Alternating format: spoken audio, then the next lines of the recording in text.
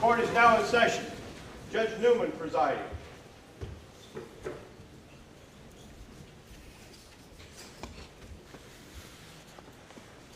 Please be seated.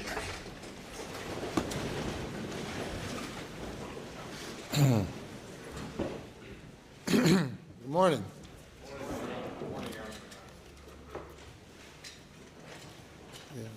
Next witness. Your Honor, the state would call Jan Malinowski.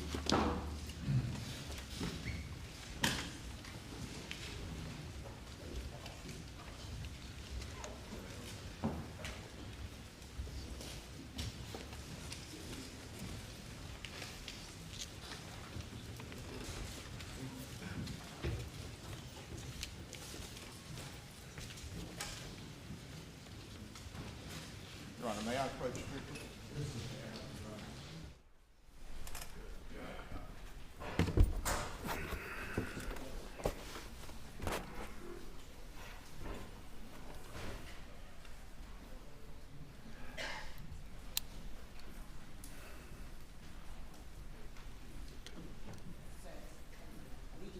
Yes, ma'am.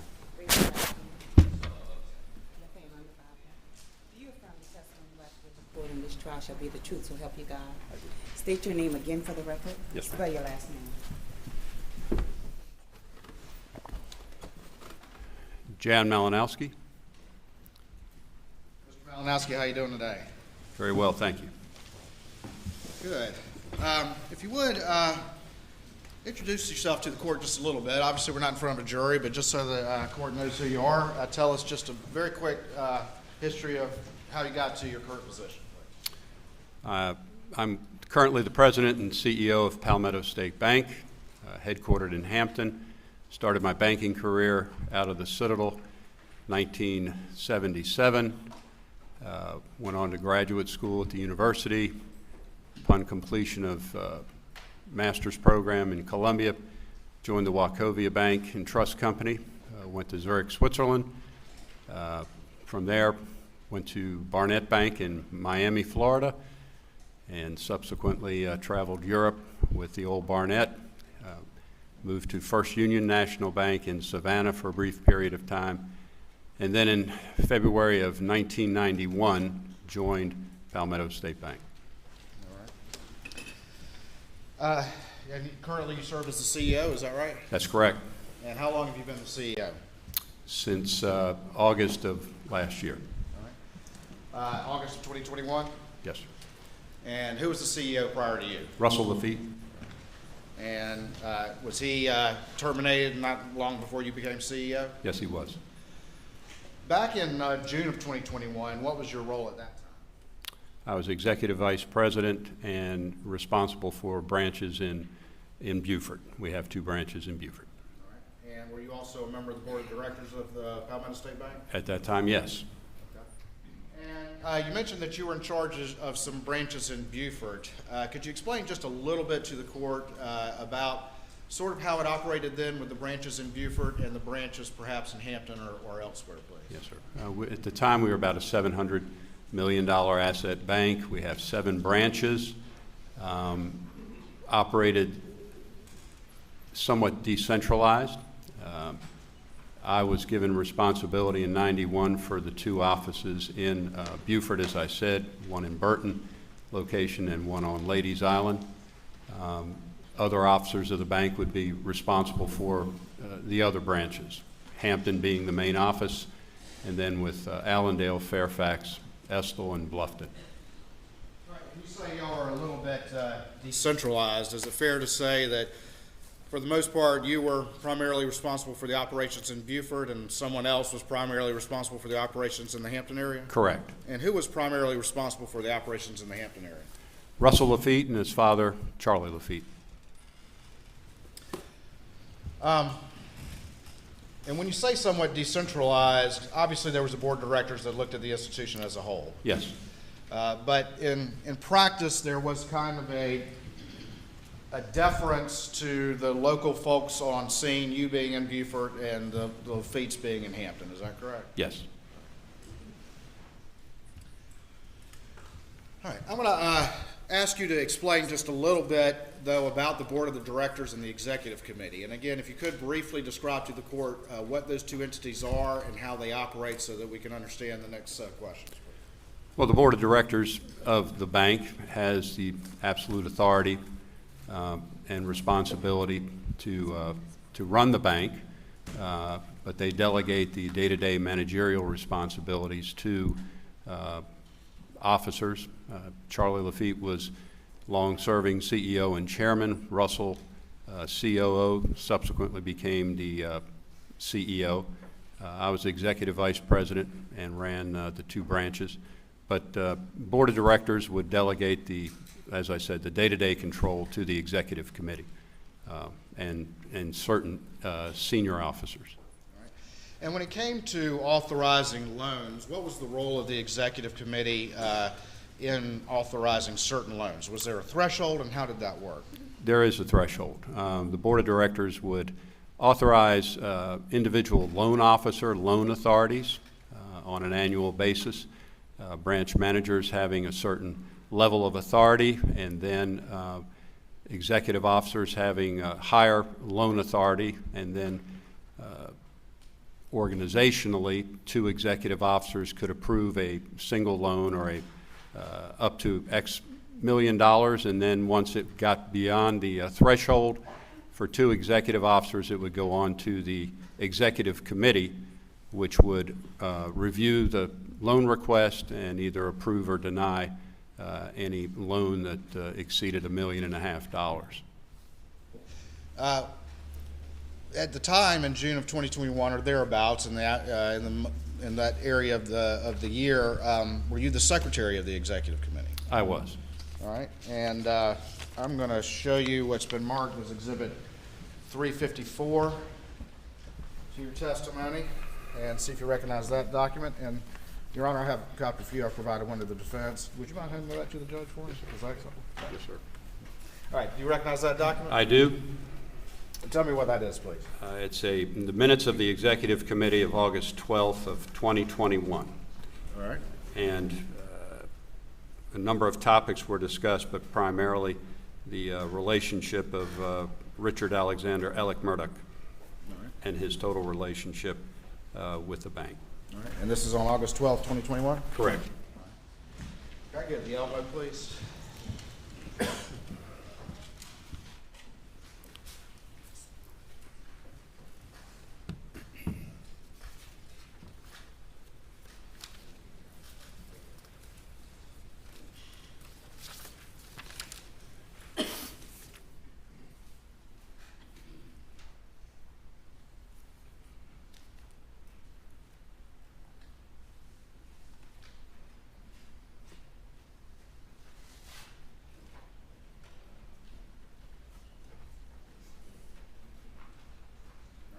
Thank you.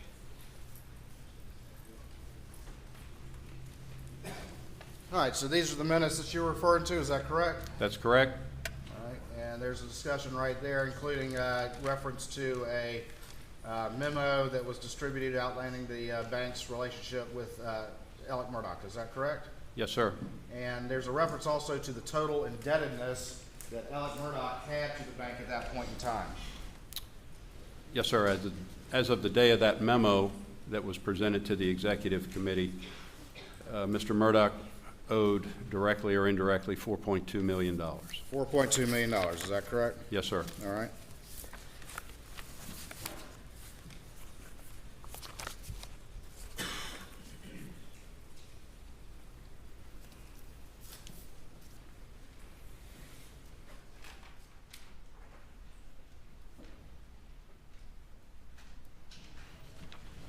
I forgot to ask you this, but tell me real quick, when do the board typically meet and when does the executive committee typically meet?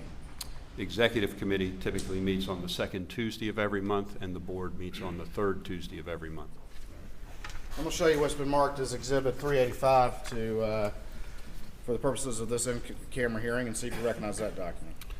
This is a copy of the minutes of the directors of Palmetto State Bank describing what took place at a board meeting on Tuesday, July 20, 2021. All right. And who's the secretary that authored those minutes?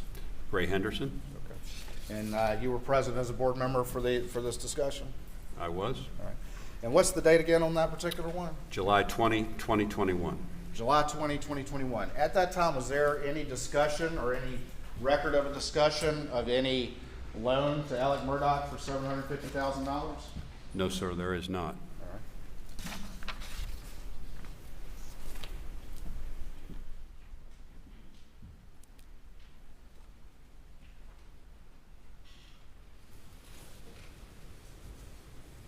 And again, that's July 20th, 2021. That's correct. All right, going back to this August 12th, 2021 Executive Committee notes, I want to walk back just a little bit and tell me, was there, did Alec Murdaugh come up in any discussion among the board members prior to August 12th, 2021? Yes, it did. Tell me about that, how that happened, please. On August 9th, Norris Lafitte, a board member, sent an email to members of the executive committee and the board asking for a full accounting of Mr. Murdaugh's relationship with the bank. All right, and can you pull that mic just a little bit closer? Yes, sir. Thank you. All right, and what happened after that? Did that spark any particular activity? Sparked quite a bit of activity, conversation, and then activity inside the bank that day. All right, and explain that to the court. What happened? Shortly after Mr. Lafitte, Norris Lafitte sent his email to members of the executive committee and the board. A deposit was made to Mr. Murdaugh's account in the amount of $400,000, which cleared up an overdraft, a large overdraft, which had been in his account that day. All right, and who caused that deposit to happen? Russell Lafitte. All right, and so there was a significant overdraft in Alec Murdaugh's account? On that day, yes, sir. Was it over $350,000 overdraft? Yes, sir. And so Russell Lafitte caused a $400,000 to be deposited into his account? Yes, sir. And that was after the email from Norris Lafitte asking about Alec Murdaugh on August the 9th? Yes, sir. All right. At that time, that Russell Lafitte caused $400,000 to be put into Alec's account to cover a over $350,000 overdraft. Were there any loan documents or any sort of application or anything in existence supporting any such disbursement? No, sir. Just put the money in there. Yes, sir. You mentioned other activity. What other activity was sparked by that August 9th email? There was some activity to create an application to go through our typical loan approval process through one of our software underwriting, underwriting programs, software driven. Okay. All right, and we're going to look at those documents here in a minute.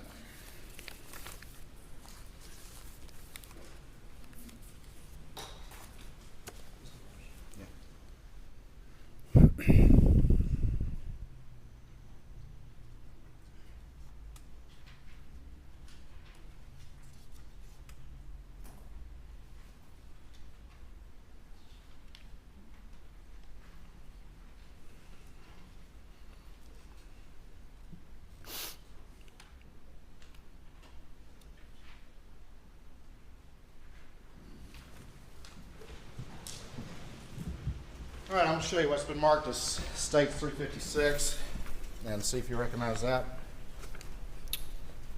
This is a photocopy of a page 2 of a deposit checking account statement And that's, in the name of Richard Alexander Murdaugh.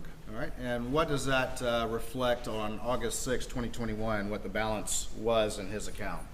A overdraft balance of $347,784.67. And what happens on August 9th, 2021? A deposit of $400,000 is made to this account.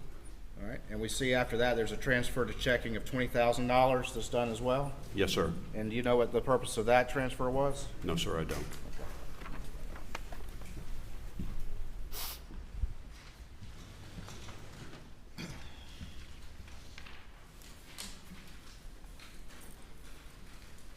So right there on August 6, 2021, Alec's account was negative $347,000. Is that correct? Yes, sir. And then off the books, Russell Lafitte caused $400,000 to be put into his account. Is that right? Yes, sir. All right. Let's talk more about that.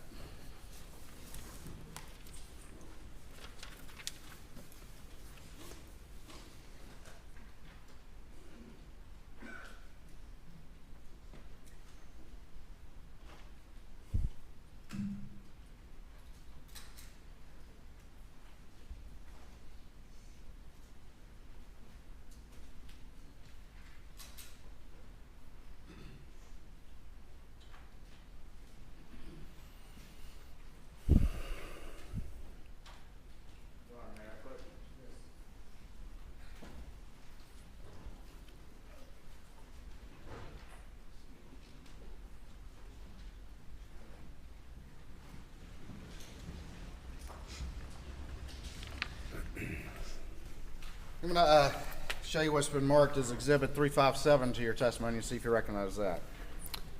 This is a copy of minutes of the directors of Palmetto State Bank dated August 17th, 2021. Okay. And who was the secretary for these? Do you know? Gray Henderson. No. And were you present for these board meetings? I was. All right. And these minutes accurately reflect what was discussed at the board? Yes, sir. We'll turn over to the second page.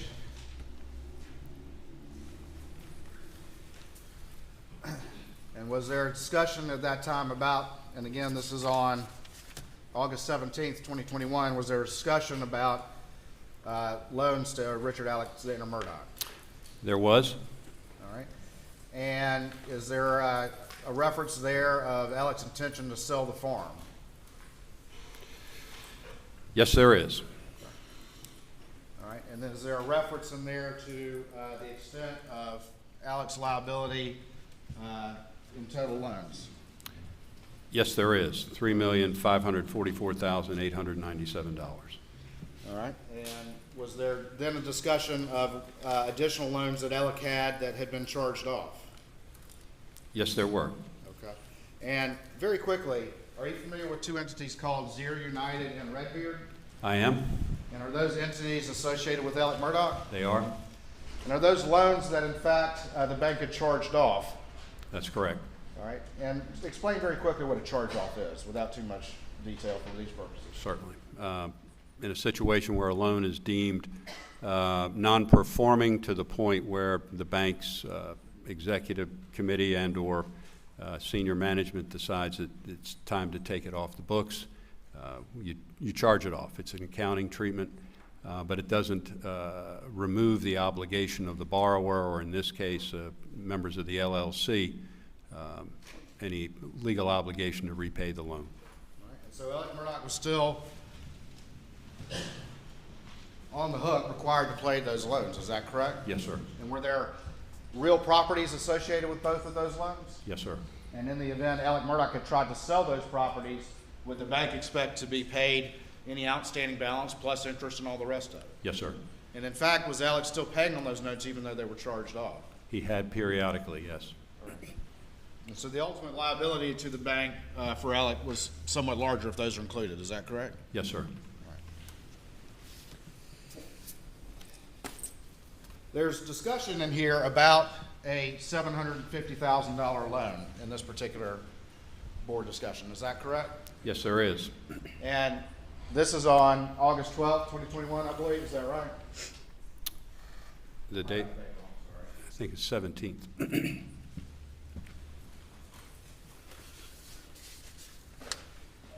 17th, excuse me. Had you been aware of any sort of $750,000 loan to Alec Murdaugh prior to these discussions coming up as you moved to the board meeting on August 17th, 2021? Only to the extent that $750,000 loan had been referenced during the executive committee in the memo that was referred to in my executive committee minutes. Which would have been shortly or a couple days before this. Is that Yes, right? sir. Preceding week. All right. And at the time that the $400,000 had been dispersed back on August 9th. There was no loan paperwork in existence at that time, is that correct? No, there was not. All right. Was that the only disbursement made pursuant to this supposed $750,000 loan? It was not the only disbursement. All right, well, stand by for me.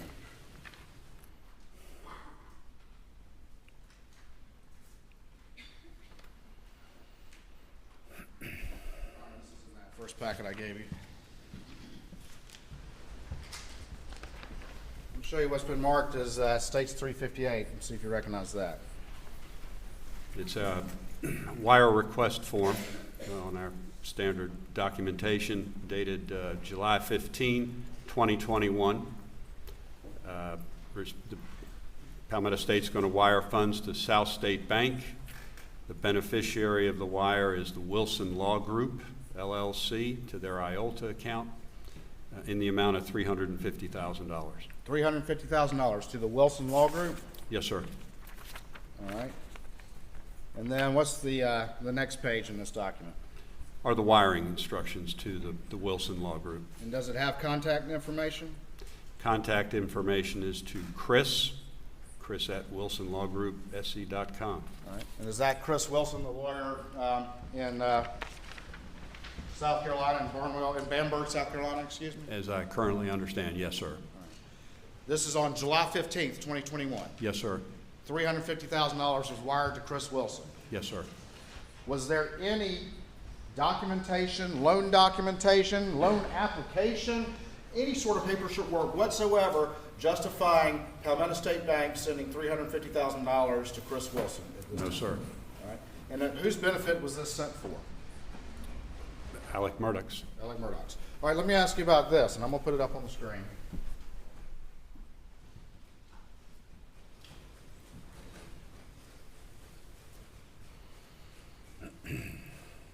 And right now, there, it says sender information, and what does that say right there, please? Palmetto State Bank, LNOS. All right, and can you explain very quickly what LNOS is, what that is? It's an account the bank maintains. It's called Loans Not on System. Okay. And should that, should this wire had listed that as the sender? No. And explain that to the court, please. Had loan documents been signed that day, the sender would have been the borrower on the loan. In this case, it would have been Alec Murdaugh. But that's not what was listed, is it? No, sir.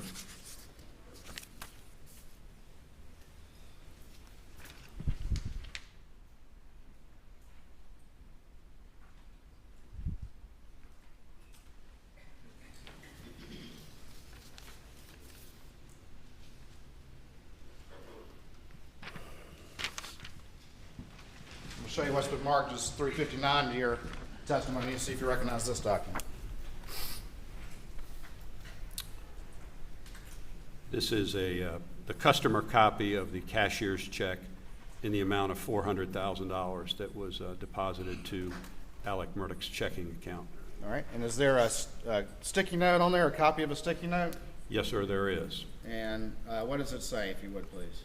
It says Alec Murdaugh, $750,000, one share of Green Swamp Inc. stock, and the date is 7/15/21. We're going to talk more about that in a minute.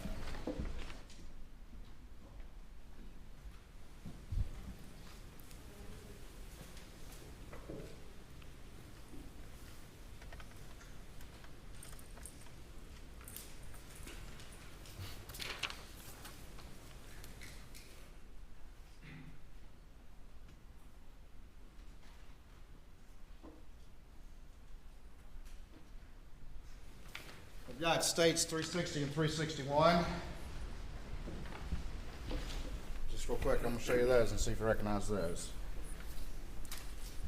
The top document is the checking deposit slip for credited to $400,000 to be credited to account 69406092.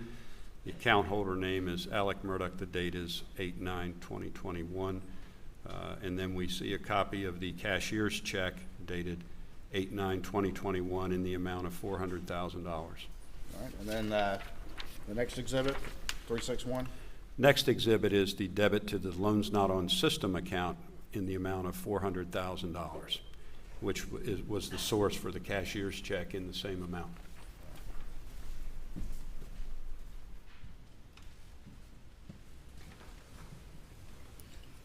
And the date on those again?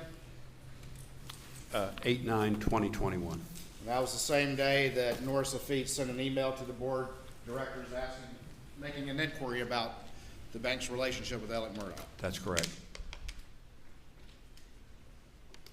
Just a couple more.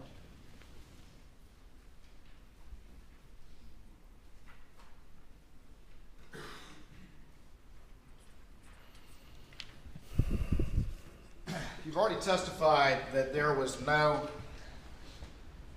loan application or loan paperwork or anything like that supporting the bank disbursement already of a total of $750,000. Is that right?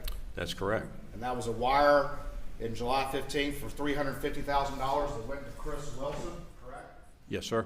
And then a $400,000 disbursement on August 9th after Norris Lafitte sent his email to the board of directors. Yes, sir. That covered a negative $347,000 overdraft in Alec's account. That's correct.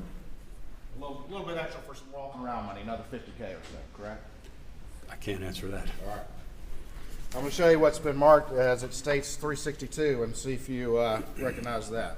This is a copy of a promissory note, commercial single advance, loan number 6996048, in the amount of $750,750. Note dated 7/15/2021. Just real quick, what's the $750 for? That's a note fee we charge. A note fee? Yes, sir. $750 for a $750,000 loan? Yes, sir. Is that typical? Possibly in the Hampton office. Yes, sir. Okay. All right.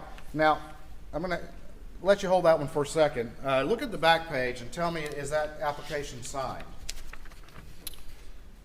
Yes, it is signed. And who is it purportedly signed by?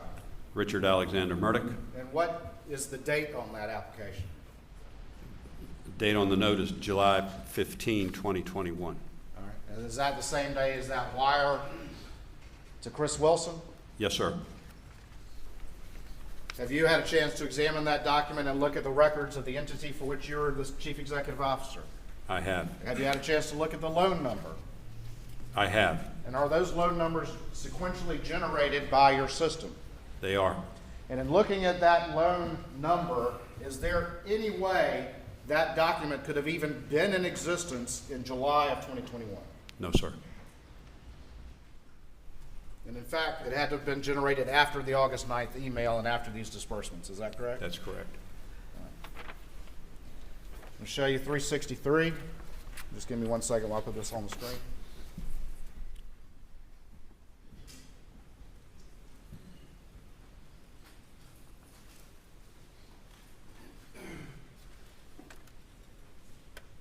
And just real quick, can you see that on the screen? Yes, sir. Is that the loan number, the sequential loan number you're talking about? Yes, sir.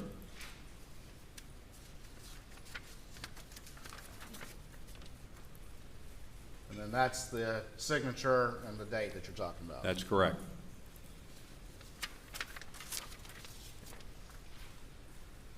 All right, that last exhibit I just handed to you, can you tell me the number on the back of it? 6996048. I'm sorry, I was talking about that number. 363, states 363. No, that was my job. I was asking you to do my job. All right, tell me what that document is, please. It's a business purpose statement. All right, and It accompanied the loan, 6996048. what is the supposed purpose for the loan that's listed on that? Business expenses. Okay. See that?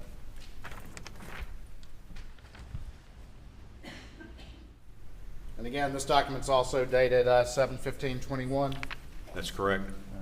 But is this the kind of document that also would be generated along with the application that we just saw? All It would in the note documentation system. Yes, sir. right. The application that you said could not have existed in July of 2021. That's correct.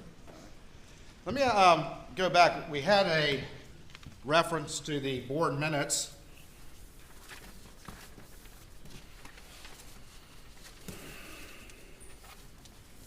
From August 17th, 2021.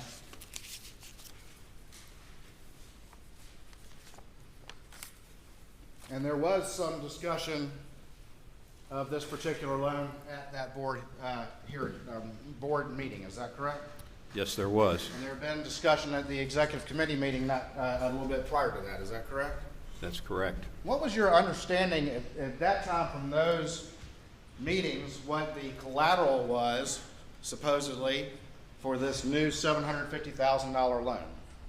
There'd be a mortgage on Edisto Beach House and a share of Green Swamp stock. And is that the green swamp that was referred to on the sticky note that we saw earlier? Yes, sir. And what is your understanding, though, as things developed as to whether or not that collateral actually was able to be used for this particular loan?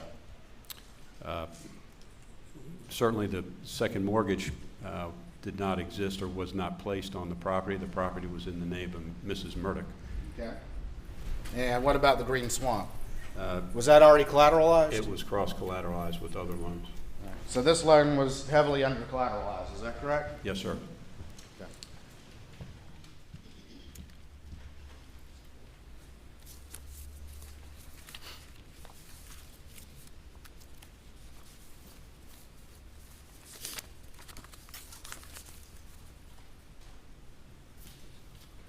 Hold for me 1 second.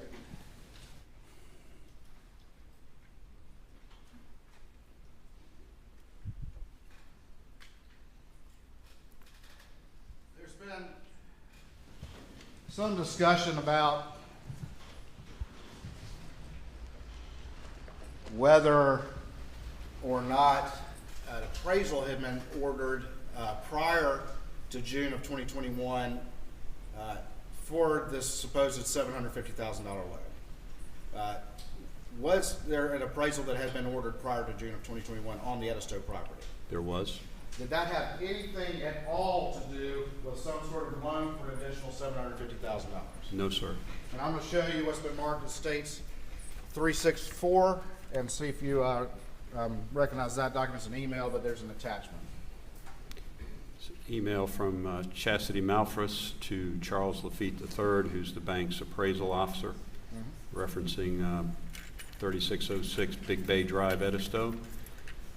And it's an appraisal request form dated April 22, 2021. The intended use of the appraisal is for a refinance. Okay. And the balance is $200,000. All right, and so it's for a refinance. Explain what the refinance was for, if you could, to the court. At the time, the mortgage had matured, or the mortgage loan had matured, and we needed to renew it. All right, it had already matured, is that correct? Yes, sir. So this was an existing debt, not any sort of new debt, and so the appraisal was because you have to renew this note that had already matured, correct? Yes, sir. Or it has to be paid off, one of the two. Correct. All right.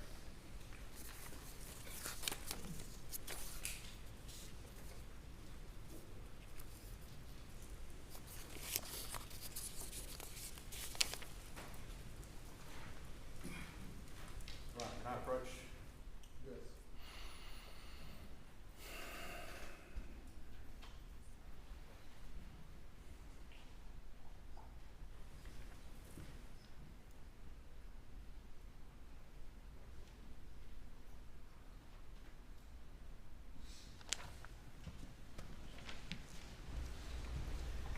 I'm going to show you what's been marked as States 365 and see if you recognize that document.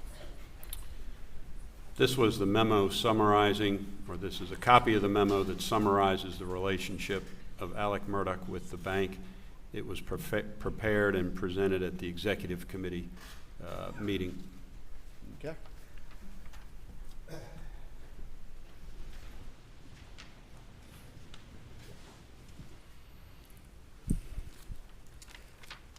Again, I'm going to put that up on the screen, but this lists some of the indebtedness that Alec had to the bank that you previously described earlier, Yes, sir. and including the Zero United with outstanding $307,761, Yes, sir. and then outstanding and charged off not only Zero United but also $362,896 for Redbeard. Yes, sir.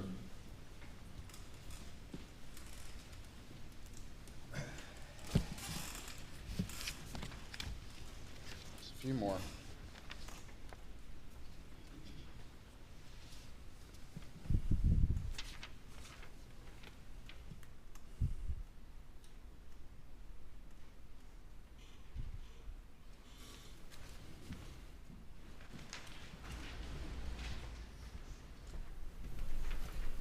to show you what's been marked as states 366 and see if you recognize that document. It's a document produced from our loan accounting system, and it lists all the notes, outstanding notes in the name of Alec Murdaugh, and also co-borrower with his father, Randolph Murdaugh III. All right, and that it lists the balances on those particular loans as of June 7th, 2021? That's correct. It does not include, though, the charged-off loans, Zero United and Redbeard, is that correct? That's correct.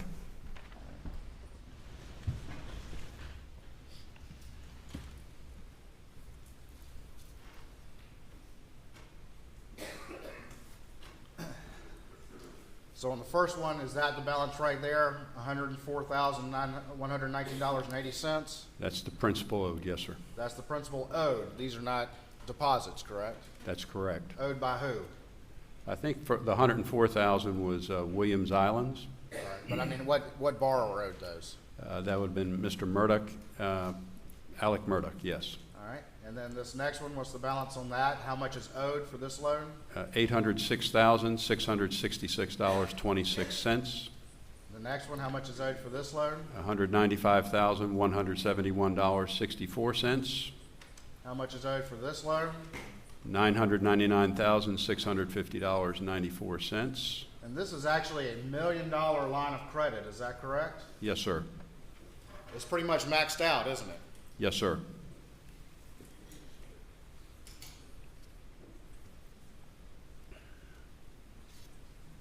And then finally, this one right here, what's the balance on that? $91,368.90. Just a few more.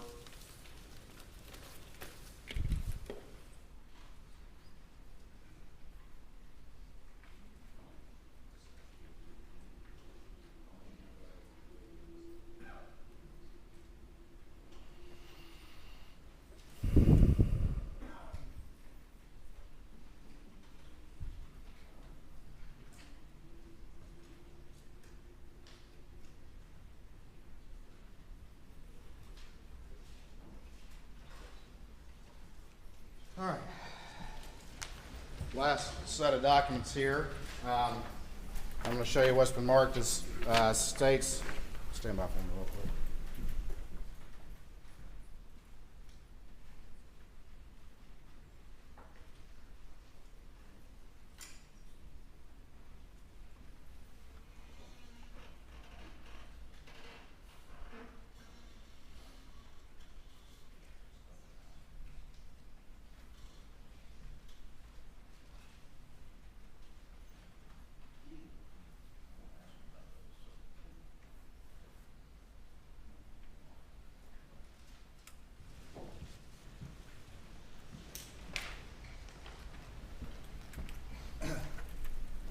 All right, I'm going to show you States 367, see if you recognize that document. It's a copy of a bank statement, Alec Murdaugh farm account. And what is the balance of that on June 7th, 2021? June 7, 2021 shows a deficit balance of $2,458.23. Negative balance? Yes, sir. Show you what's been marked as 368, and do you recognize that? Again, it's a checking account statement, Richard Alexander Murdaugh for account 6092. All right, can you tell me what the balance was on June 7th, 2021? $2,185.23. I'm going to show you what's been marked as States 369, and see if you recognize that.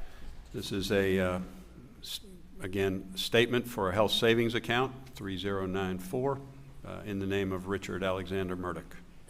All right, and what's the balance on that? $7,540.61. And that's a health savings account? Yes, sir. Can that be used for any purpose or only for legitimate medical purposes? I think the latter, the medical purposes.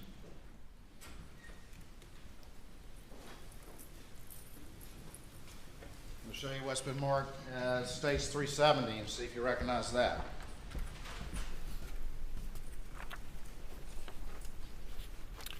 Again, a bank statement, copy of a bank statement in the name of Alec Murdaugh, account number 6649. And the balance on 6/7 would have been $62,115.06. All right, and then finally 371, if you could, tell me if you recognize that. This is a account statement, interest checking account in the name of Margaret Maggie Murdaugh and Alex Murdaugh, number 5109, and the balance on 6/7, $3,900.04.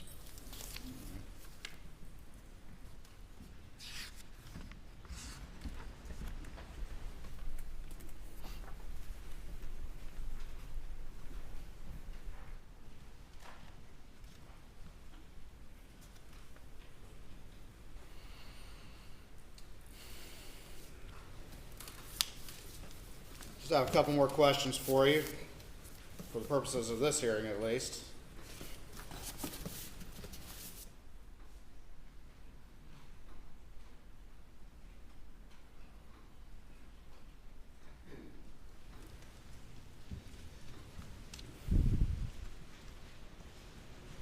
It's fair to say that of June 2021 and the months after, the indebtedness to Palmetto State Bank from Alec Murdaugh was very, very large. Yes, sir. And it's fair to say it also had charged off loans in the past, is that correct? Yes, sir. If it had come out at any particular time, from let's say 2010 on, up to June of 2021, or at any time, that Alec Murdaugh had been stealing money from his partners or stealing money from his clients, would this bank have continued to loan him money? No, sir. Nothing further at this time, Your Honor. Private defense. Yes, Your Honor, briefly. Just to be clear, Mr. Malinowski, on June 7th, 2021, Mr. Murdaugh was not overdrawn at Palmetto State Bank, correct? No, well, June 7. Yes, sir. Do you have his bank statement? Well, we just went through them. Right. Well, there was one statement, the farm account was minus $2,045. There was another account that was plus $2,185, according to Exhibit 368. His health savings account, Exhibit 369, had $7,540. Exhibit 370 had a positive balance of $62,000 and some change. And then Maggie's account, Exhibit 371, had $3,904. Yes, sir. So there's one account that was Overdrawn. overdrawn for $2,000, but positive balances in all the other. Yes, sir. And Alec Murdaugh had been a customer of Palmetto State Bank for many, many years. Is that correct? That's correct. And had he ever been denied a request from Palmetto State Bank for a line of credit or a loan up until September of 2021? To my knowledge, no. Okay. And in July of 2021, apparently he got a $750,000 loan that was approved according to the documents here by 3 members of the board of directors. Do you remember that? If I can find that.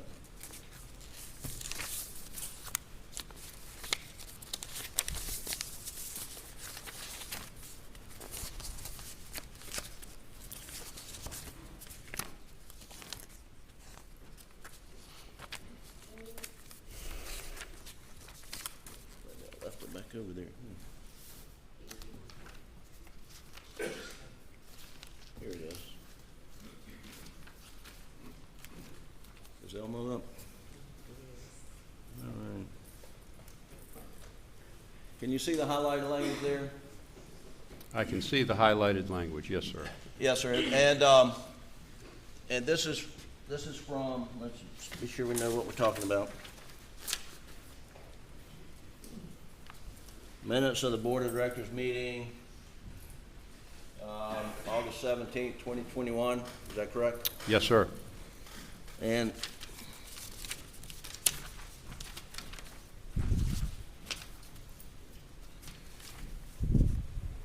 here, says Chairman Lafitte reviewed the loans to Richard Alexander Murdaugh. Russell Lafitte stated that his intention is to sell the farm. We have mortgages on the properties that supersede the property being transferred into Maggie's name. Now, what does that mean? Tell me about that. You have mortgages on the property that superseded the property being transferred to Maggie's name. Do you remember that? I guess it would reference the mortgages, the date of the mortgage and the date they were recorded on previous loans. So at some point in time, Alec transferred the Moselle property into Maggie's name. It's my understanding, yes. And before that date, your bank already had a mortgage on the property. Yes, sir. Okay.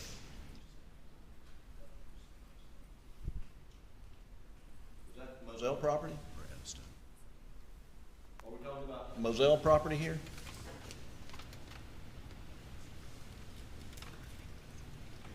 If you're referring to the farm, I'm assuming he's referring to Moselle, yes, sir. Okay.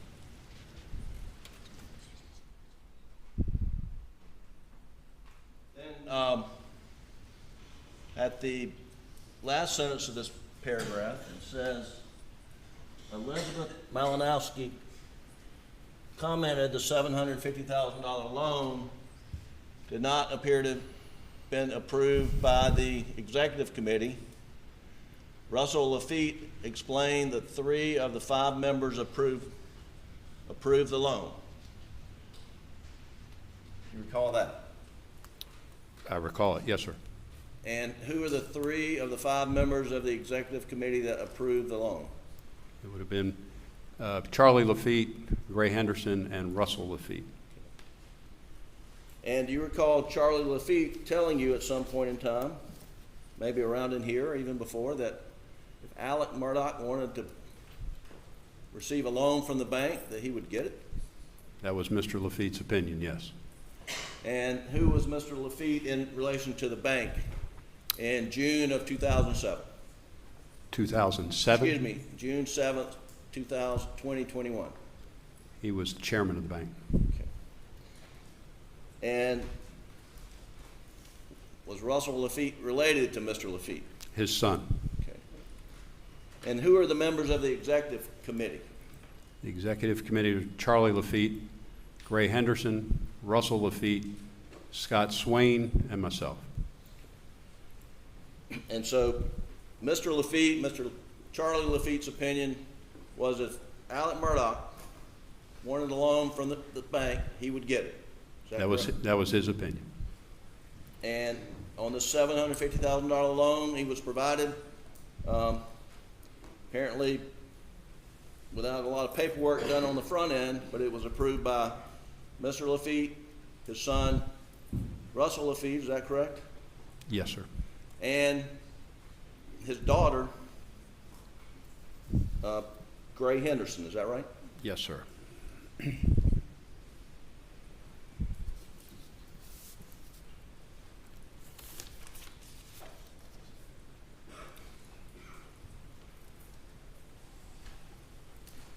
And you mentioned that there was some, in June of 2021, there was some $4.2 million or something outstanding. I don't have the exact number, but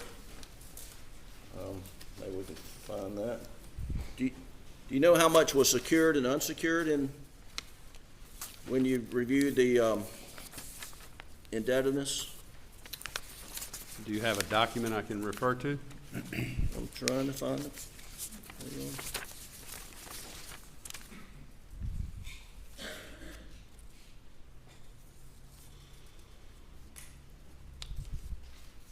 I'm going to put on the screen here. You may be talking about the same document we looked at, and I have the highlighted language. It says here, well, let's just refer to the it says Norris Lafitte had found a mathematical error which will be corrected to $3,544,897. Total loans. And those are total loans to Mr. Murdaugh, is that correct? According to another memo that came. Okay, so as to this amount, how much was it all secured? Without seeing the memo, I couldn't tell. If you've got the memo, I'll certainly go down the loans. I don't have the memo, I only have what I was provided.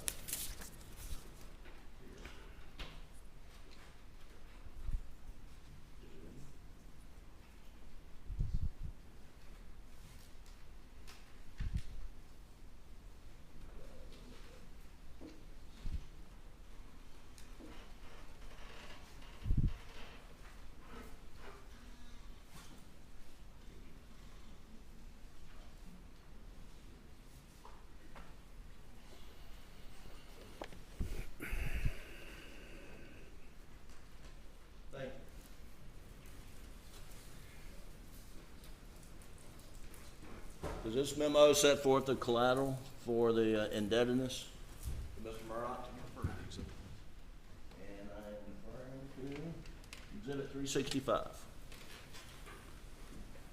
Can you pull down that memo? There we go. Thank you. Can you read that? Yes, sir. Try to zoom it in without putting too many shadows on it.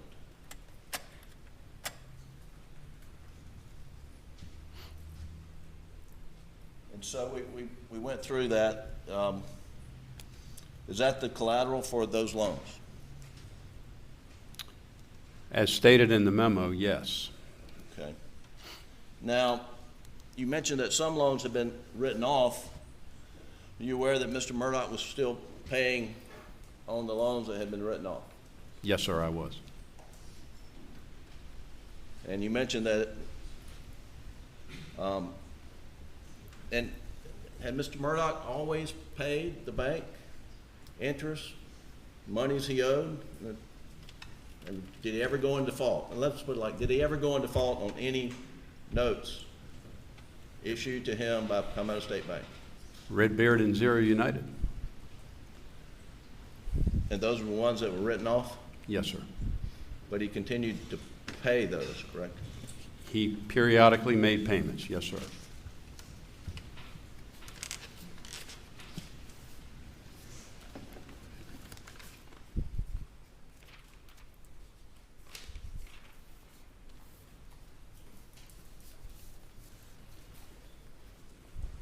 Are you aware that on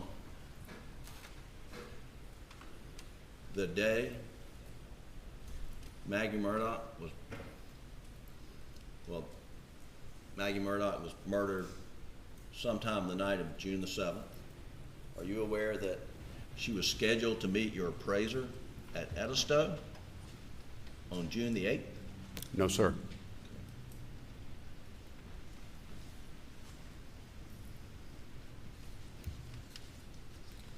The Moselle property was titled in Maggie Murdaugh's name in June of 2021, correct? I believe that's correct. The bank had filed mortgages on the property that predated whenever that was transferred to Ms. Murdaugh, right? Yes, sir. The Edisto Beach House was titled in jointly in Alec Murdaugh and Maggie Murdaugh's names, correct? At one point, Before her death. I believe it was in her name solely at the time of her death.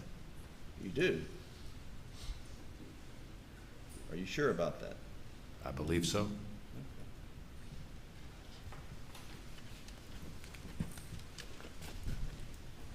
And what information are you relying upon to say that?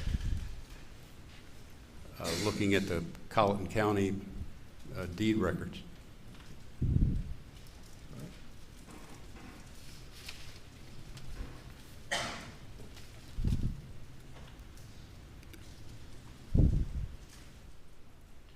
second, Your Honor.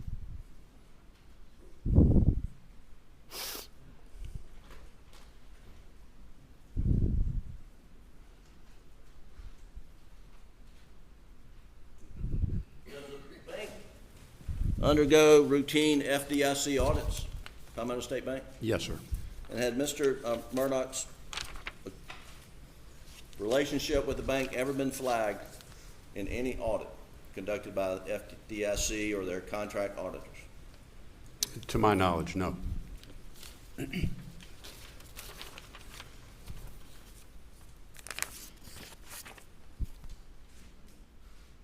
all the questions I have, Your Honor.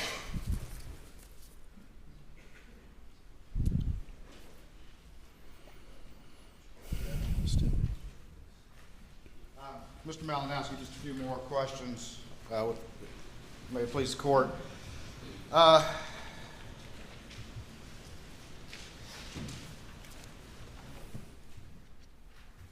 365 back that we were just looking at.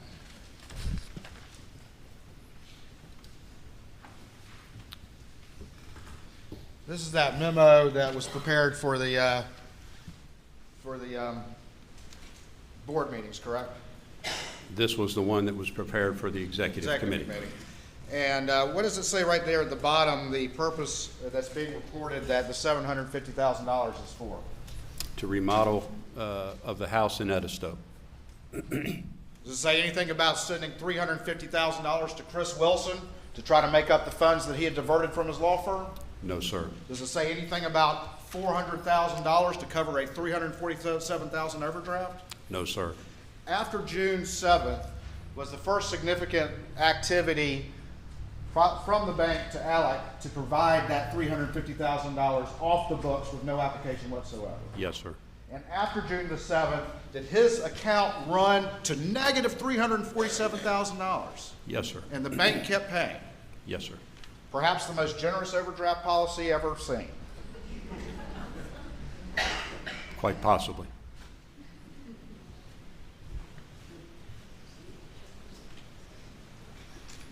You were asked a little bit about Zero United and Redbeard, which are up on the screen. The bank did not foreclose on those properties, is that correct? That is correct. So Alec Murdaugh still owned those properties, correct? He and partners, yes, sir. All right, but if he were to try to sell them, could he have sold them without having to account to the bank? He would have had to pay back the monies he had borrowed from the bank. And we see that up on that screen, what happened to my exhibit?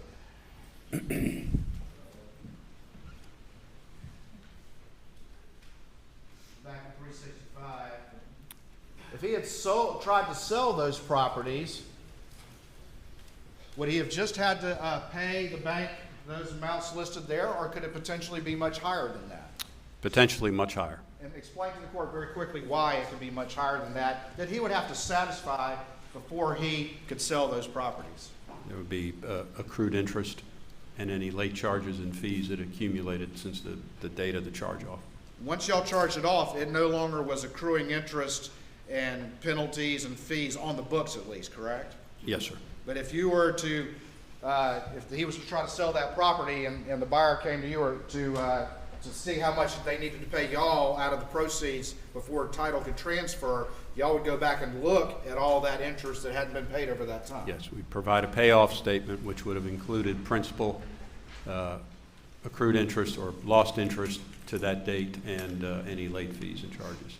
And he would be unable to sell those properties and transfer title until some arrangement was reached with the bank. Yes, sir.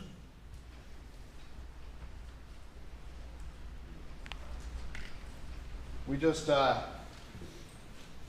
you were just asked about whether or not Maggie was going to be meeting an appraisal at the Edisto property, but you've testified in no uncertain terms that that appraisal was to renew the mortgage that was already in existence that had matured, correct? Yes, sir. It had nothing to do with a new 750. Yes, sir.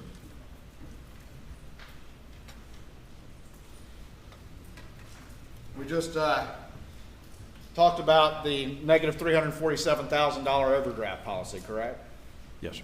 In 2 months, his account went to negative $347,000. Yes, sir. If it had come out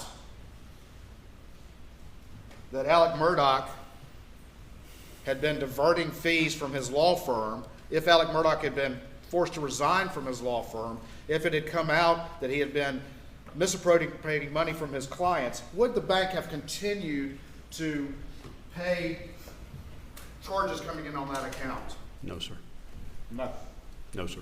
No uncertain terms about that. No uncertain terms. So all this testimony about the relationship in the bank, if the truth had come out, it's a new ball game, correct? Yes, sir. And in the wake of all of this, Russell Lafitte was terminated and you became CEO, is that correct? Yes, sir. And now there's a new sheriff in town at Palmetto State Bank, correct? Yes, sir. Thank you. Anything further? Just briefly, Mr. Malinowski, how much in interest did Alec Murdaugh pay to Palmetto State Bank over the years? I don't know. It's excess of $4 million, isn't it? I don't have a figure. Thank you. You may step down. Thank you.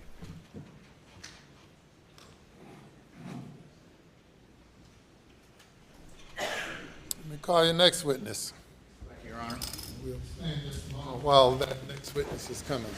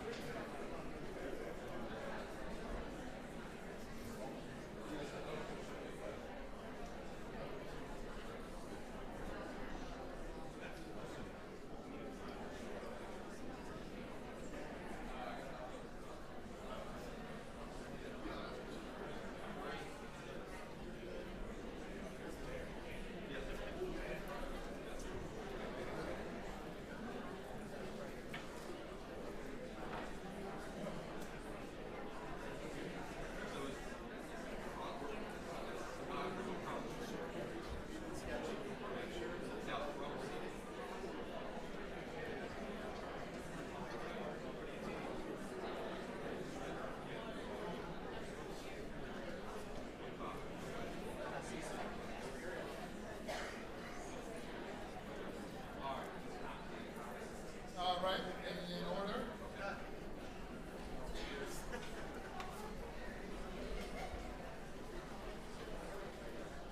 Call your next witness.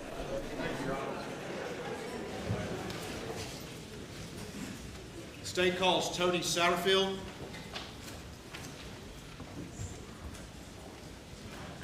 Raise your right hand, left hand on the Bible. You affirm the testimony about to give the court in this trial shall be the truth, so help you God. Yes. Take a seat in the witness stand. State your name again for the record. Spell your last name.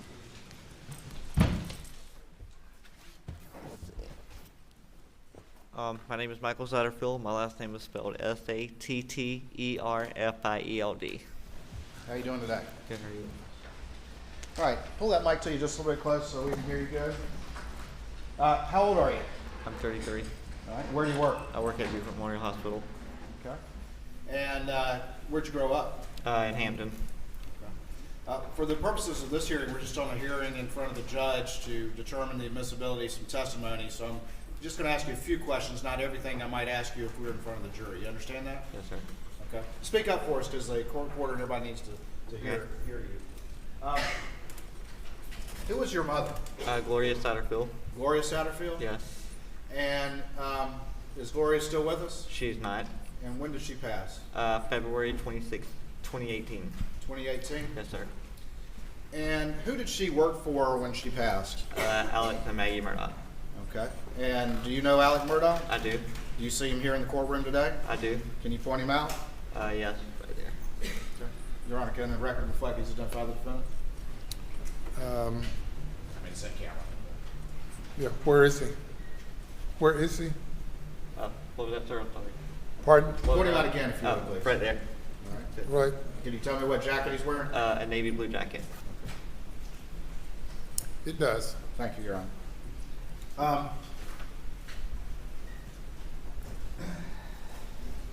How long did your mom, roughly, how long did she work for Alec, do you know? If I had to take an estimated guess, 20-something years, maybe give and take. I don't know that years.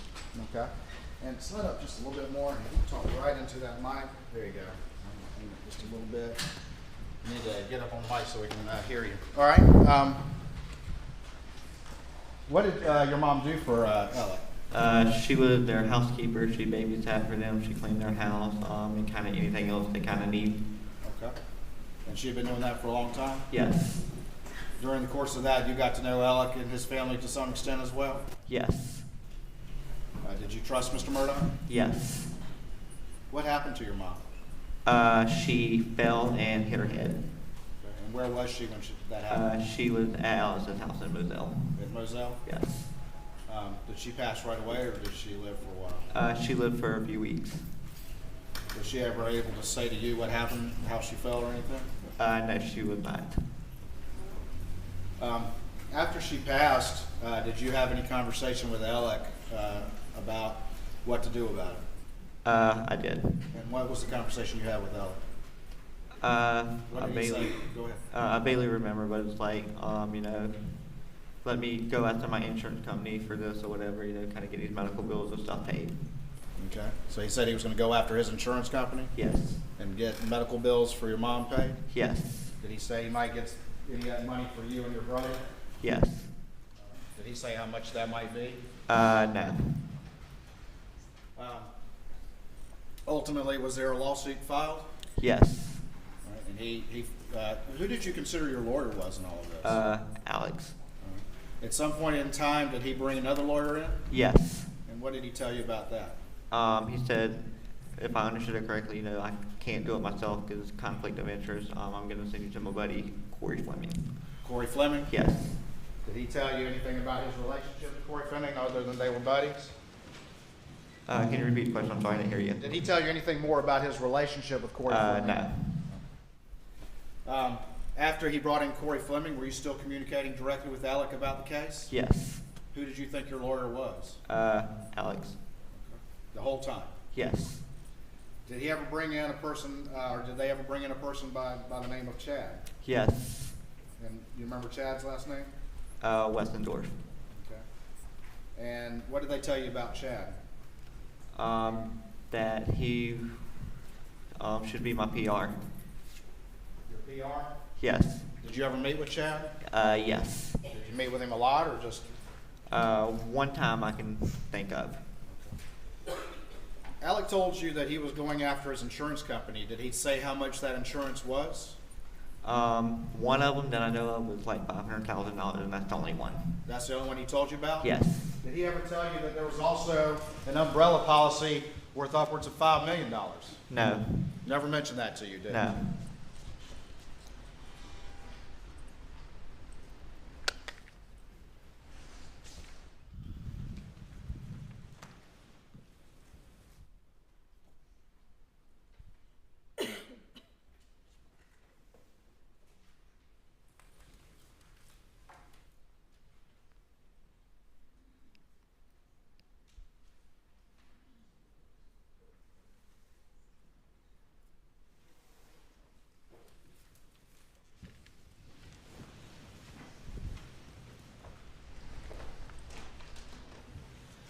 Of course, indulge just one moment.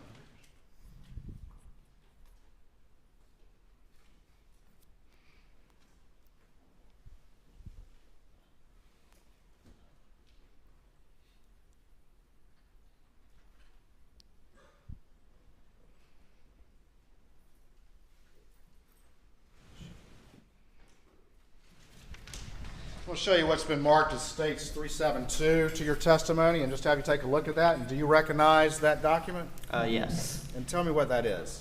That is a cover sheet that I faxed that I sent him, Alex. Okay, and what's the reason that you sent that to Alec? I got something from the trailer company and a medical bill, I believe, and I just wanted to be sure what I needed to do with it. You had received some paperwork about your mom?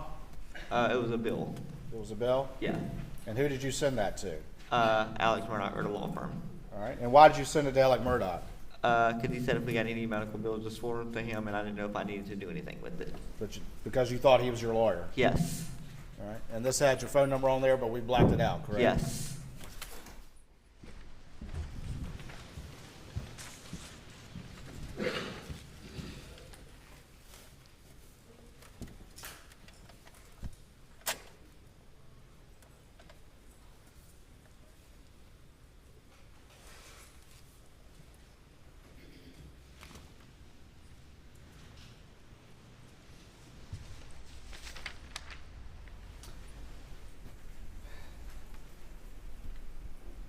As time went on, did you have conversations with Alec asking him about the case and what was going on with the case or anything like that? Yes, not very rarely, but every few months or so. All right, and what would he tell you, just generally over the months? First, it was hard, and he knows like it was making progress, and he kind of left it at that. He said it was hard, but they were making progress? Yes. Did he tell you anything about whether or not you and your brother were to get any money after the medical he bills were paid? said he was hoping. All right, did he give you any idea of the amount? If I remember correctly, one time he said to try to get each of you at least $100,000 apiece. Each of you, you and your Yes. brother? Yes. At some point in time, did your family advise you that there was some media reporting about a settlement in the case? Yes. All right. And at that time, had you heard anything from Alec or Corey or Chad or anybody about a settlement in the case? No.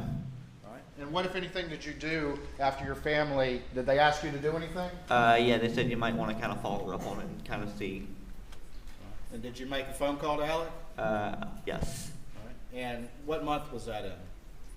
I believe the last time I talked to him was in June of 21. June of 21? Yes. Around the time of the murders? Yes.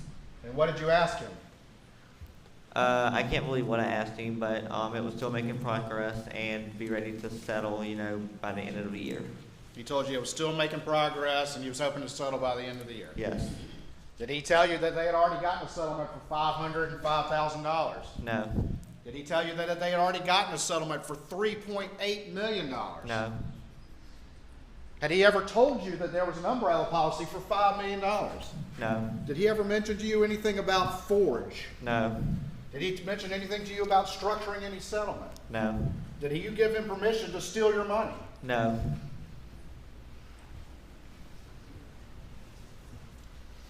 Ultimately, in the wake of all of this, you've come to find out that there was a settlement for $505,000, correct? Yes. And it was diverted by Alec Murdaugh, correct? Yes. And ultimately, you've come to find out that there was a settlement under the umbrella policy for $3.8 million. Is that correct? Yes. Or thereabouts, correct? Yes.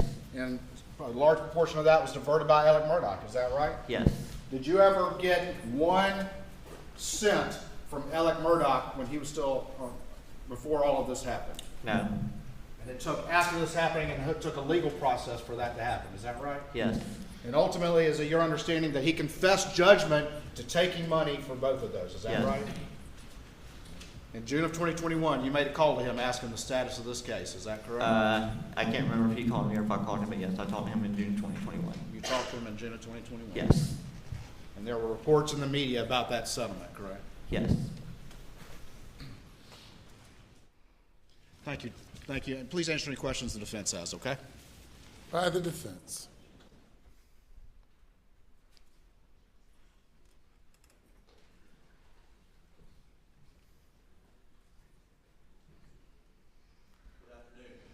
Morning, I'm sorry. Morning. Long week. You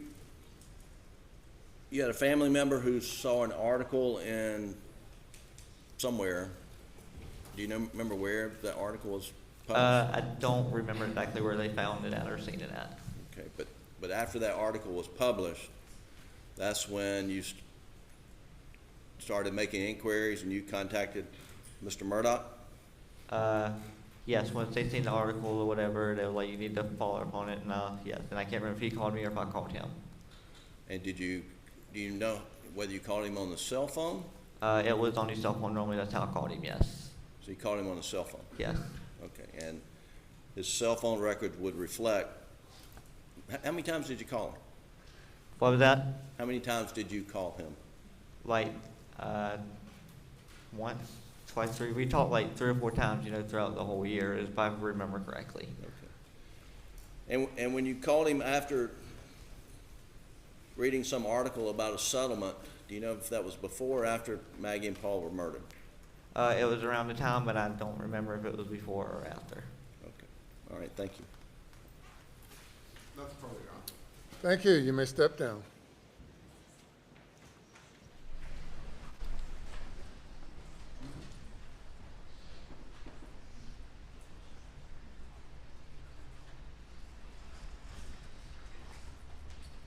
Next witness. Your Honor, can we have just a very quick break to get the exhibits ready for that? Yes, sir. Thank you. We'll take 5 minutes or so.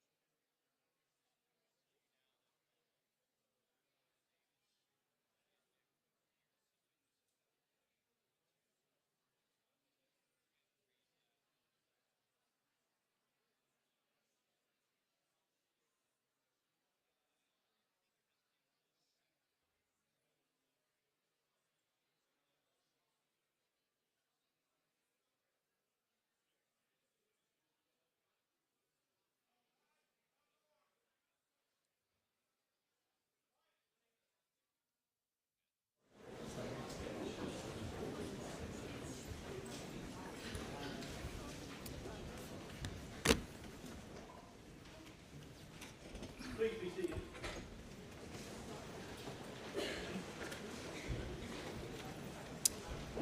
Call your next witness. State calls Carson Burney.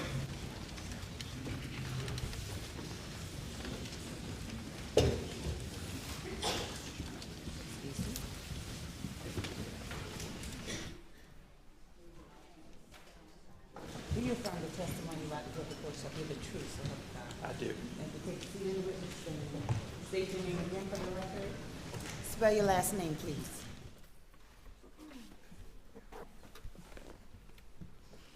Carson Burney, B-U-R-N-E-Y. Morning, Mr. Burney. Good morning. Still morning, just barely. It is- Where do you work, Mr. Burney? I work for the South Carolina Attorney General's office. And what is your job and title at the South Carolina Attorney General's office? I am the forensic accountant in the state grand jury division. All right, and how long have you been a forensic accountant? Approximately a year and a half. All right, and what do you do as a forensic accountant for the state grand jury? As a forensic accountant, I identify, compile, analyze different financial records to include bank statements, credit card statements, loan documents. I also trace assets from source to ultimate disposition.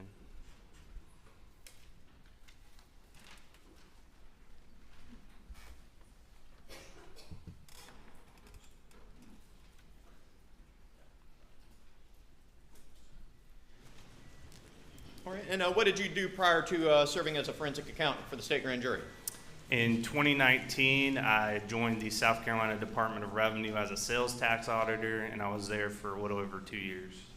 There are a variety of other niceties, but because it's an in-camera hearing, we'll cut straight to the chase. As a forensic accountant for the state grand jury division, have you reviewed any documents in relation to a Richard Alexander Murdaugh?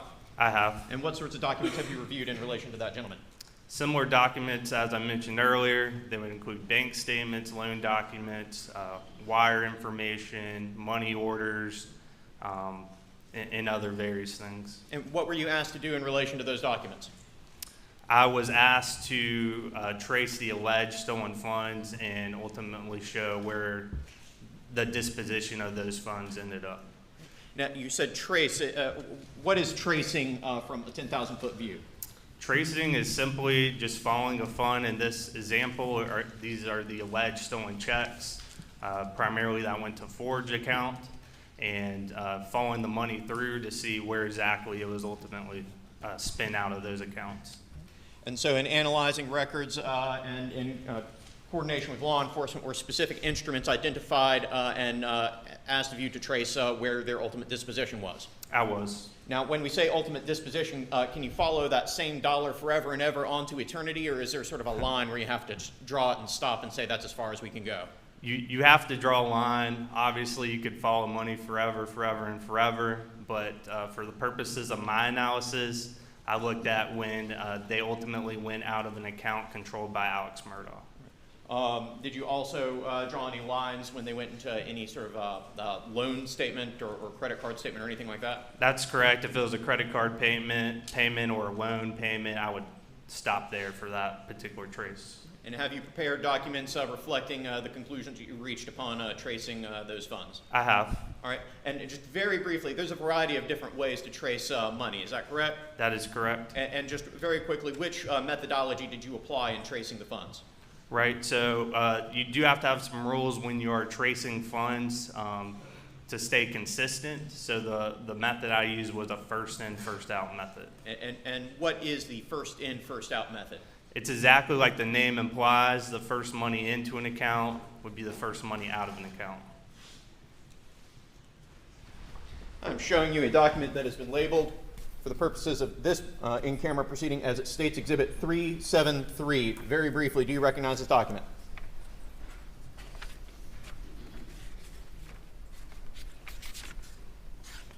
I do. What is it? This is a tracing of funds regarding the $792,000 with the Ferris case.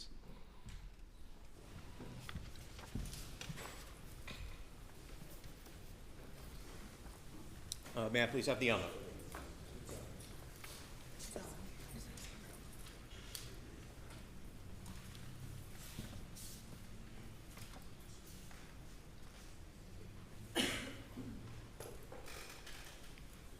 And Mr. Burden, can you see that? I can. All right. And so explain very briefly here at the top, what is this green table at the top? The green table at the top indicate the 3 instruments I was tracing. So the first being a check in the amount of $192,000 with a date or a negotiated date of March 10th, 2021. Second, a $375,000 instrument that was ultimately negotiated on March 23rd, 2021. And the last is a instrument in the amount of $225,000 that was ultimately negotiated on April 20th, 2021. And there you can see the bank number, account number that it was deposited into. And what were the last 4 digits of that bank account that it was deposited into? 6779. And what was the descriptive holder of that account? Alex Murdaugh. And what's that next column, the from column? The from column is where the check was from, and you can see it was a Wilson Law Group IOLTA account. And in preparing this document, did you have to review a considerable amount of bank records in order to prepare it? A lot of bank records. A yes, lot sir. of bank records. Yes, sir. And specific instruments, correct? That is correct. All right, and down here below, what is this blue table? The blue table is a pivot table, which is just a summary in Excel that shows the ultimate disposition of where that money went, and you can see at the bottom it will total out to the initial amount of money that went in. All right, and not to call out any too many specific transactions because we are in an in-camera hearing, but we have here, for example, C.E. Smith, $507,561.63, and then the number 26 next to that. Can you briefly explain what those different columns stand for? So the first column, you can see where it came out of the bank account. Those descriptors are what was written on the check or what was done with the check, as you can see with cash withdrawal. And then the total amount is in the total column. And then finally, you have the number of checks in the last column. And then another name that we have here is what appears to be the name of an attorney in the amount of $150,000. Am I reading that correctly? That is correct. And then we have it broken down into 2 separate subsections. What is the distinction between those 2 different subsections? Just different bank accounts where the money was ultimately disposed. Money would transfer from one bank account to another bank account. So I try to differentiate those 2 different accounts. And I jumped ahead of myself a little bit getting into this first tracing exhibit, but just generally speaking, upon your review of all of the different bank accounts associated with Alec Murdaugh, what was the general flow of funds? Did they primarily go into one bank account, or did they go into one bank account and then into others, or how did it work? So with the forged checks, typically they would transfer out to other accounts. Alex Murdaugh had a few different Bank of America accounts in addition to the Palmetto State bank accounts. They would go over there as well. So he had a bank account at Bank of America that was labeled Richard Alexander Murdaugh Forge. Is that correct? That is correct. And did he also have another bank account at Bank of America that didn't have any mention of Forge? Is that correct? That's correct. The second bank account you're talking about appeared to be a personal checking account just in his name. And so would money go into one account and then into that checking account, or would money go into directly that checking account, or both? It depends on the instrument. For example, these 3 checks went into his personal checking account because they were named to Richard Alexander Murdaugh. And so here, coming out of that Bank of America account ending 6779, that is the checking account, ultimately $747,000 out of the $792,000 was dispersed. Is that correct? That is correct. And then, and how much was dispersed after being transferred into Palmetto State Bank account 6092? $42,000. 6092 is that a particularly active account for Mr. Murdaugh? It is. It's one of his most active accounts at Palmetto State Bank. And then a little bit further down here, we have something that's labeled PSB 1646 Alec Murdaugh Farm. What was that account? That was, it's just labeled a farm account, and it, from just looking at account records, seems to primarily deal with the farm being Moselle property. And how much money of these Ferris fees was dispersed out of that farm account? $3,000. And then flipping behind that facial summary page, we're not going to go through line by line here, but we have every single individual transaction that is summarized in that covers pivot table. Is that correct? That is correct. Some of the details I would include on those pivot tables, if there's a date on the check, the date it was negotiated, the amount, and the account number. And then what we're looking at here, the $192,000, is that one of the instruments that you were tracing? Yes, sir. And then this next page, $375,000, is that one of the instruments? Yes. And then the next page, the $225,000, is that one of the instruments? Yes, sir.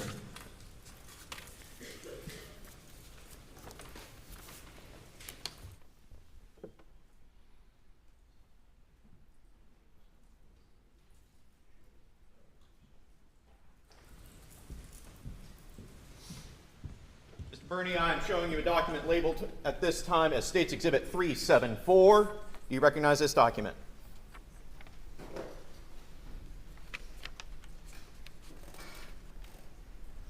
I do. What is it?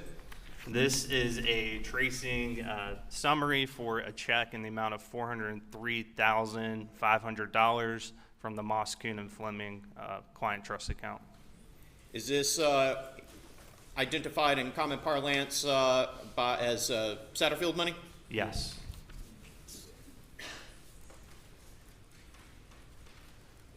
And it's a little bit tiny. I'm going to see if I can zoom in just a bit. Never mind. We'll just stick with this. All right. So on what date was that $403,000 deposited? January 9th, 2019. And I said the number, but how much money are we talking here? $403,500. All right. And then how much was ultimately, into what account was it deposited? It was deposited into the Forge account ending in 7625. And in descriptive terms, which account is that? The Forge account. The fake Forge account? That was DB, yes, sir. All right. And from that account, were any funds ultimately dispersed? Yes. How much? 7625, you can see a cash withdrawal in the amount of $12,500 All right. But over two different transactions. But otherwise, was that money moved into other accounts? Yes, primarily yes. And from the Bank of America checking account, how much money was ultimately dispersed?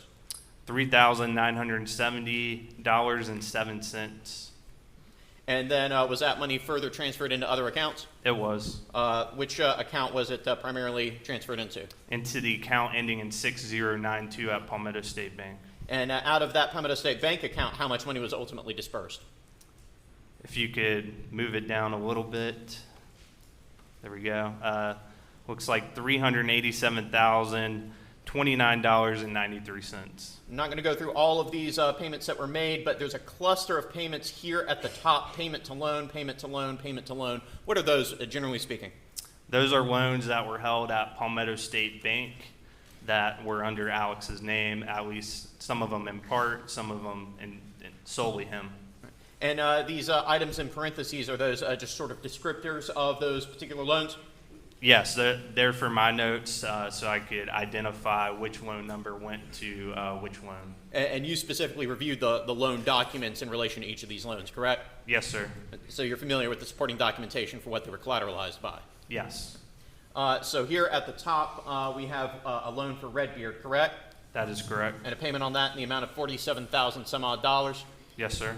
And then for Zero United in the amount of $55,684 and some change. Is that correct? That is correct. And then a payment on a Moselle loan. Is that correct? Yes, sir. And how much was that one?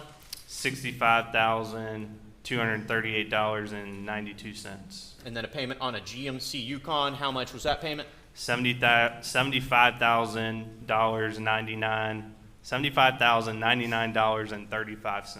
And how much was paid on this Moselle note? $104,056.51. And then once again, as with before, in these yellow tables, you have the specific transactions that you traced using that first in, first out method, correct? Yes, sir. And is this the instrument that you traced? Yes, sir.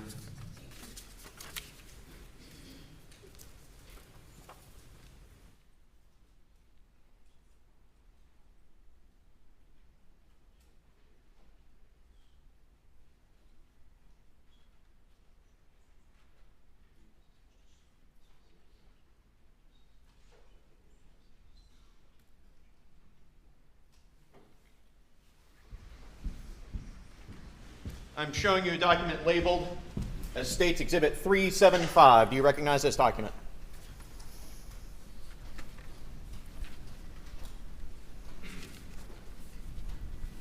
I do. And what is it? This is a tracing summary of a check from the Moss, Kuhn, and Fleming client trust account, roughly in the amount of $2.9 million.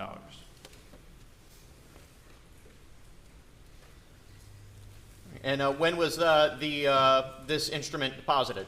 That was May 15th, 2019. And you indicated it was roughly $2.9 million? Yes, sir. And into what account was it deposited? Into a Forge account ending in 7625. And here we have a summary table of all the various expenses that $2.9 million funded. The sum total, this first account appears to be the farm account. How much money was ultimately dispersed from the farm account? $147,247. And this next one would be for the checking account, is that correct? That is correct, ending in 6092. And how much money, this one's a long one, so we have to flip over. How much money was ultimately dispersed from that checking account? $1,429,753. And this next one says 6649. Is that an additional account at Pembina State Bank? That is another checking account under the name of Alex Murdaugh. And how much was ultimately dispersed from that account? $13,000. And then here we have 6779 BOFA. Is that the checking account at Bank of America? That is a personal checking account at Bank of America. And how much was ultimately dispersed from that account? If you scoot it up just a hair, I keep looking down and you're looking up. My bad. $1,208,449.89. All right, and to identify just a handful of specific transactions or specific individuals who received some of this money, here we have a C.E. Smith. We actually have a variety of names here. In reviewing the instruments, did you see any sort of pattern of differentiation of checks all going to the same person? I did. I saw it in different names. Just off the top of my head, it was over 10 different variations of that name. Okay, but all of those different variations, to your understanding and working with law enforcement, who is it your understanding all those checks refer to? Curtis Edward Smith.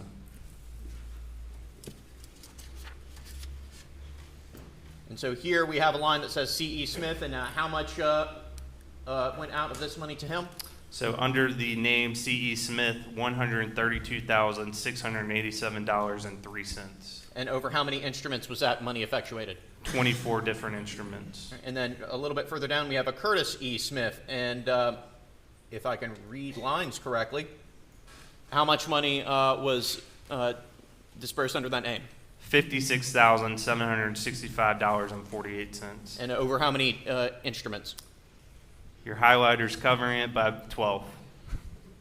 And the next name down, Curtis Eddie Smith. $6,404. And that was a single instrument? Yes, sir. Curtis Edward Smith. $4,725 over one instrument. And Curtis Smith. Curtis Smith, $23,823.03 over 4 different instruments.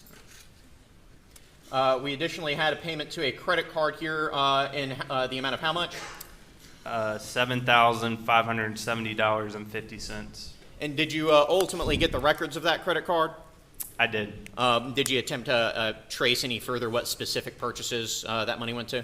I did not. I just ended at the payment to the credit card for my own sanity, primarily. And here we have Randolph Murdaugh III. How much money went to Mr. Murdaugh? It was $385,000 in one instrument. And then additionally, right below that, we have the name Scott Harriet. How much money went to Mr. Harriet? $84 over one instrument.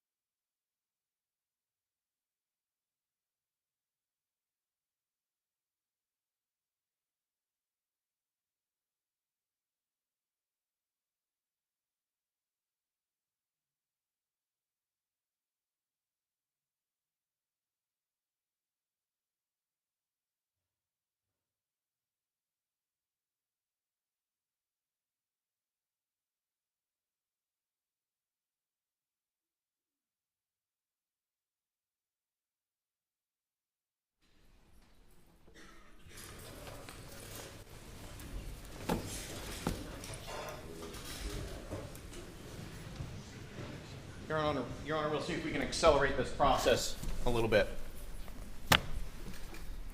Mr. Burney, I have handed you a series of exhibits starting with states 376 and ending in states 397.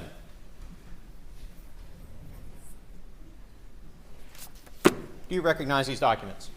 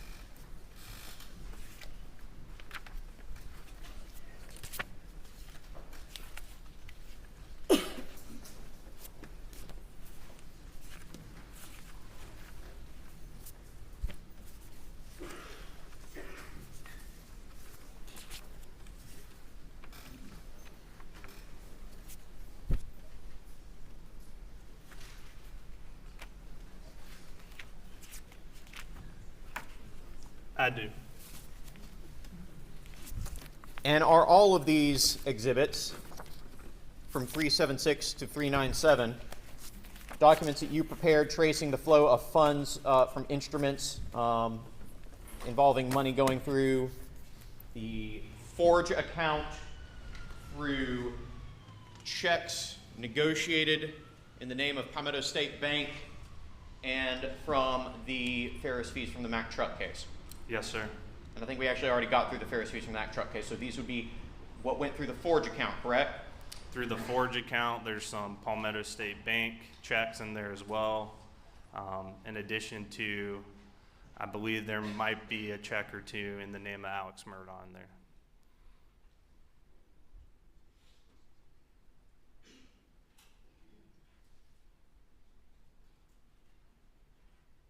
And throughout all of these tracings and all of these summaries, do they reflect that the money that Mr. Murdaugh took went to his personal use and benefit? They do. And these are ordered in, roughly speaking, reverse chronological order, correct? Correct. Going from 2021 all the way back to a date of deposit on December 20th, 2011. Is that correct? That is correct. Your Honor, if I understood correctly after briefly conferring with counsel for the defendant, that they would be willing, for the purposes of this hearing, to stipulate to the admissibility of these documents for the court's in-camera review. Have I stated that correctly? You have. All right, so stipulated. Your Honor, in the interest of time, I would present these documents to the court as admitted. Provide the original to the court reporters and provide the court a copy of them. Yes, Your Honor. All right, very good. And that would be no further questions. All right, We have no questions. all right, thank you, sir. Thank you.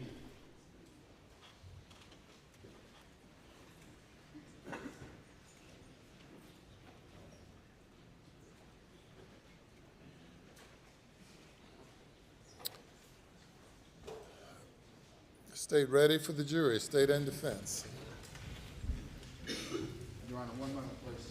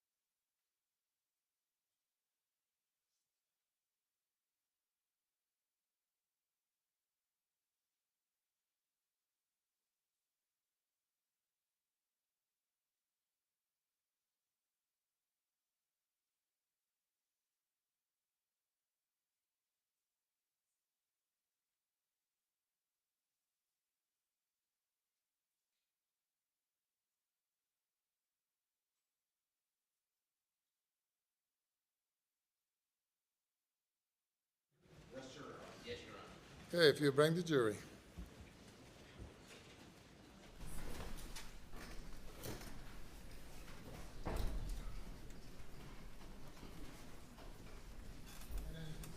Participation of the jury will stand for a moment.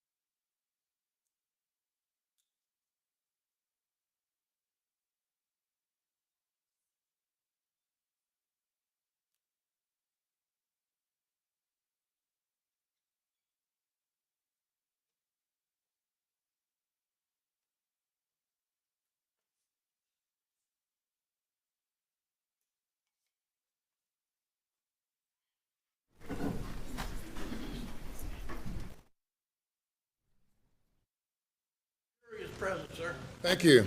Be seated.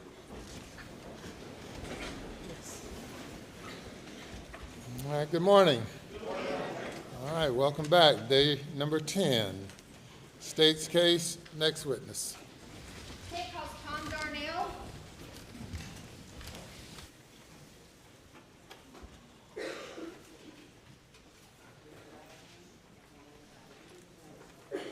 Court in this trial shall be the truth, so help you God. I do. Take a seat in the witness stand. State your name again for the record. Spell your last name.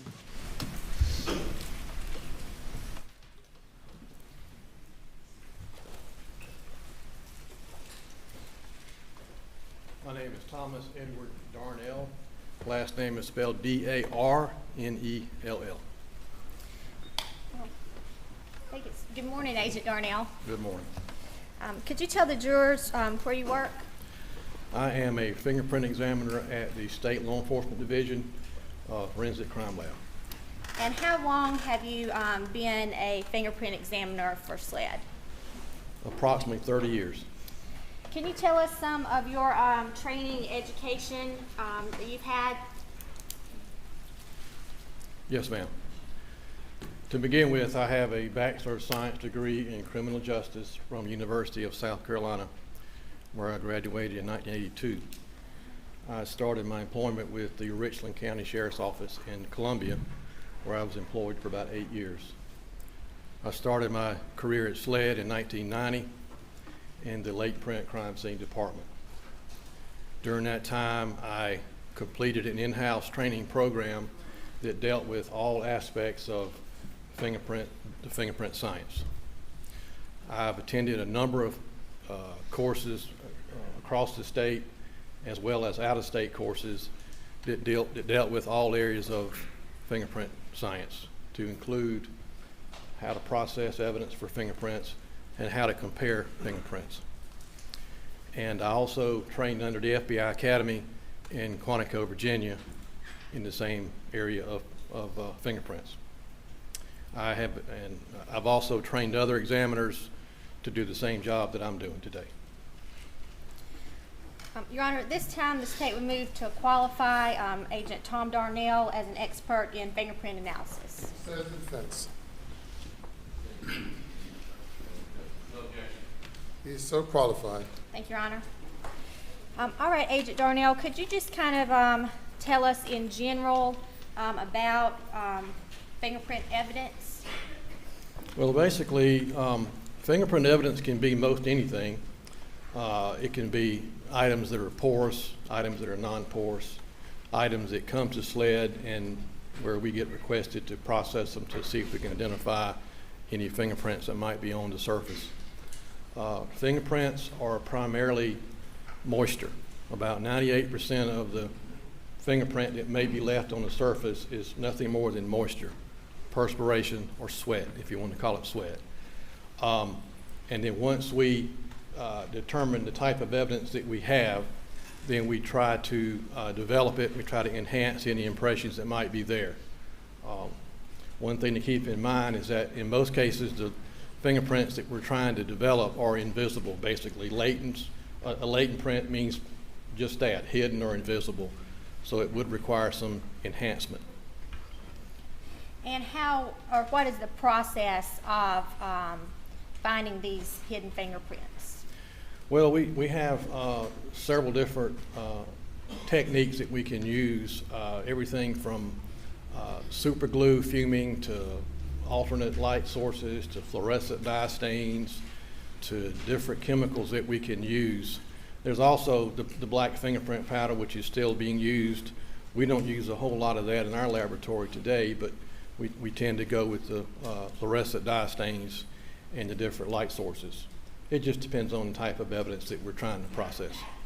And now you mentioned, was it, you say super glue fuming? Yes, ma'am. Could you describe how that works? Super glue, what we do is we take the evidence. First of all, it has to be a non-porous surface. And can you give us an example of a non-porous surface versus a porous surface? Non-porous would be like a can, a gun, a cartridge case. Porous would be like paper, a paper cup, paper plate, a piece of like a handwritten note or a check or something like along that line. But the super glue is a commonly used process across the country, in fact across the world. And the super glue is simply heated and it creates a vapor or a fume, and that vapor will affix itself to any impressions that might be present on the surface. It enables us to see it better, and it also enables us to use a different technique or a different step of the process when it comes to trying to enhance the impression. Okay, and when that print, I guess, is revealed in the fuming process, what do you do to analyze the print? Well, once we get the print developed, we have it photographed. We have the luxury of having a photo studio within our laboratory, and we have a photographer that will document that for us photographically so that we can then compare it to any known standards that we may be asked to compare it to. So you would use the photograph for comparison purposes? Yes, ma'am. You don't do any kind of lifts of the print or anything like that? I've done lots of lifts over my career with the black powder and the clear tape, which is what most of you are probably familiar with. But in this case, black powder was not used. I was working strictly off of a photograph. So you did receive some items to test in this case for fingerprints? I did. I'm going to have you take a look at State's Exhibit 63, 64, 65, 66, 67, and 68. Are those 300 blackout shell cases that you received to process for fingerprint evidence? It is. Okay. And did you find any evidence on those cases? Actually, I did not. There was what we call the result that I used with these items was that there was no fingerprint evidence was observed. Would you expect to find fingerprint evidence on buyer cases?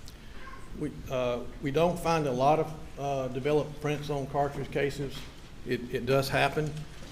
We do find fingerprints on cartridge cases, but just not a great deal. And a lot of that has to do with the fact that the cartridge cases they're exposed to heat, they're exposed to friction, and since fingerprints are so fragile, a lot of times that is probably a couple of reasons why we don't find a lot of prints on cartridge cases. All right, did you also receive State's Exhibit 33 and 34 to test for or examine for fingerprint evidence? I did. Did you find any fingerprint evidence on those shot shells? I did not. And again, would you expect to find fingerprint evidence on items of that nature? You know, we always make the attempt. Sometimes we're surprised when we process evidence that something will develop. I personally I've not had a lot of success with getting prints on shot shells. It's not to say that it hasn't happened. And you said you've been doing this for about 30 years? Yes, ma'am. And in that time, have you ever found yourself a fingerprint on a fired case or shot shell? I can't recall that I have developed anything that I can identify. I have developed ridge detail, or I have developed fingerprints on cartridge cases, but I can't recall honestly having a case where I was able to actually identify it. Did you also receive a shotgun to check for fingerprint evidence? I did. That being State's Exhibit 4, a Benelli Super Black Eagle 3. Did you find any fingerprint evidence on that weapon? I did not. What else did you do with that weapon while you had it? There was an additional request to have it swabbed for touch DNA, which I did. I swabbed various areas of the shotgun for DNA purposes. And I will hand you State's Exhibit 307. Are those the swabs that you collected from that shotgun? Yes, ma'am. It has the date that I collected it. It has my name and my initials and on the envelopes as well as on the seal. Your Honor, at this time we will move State's 307 into evidence. The swabs from the shotgun. Says in the defense. I'm not sure which shotgun. From the Benelli that was recovered at the scene. Murdaugh had. Yes. No objection. It's admitted. And do you recall where on that gun you collected those swabs? Yes, ma'am. Could you tell the jury? If I could look at my notes real quick. I swabbed the trigger. I swabbed the rear stock, front stock, and the ejection lever on the shotgun. Yes, and that's the two areas that I swabbed. And why would you have swabbed those particular areas? Well, typically in a case involving guns, shotguns, pistols, we typically swab the trigger separately to possibly get a print on the trigger as to who might have last had their finger on the trigger. And then we swab other areas of the gun that might be more conducive for touch DNA versus latent prints. Anytime we get something that we have a latent print request and a DNA request, we have to try to determine which area to swab, which area is typically handled by someone that might give us the best chance for any type of forensic evidence, whether it be DNA or latent prints. And did you also swab the head stamps of those two shot shells? Yes, I did. And those swabs are in State's 307 up there with the other swabs, is that correct? That's correct. Did you have an occasion to also examine Paul's cell phone? I did.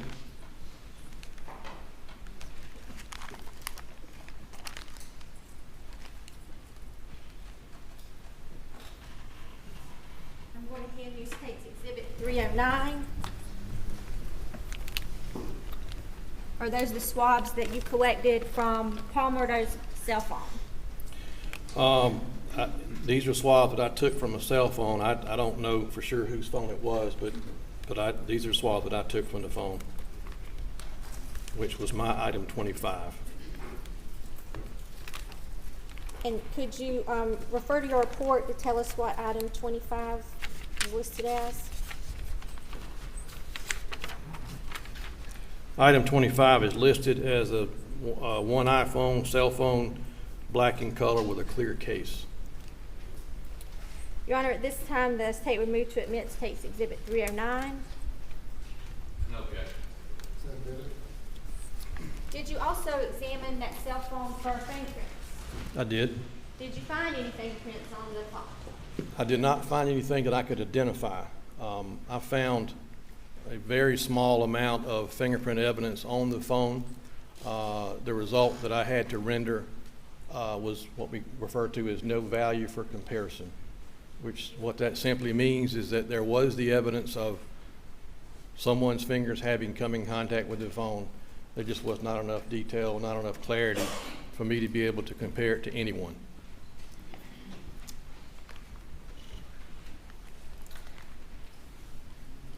Do you recall examining some other shotguns or rifles in this case? Yes, ma'am.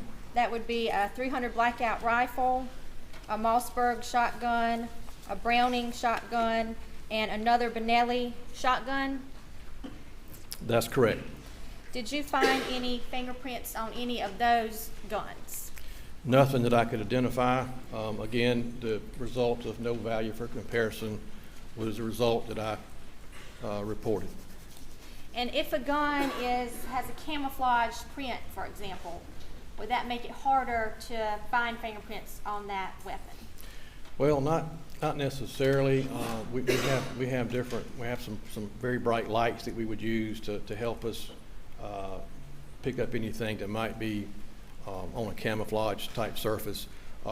Keep in mind, we're spraying a fluorescent dye stain prior to using the light source, so that does help us see the prints much better. There are some areas on these shotguns that were like textured, which would not be very conducive to prints. But as far as the camouflage area, you know, it makes it a little harder to see, but we do have the means to be able to analyze it thoroughly. Okay.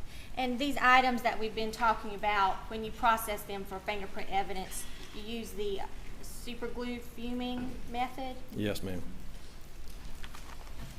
While you were processing those guns, did you collect swabs from each gun? Yes, ma'am. I'm going to hand you State's Exhibit 308, if you take a look at that. Yes, ma'am. These are the envelopes that I placed the swabs from the shotguns. It's got my date and initials and where it came from on the shotgun. Your Honor, at this time, the State would move State's Exhibit 308 into evidence. Get it?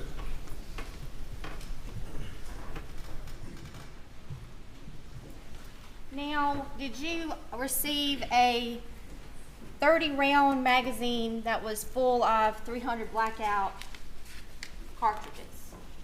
I did.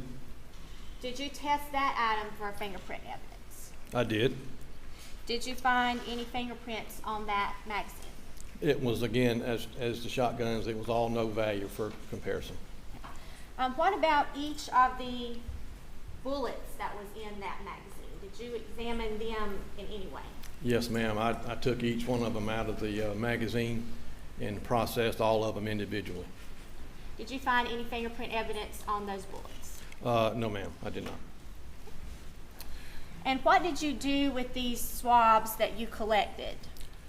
Once I collect the swabs, I allow them to air dry, and then once I secure them into envelopes, I seal them, put my date, initials, and then I package them up accordingly, and they ultimately wind up with the DNA department. I believe in this case, I took them down to our evidence control department, and then DNA will pick them up from there. All right. One moment, Darnay.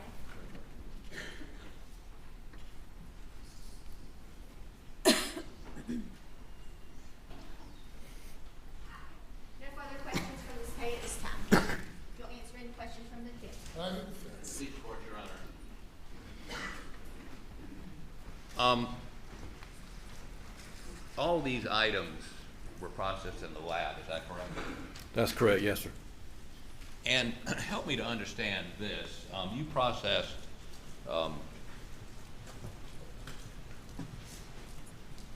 three shotguns? I believe that was right, yes, sir. You processed, were any of them loaded with shotgun shells? I don't recall them being loaded.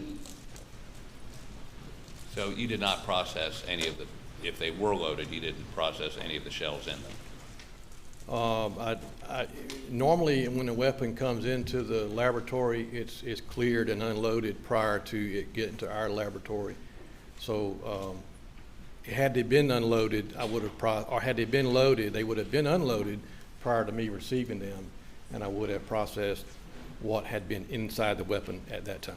So the weapon we identified earlier as, let me get the glasses on here, as, I may have left it on the table, I apologize. Yeah, it's right here. Number 22, item number 22, the camo Benelli Benelli Super Black Eagle with 2 unfired shotgun shells. You processed that at the lab? Yes, sir. Was the gun loaded when it came to you? My notes do not indicate that it was loaded, and as I said, normally when a weapon, a shotgun, comes into the laboratory, it's unloaded prior to it coming to me. My notes indicate that it was not loaded. And the other shotguns, I've looked at your analysis on them, that there were no fingerprints of evidentiary value on the 3 other shotguns, right? That's correct. But there's no indication that you processed, if they had been loaded and unloaded, any of those shotgun shells, correct? That's correct. I only processed what was given, what was brought into the laboratory. And you processed those on June 9th, is that correct? That sounds right, yes, sir, June 9th. Okay. Now,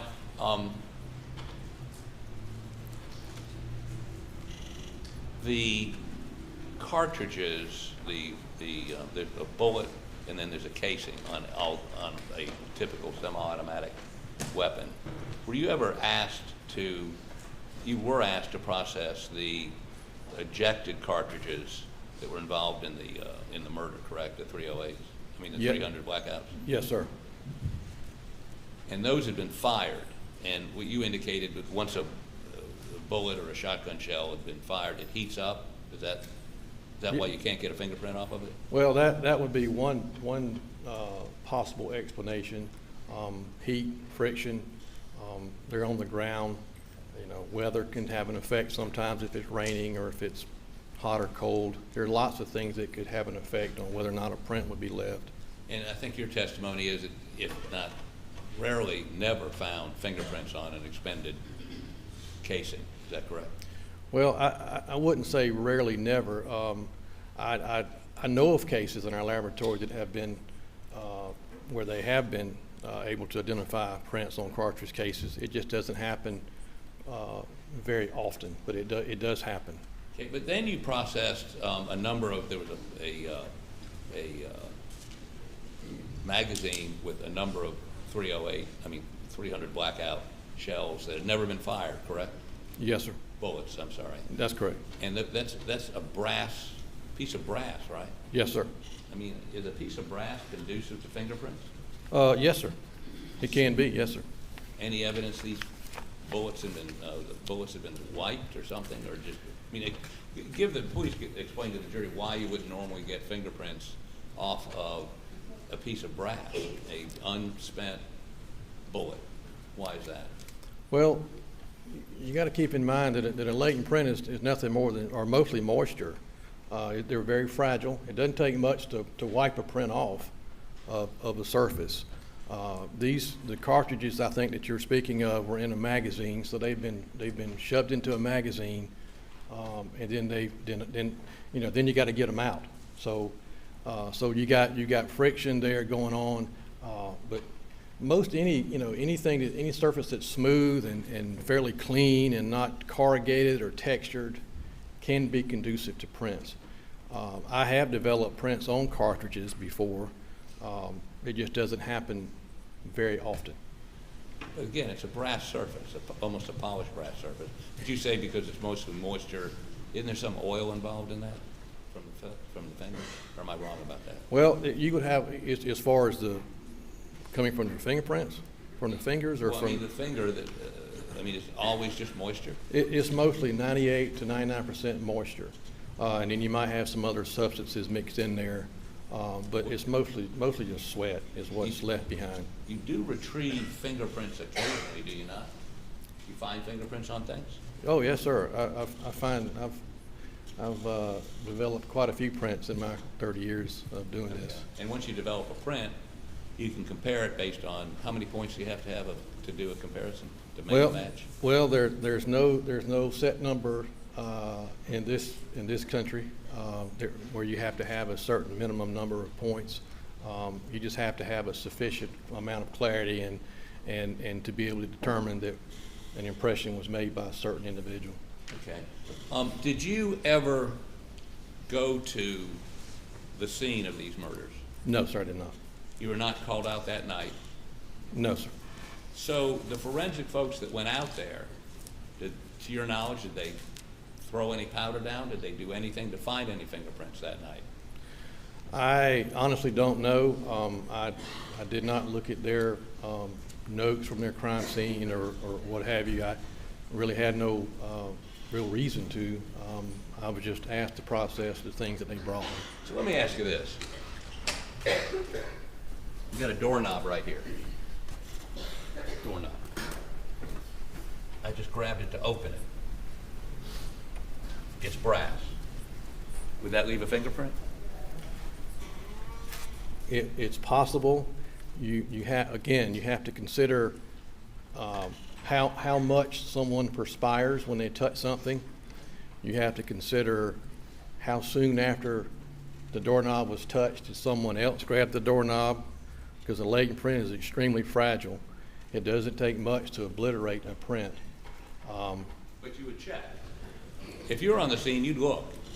If I was on the scene and I felt like that area was accessed by someone, I probably would have checked, yes, sir. I mean, it appeared that there had been a shotgun blast to the victim inside a room behind that door, and you didn't know whether the door was open or closed before that person was shepherded in there or walked in there, you would want to at least look at the knob, right? Yes, sir. I probably would, but I was not on this scene, so I don't really know exactly what all they had going on. So, but if with your scenario that you're speaking of, yes, sir, I probably would have checked. And you would expect to see notes somewhere from the crime scene folks that they looked at the doorknob. But you can't just eyeball it. Don't you have to put some powder on it, or don't you have to put something on it to raise the visibility of the fingerprint? Well, yes, sir. In some cases, you can actually see a print if it's more of a what we call a patent print. A patent print is a print that might be left behind with a in a residue. Could be in grease, could be in blood, it could be in dirt, anything such as that. So, but ordinarily, when you go to look for prints, you've got to do some sort of processing to a surface, depending on the surface and depending on just what you're trying to do. So, if you had a relatively small room where somebody's head had exploded and blood and all kinds of bodily fluids were sprayed over the inside of that room, you would want to take a meticulous examination of that room to see if there are any fingerprints in blood or other bodily fluids, would you not? Would you? I would, yes, sir. Okay. And you would expect to see something in some report by the crime scene folks where they actually did such an examination, would you not? Would you expect to see notes detailing that they at least looked at it? Yes, sir. I mean, again, this is, I wasn't at the scene. I can, but if you're describing this type of a scene, if it was me, I would take notes. Detailed notes. Because photographs, notes, sketches, all that kind of goes hand in hand. But there should have been, well, strike that. You would also expect to see any surface that could have come into contact with a perpetrator to have been processed, either photographed or processed in some way. You would expect to see that in the notes of the crime scene investigators, correct? I would think in the notes or in their testimony or anything such as that, there should be something to explain what was done. Yes, sir. Okay. Do you know if there was a fingerprint person or somebody that had those skills in the crime scene team that came out that night?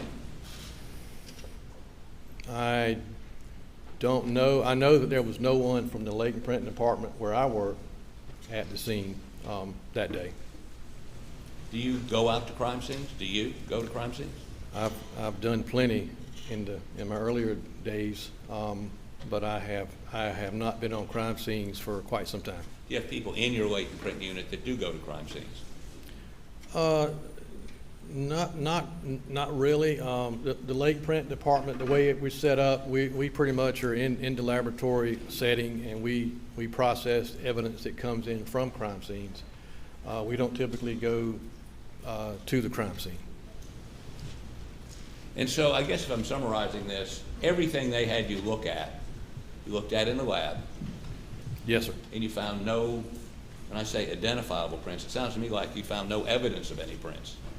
Well, I found anytime I report something as no value for comparison, that means that I did find evidence of fingerprints. It just wasn't enough to compare it to anyone. Anytime I say nothing was observed, that means there was nothing observed. So, I mean, I looked at all these. Other than the no value for comparison on the cell phone, that would mean you saw something but you didn't have enough to compare. Yes, sir, and you know, it was no value. You know, keep in mind again, their latents are fragile. You've got weather involved. You know, water, rain, that sort of thing certainly is detrimental to fingerprint evidence being left behind. So other than the cell phone, everyone else says no fingerprint evidence was observed. That would mean there was nothing, not even a partial, right? Yes, sir. Anytime that result is in the report, that's what that means, So yes, sir. other than the cell phone, you didn't even find any evidence of fingerprints, not a partial, not a smudge, not anything. Well, I believe there were some additional long guns that came into me where I did get no value for comparison, but the initial shotgun that came into me was nothing was observed, yes, sir. And the initial shotgun would have been number 22. Yes, sir, that's correct. Okay. And would it surprise you to know that Mr. Murdaugh was seen holding that shotgun, had actually retrieved it from his house, brought it down to the murder scene? Counsel's testifying. Response? I'm just citing evidence that the state's already put into evidence. I'm not testifying to it. These are facts that have been already established by the state. He's an expert. He can opine. Pardon? He's an expert, therefore he can give an opinion. The objection's overruled. Would it surprise you to know that Mr. Murdaugh was seen that evening when first responders came, holding that shotgun, and the state has indicated, I mean, that's not in conflict. No one's challenging that, and yet there were no. I mean, you found no evidence of fingerprints. Is that correct? Right, yes, sir. And you know that's you know, prints aren't always left on surfaces when you touch them. You know, just because you touch something does not mean you're going to leave a print. And there are all kind of variables as to why. Would you agree with me? You found no prints on any of the items you were asked to examine? Cartridge cases, fired, unfired, shotguns, the shells in the shotguns. You just found no prints whatsoever. I found none of value for comparison, which tells me that there was something there, but it just wasn't of value to compare. And it's only yes. on the cell phone. The cell phone, and then the additional long guns that came into me later. Okay. Yes, sir. Beg the court's indulgence.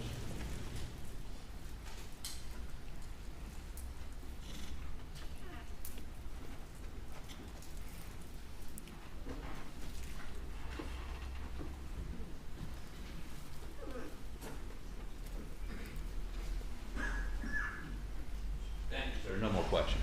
Redirect. Briefly, Your Honor. Agent Darnell, you were previously lieutenant of crime scene? Yes, ma'am. I was actually promoted to lieutenant over the Lake Print Crime Scene Department in 1998, where I was in that role for about 6 years. And in your experience in that position, are crime scene personnel trained to look for fingerprints at a crime scene? Yes, ma'am. Back when I was a lieutenant over the crime scene department, we used to do the crime scene, we did the printing, we did everything. Now it's two separate departments. We have a lake print department and we have a crime scene department. The crime scene department, as I understand it, they are trained in how to process crime scenes, which would include how to process certain things on its own scene for fingerprints. In other words, if it was something that was large and not able to transport it back to the laboratory, they do get some training in how to process for prints. And with such a bloody scene, did you get any bloody prints in this case? I was not submitted any bloody prints in this case. Thank you. Nothing further from the staff. Thank you. Nothing further, Your Honor. Thank you. You may step down. Thanks, sir.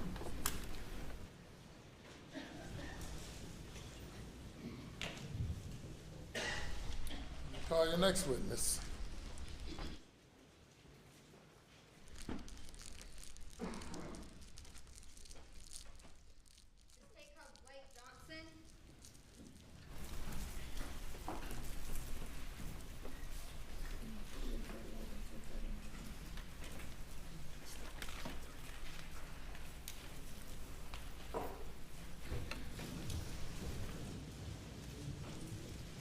Put your left hand on the Bible, raise your right hand.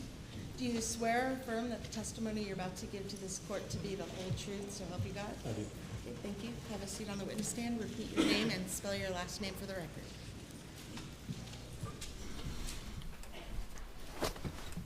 Blake Johnson, last name Johnsson. Hi, Agent Johnson. Hello. Could you tell the jury where you work? I work for the South Carolina Law Enforcement Division. And how long have you been with SLED? Been with SLED a little over 5 years. And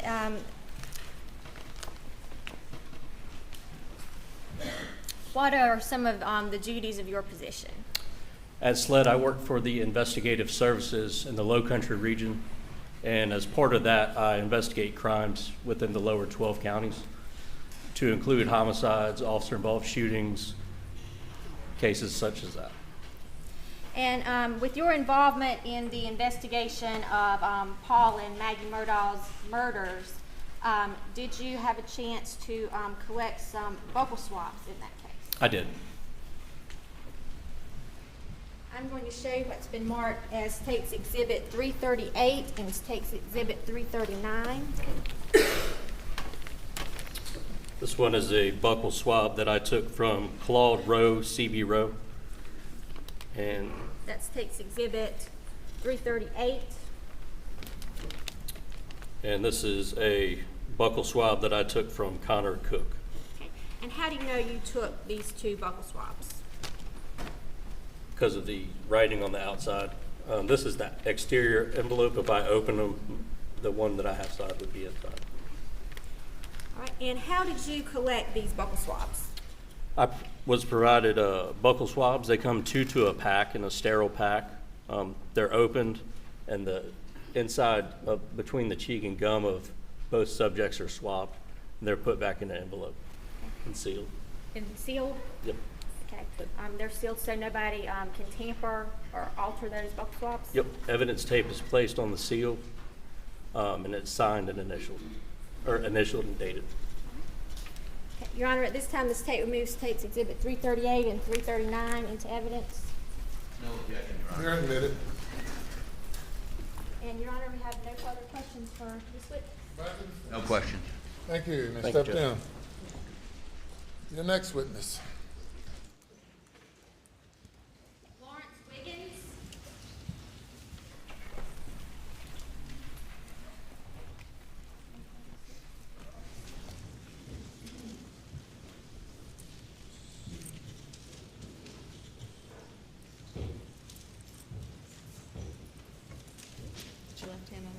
raise your right hand.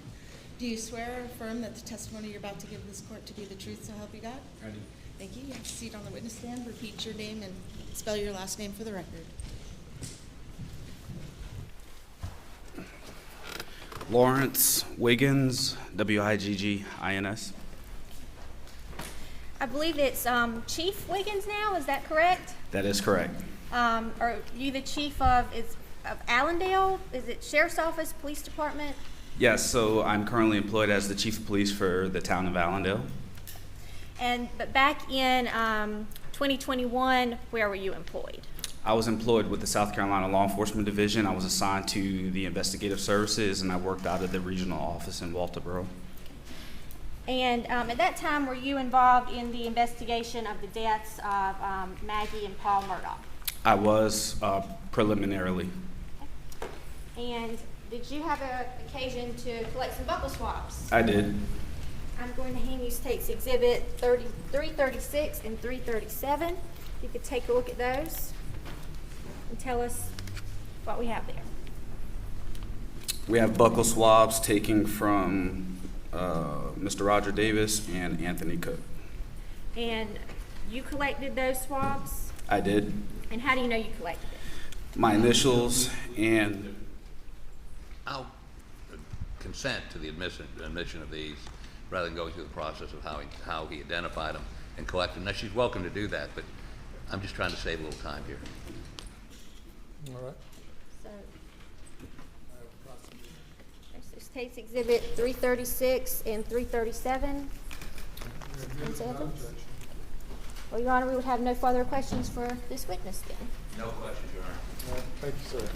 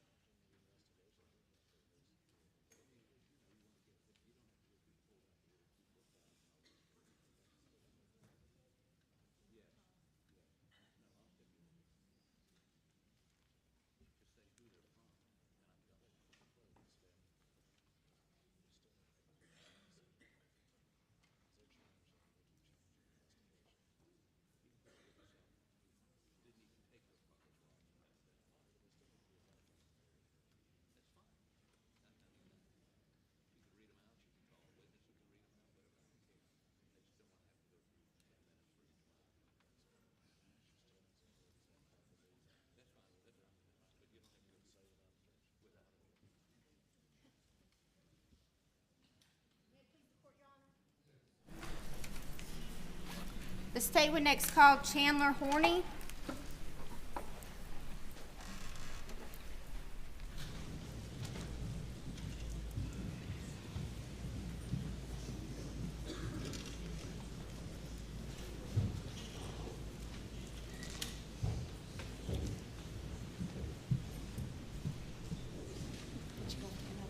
Raise your right hand. Do you swear or affirm the testimony you're about to give this court to be the truth, so help you God? Okay, have a seat on the witness stand. Please repeat your name and spell your last name for the record.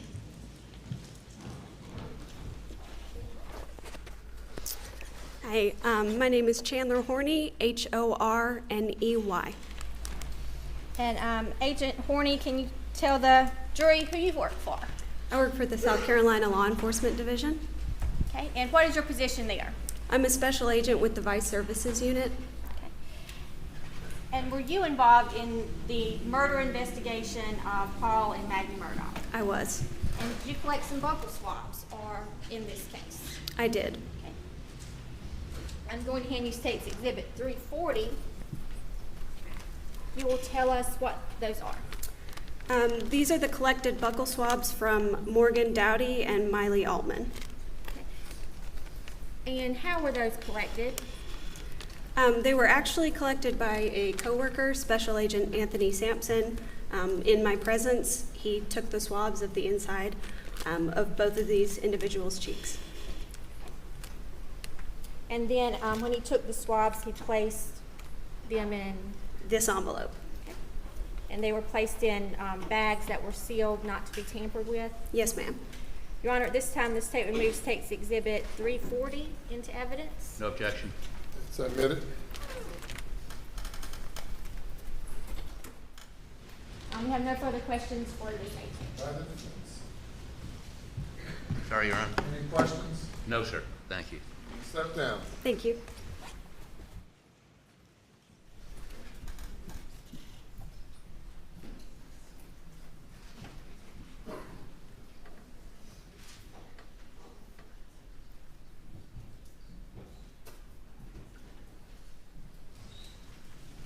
The state next calls Joe Moore, I'll be all day.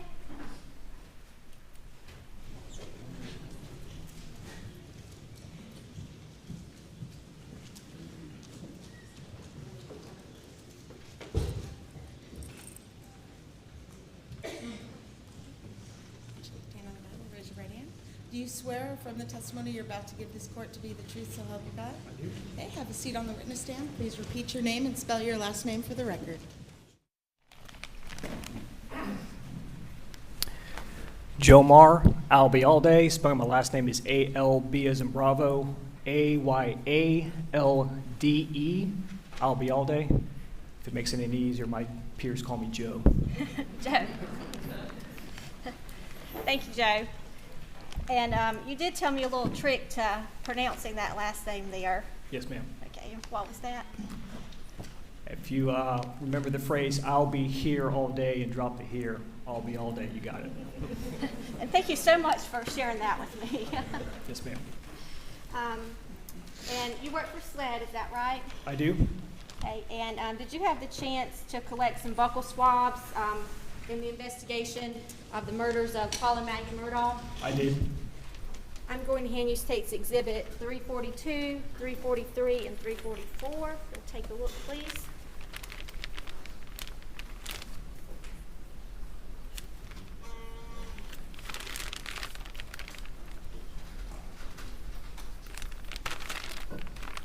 Yes, ma'am. Okay, and State's Exhibit 342 is a buccal swab you collected from who?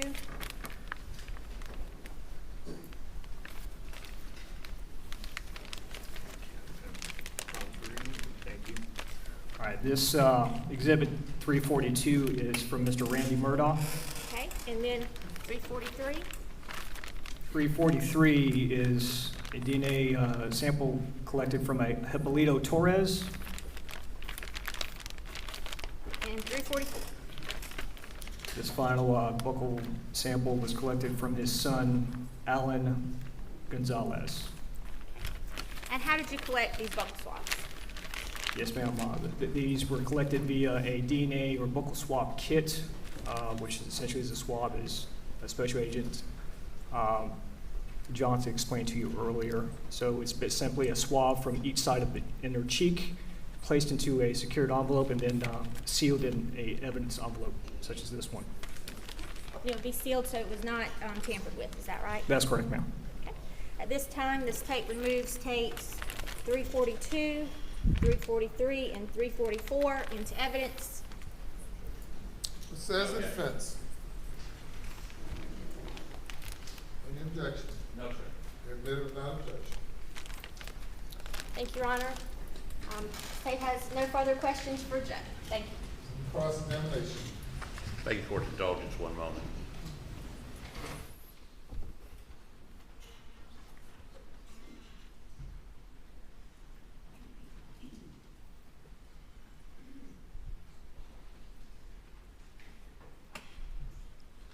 No questions, Your Honor. Thank you. You may step down. Thank you, Your Honor. Call your next witness. All right. Next witness is going to be fairly lengthy, and Mr. Fernandez is going to call him, and we'd ask for just a moment to get the exhibits out that he needs and get them in order so it moves orderly before the jury, if we could. All right, ladies and gentlemen, we'll take a brief break.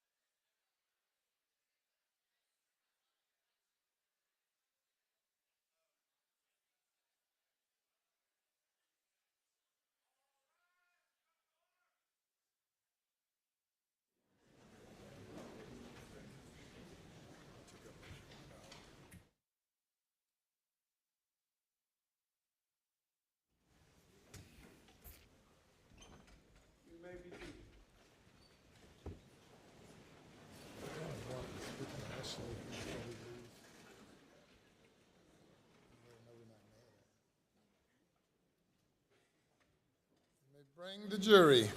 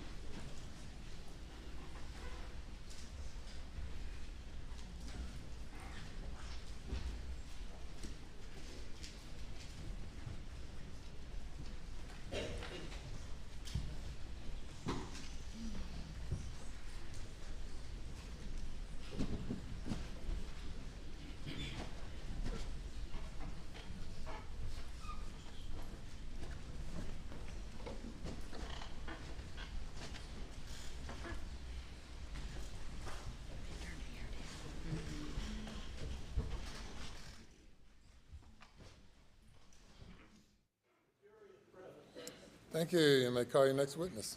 Thank you, Your Honor. May I please support? Yes, sir. State calls Paul Greer.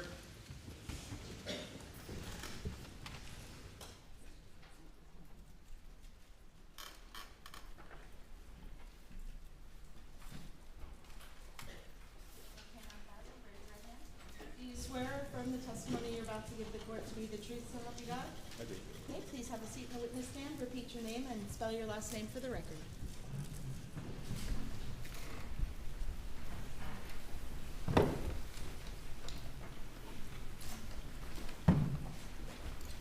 My name is Paul Greer, Greer. Paul, how are you doing today? I'm great, thank you. Take a moment to unpack your stuff if you need to.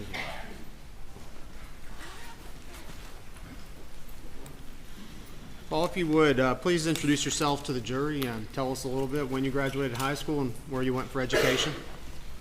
Sure. My name is Paul Greer. I am originally from the upstate of South Carolina, went to school and graduated high school in 2009.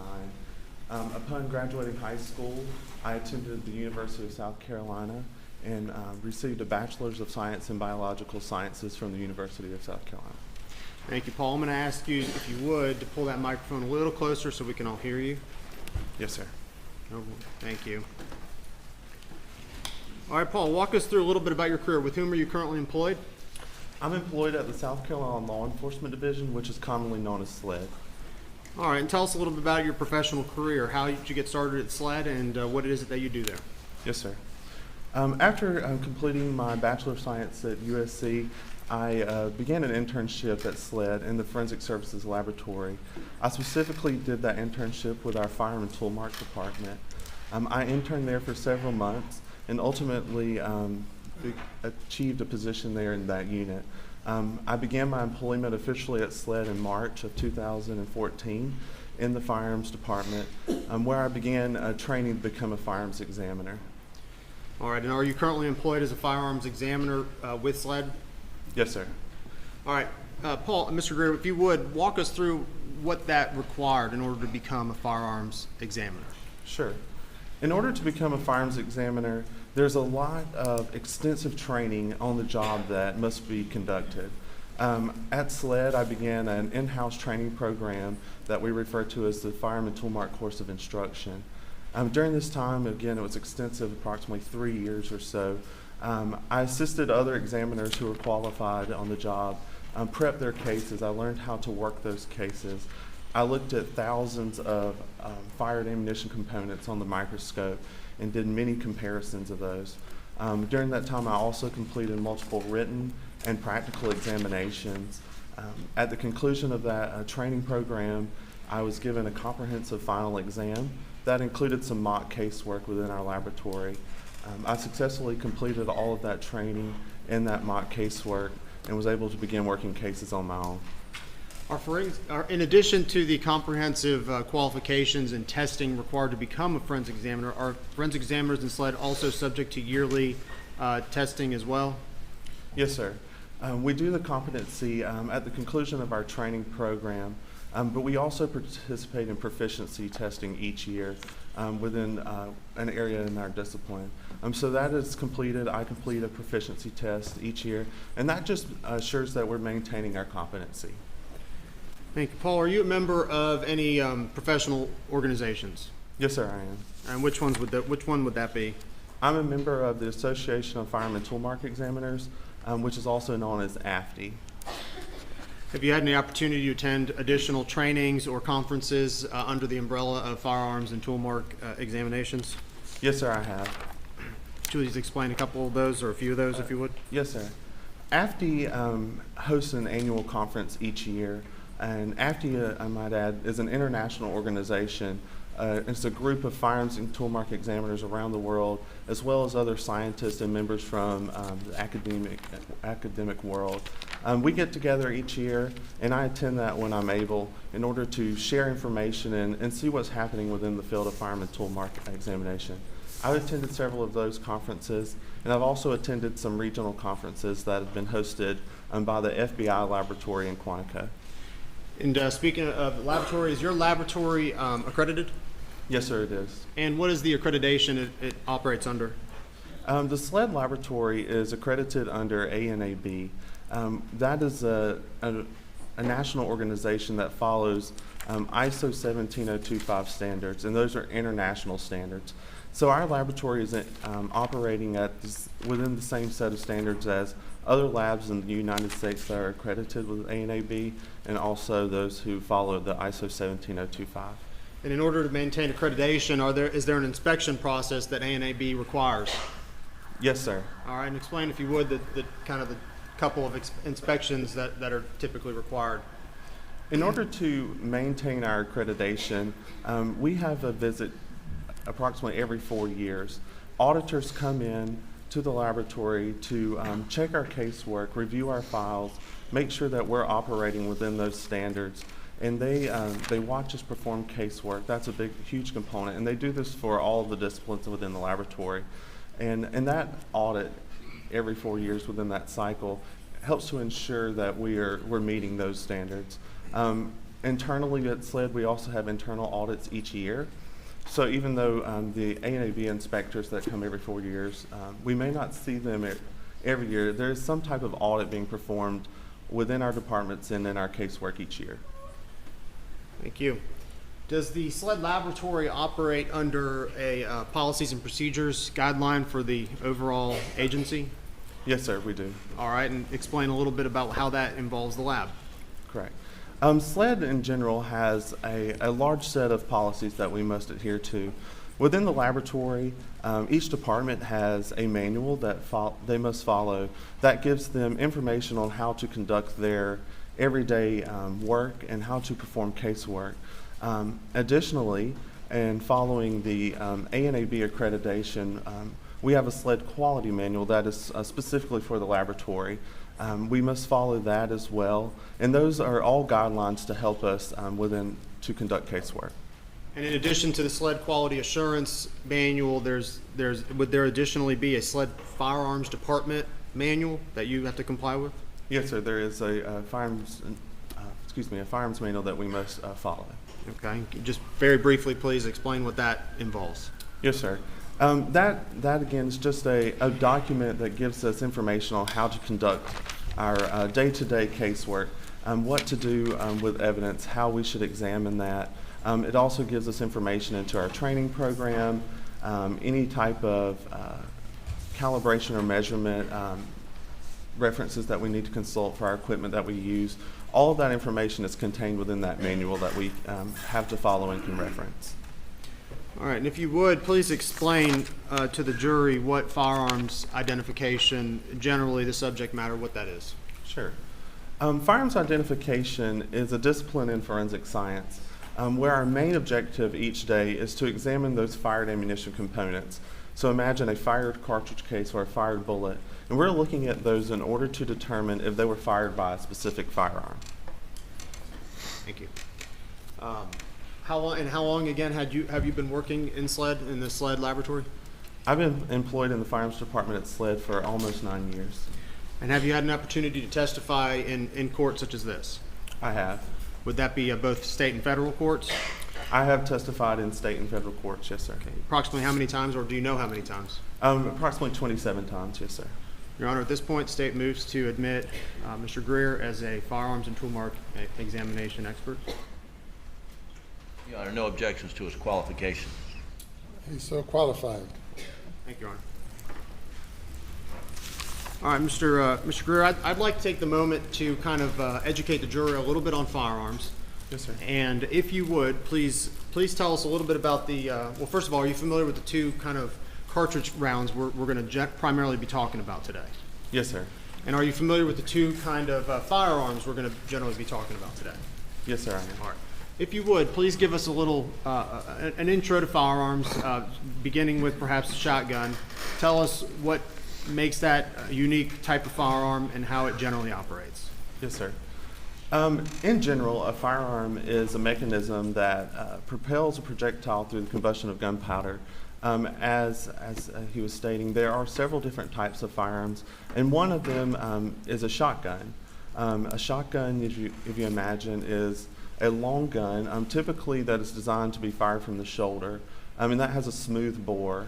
And what the bore is, it's just the inside of that barrel, so there's no rifling inside that barrel typically.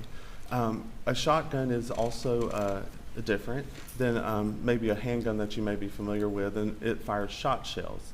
And a shot shell is a cartridge, if you will, that could be plastic or metal that can contain multiple projectiles or a single projectile.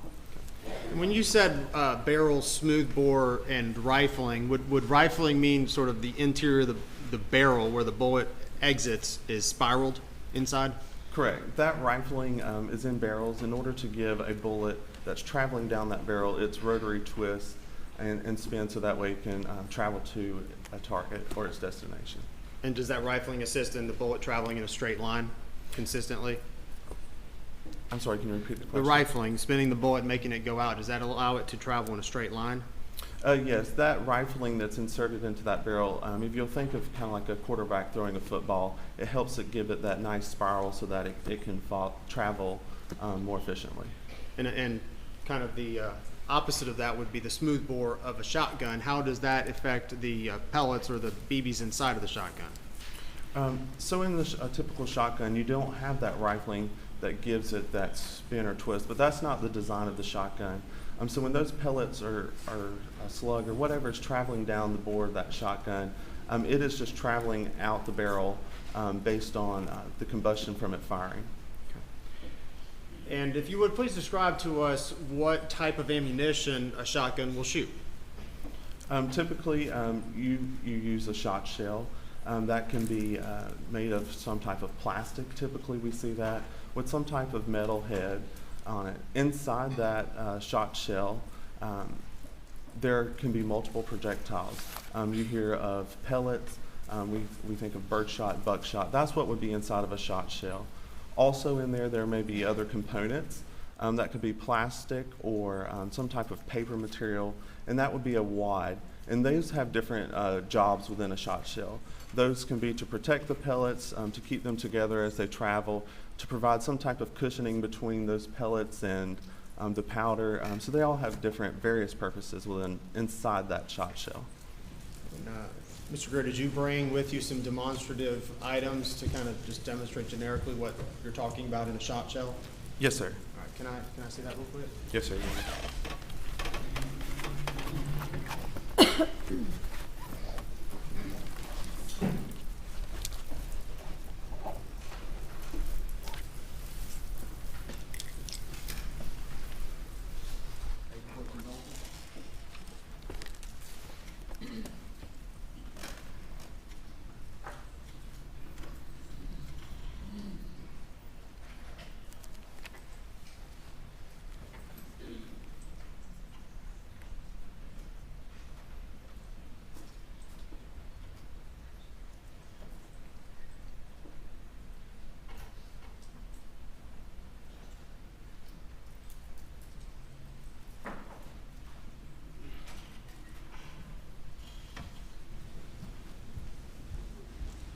Handing back these to you. All right. Mr. Greer, if you would, begin with the shot shells. You brought some demonstrative exhibits, is that correct? That's correct. If you would, just please hold them up, show them to the jury, and explain what it is we see when what we're looking at and what the components are in there. Sure. Again, these are just two examples of a shot shell. Here you have a plastic body there of the shell with a metal head. On this end of it, that is the end that's going to be up against the breech face of the firearm. And in the middle, you'll see a small circle. That's the primer area, and that's what's going to be struck by a firing pin in a firearm so that it will fire. That's what's going to detonate inside the shot shell to cause it to be fired. Out this end, you see it's crimped on this end. This is the end that the projectiles or the pellets that are inside of this shot shell will exit and travel down the barrel of that shotgun.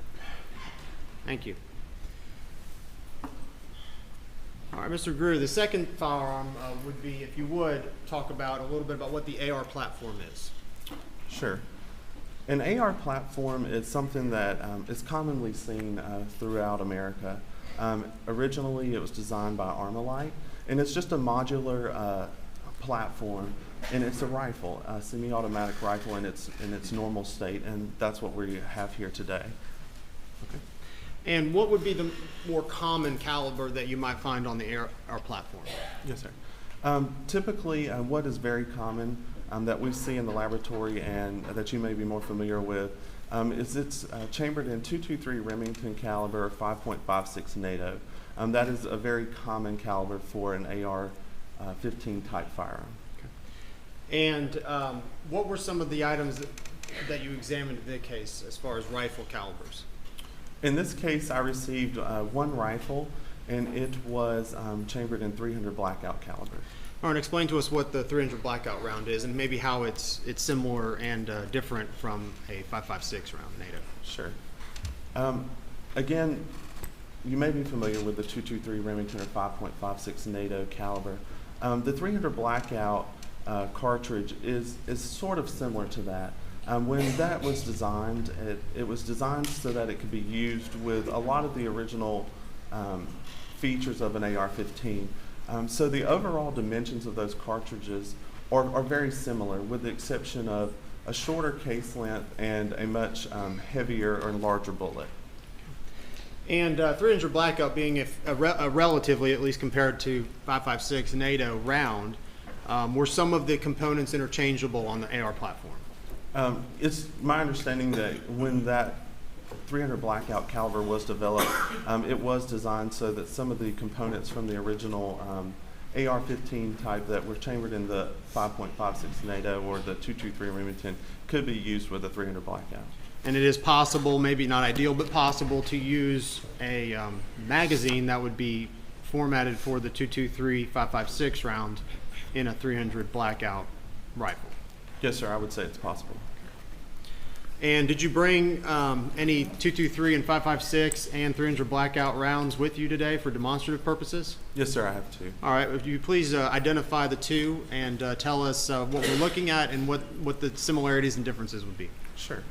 To start off, this is an example of a .223 Remington. This is the one that you may be more familiar with. I will show you now. Side by side, this is the .300 blackout. And I'm trying to do this so you can see. You can see that their overall dimensions there are a little larger. Are about the same, with the exception of the larger bullet.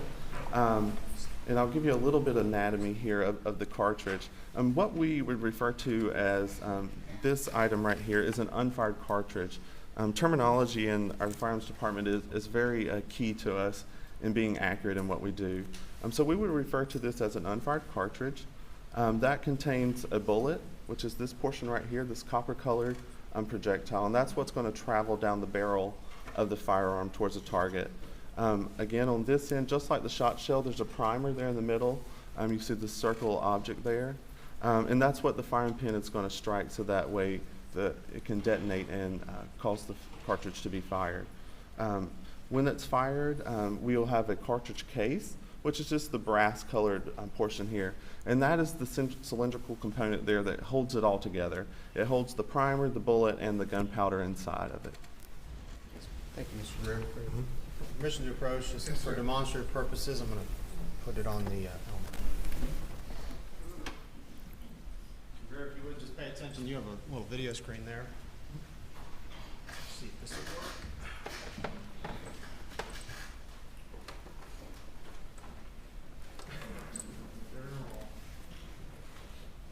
All right, Mr. Greer, can you see these two bullets on the screen?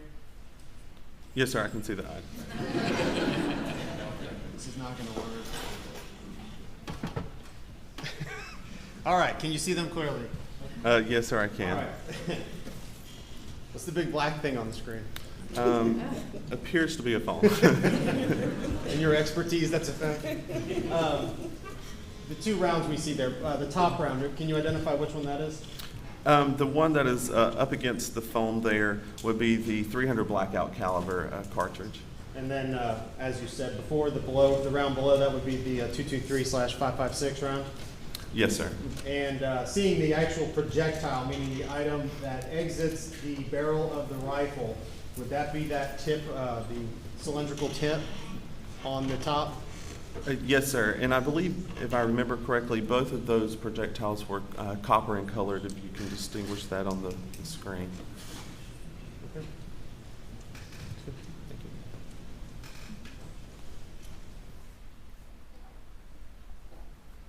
you. And I don't know if you mentioned it, but I'll ask, as compared to each other, does the 300 blackout have a higher grain typically than the 5.56?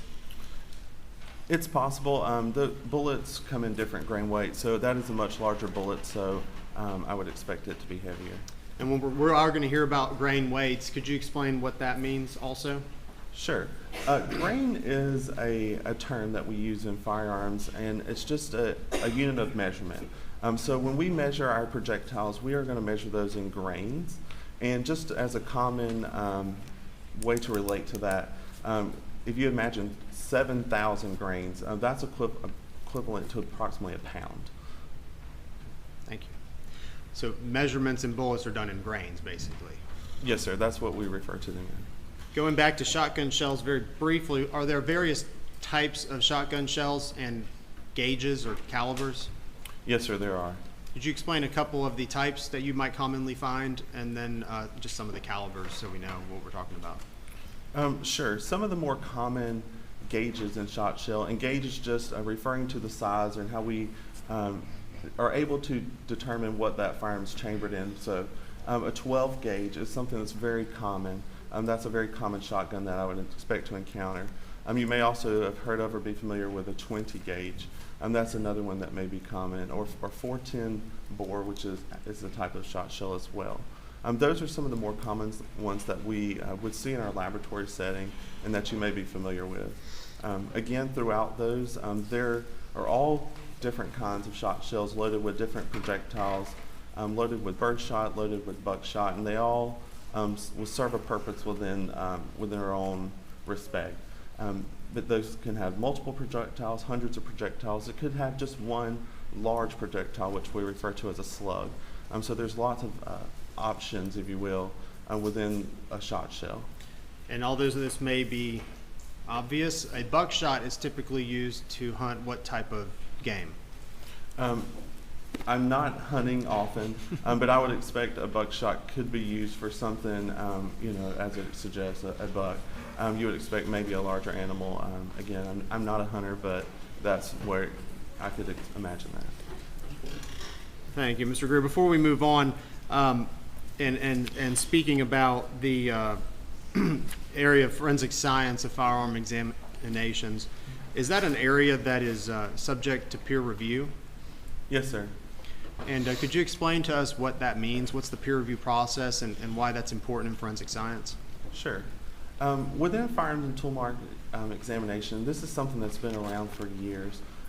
Firearms examiners have been learning about the firearms identification process, building studies and designs and experiments throughout many years. And it's part of that process in designing those studies and doing this research within firearm and tool mark. They're going to draft an experiment, conduct an experiment, publish an article on their findings, and during that process, there can be review, and there will be review of the article of the experiment, where other scientists within our field, or other scientists or researchers can examine that and see what was going on during that process and say whether they agree with it, and share their comments. And that's part of that peer review process.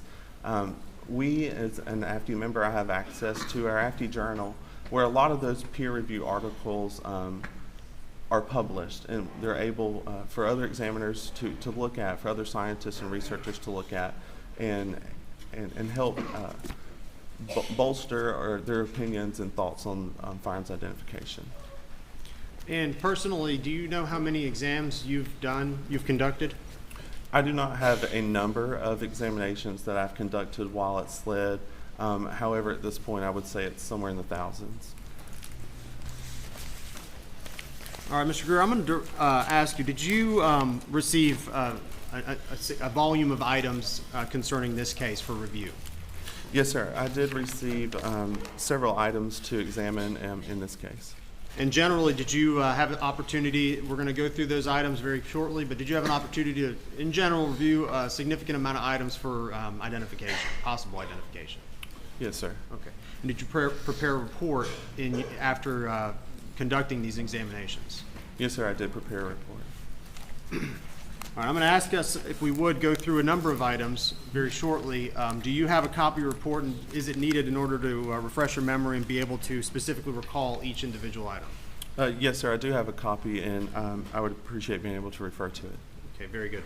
And prior to your testimony today, have you had an opportunity to well, first of all, generally when items are submitted, do you know anything about the case? Generally, when items are submitted to the SLED laboratory, I do not have information about the case. I do not. Prior to today's testimony, have you familiarized yourself, at least very briefly, with the layout of the scene of the crime? Yes, sir, I have. And what, specifically paying attention to what on that crime scene layout? I reviewed a crime scene layout in relation to where some of the marker numbers were that are listed in my report. Those just reference numbers, and I reviewed where those were in relation to the crime scene the evening where the two bodies were. And is that just to assist us when we reference item number X, Y, or 1, 2, or 3? It allows us to then to testify as where that was located. Yes, sir, it can. All right, Agent Greer, I'm going to go down the list of items, and I'd like you to identify the item that was received for me, beginning with item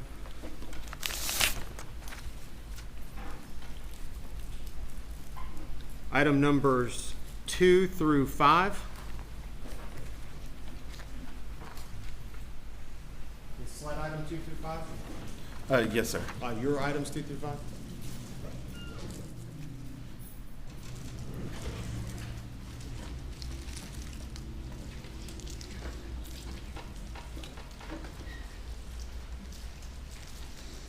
Did you conduct a review of that item? Yes, sir. I did look at SLED items 2 through 5. And while I find those items, if you would, please explain how you receive items in general, how you receive items in the lab, what the condition is before you review them, and then what you do ultimately with that item. Correct. Yes, sir. So as items are submitted to the SLED laboratory, those can come from agencies all over the state, to include our own SLED crime scene department. Those items are given assignments for multiple departments depending on what the requesting agency is asking to have completed. We are a full service laboratory, so sometimes the evidence has to travel through to other departments before it arrives to me in the firearms department. Typically, if you want something like latent prints or DNA to be processed on those items, it would go there first, because when I get the item, I may decontaminate it or touch it, and those prints or DNA may not be relevant anymore, and because you would find me on it. Evidence travels throughout the laboratory to those departments and through our evidence control department. I receive those items either from those analysts or from our evidence control technicians. And when I receive that item and before I begin my examination, I want to make sure that the item is submitted to me in a manner that I can tell that it's not been tampered with. So we use a lot of heat-sealed pouches, so I'll make sure those are sealed, or our cardboard box that it's sealed up, and I can tell that there's either evidence tape or initials of that sealing examiner prior to me, so that way the evidence has been preserved in a manner that I know no one has altered with it.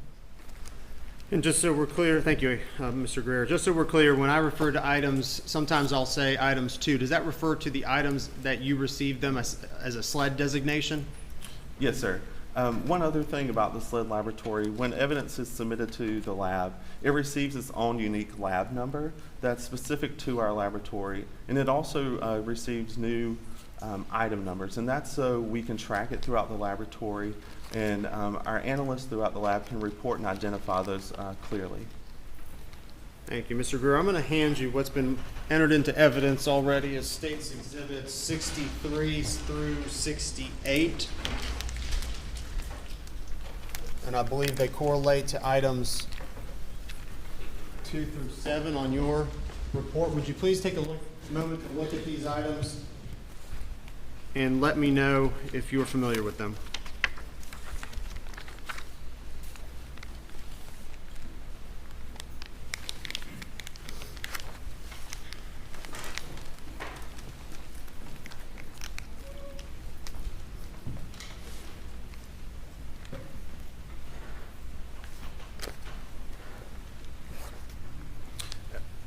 When we receive these items, I do mark the packaging, and I'm also looking for my heat seal pouch, and this is how I package the evidence after I examined it. So I'm just confirming that I see some of the information on these items.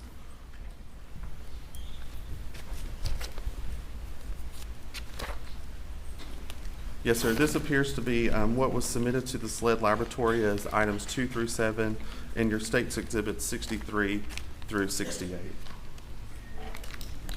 Thank you. And did you have an opportunity? I'll take those from you. Did you have an opportunity to examine these items? Yes, sir, I did. If you would, please tell us what your findings were for these items.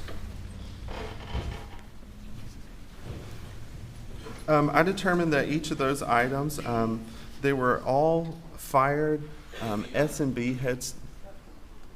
Your Honor, I'm renewing my prior objection to the opinion testimony based upon the hearing we had, just for the record.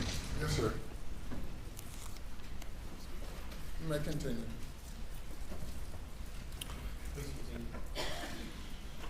I determined that each of those were one fired S&B head stamp 300 blackout caliber cartridge case, and that was items 2 through 7. That's what each of those items were. Mr. Greer, and the item on the screen in front of you would be what's marked as States Exhibit 63. Is that representative of the collection of items that you reviewed in that batch?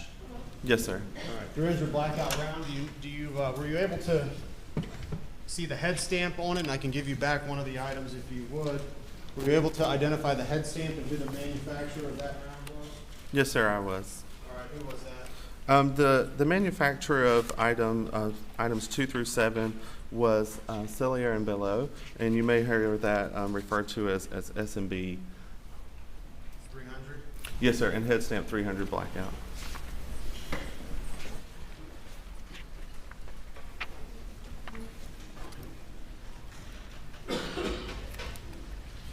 All right. Mr. Greer, I'm handing you what's been marked and entered into evidence already as States Exhibits 33 and 34.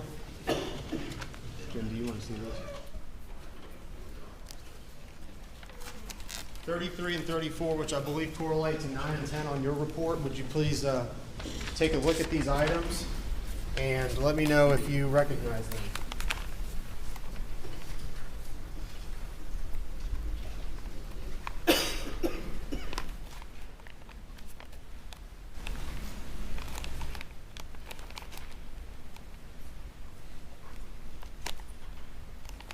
Yes, sir, I do.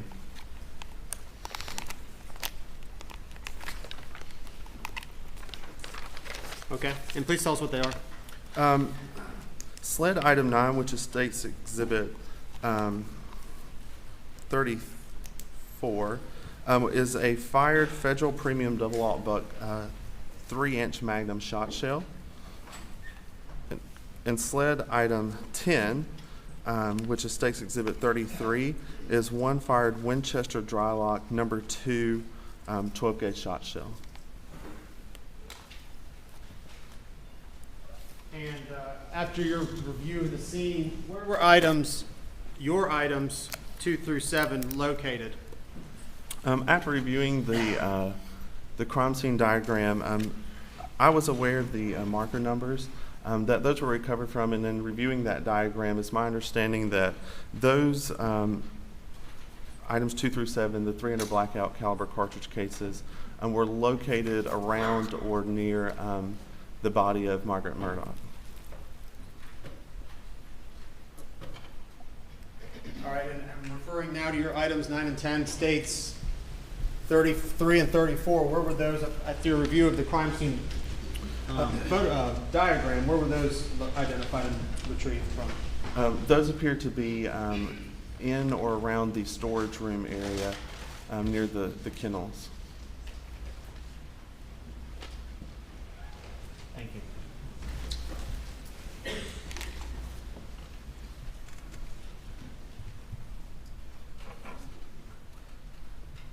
I'm putting these two up on the screen.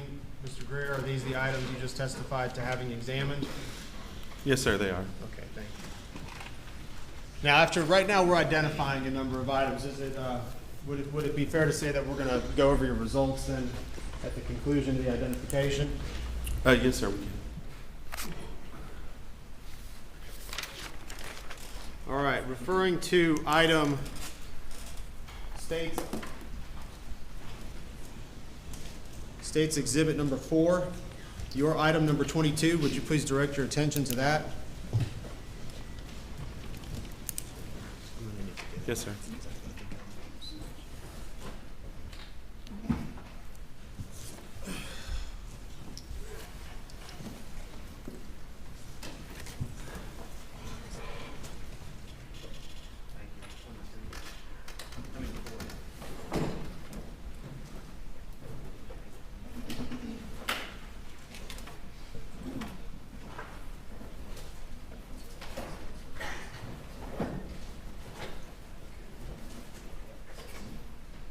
All right, I'm handing you what's been marked, Jim.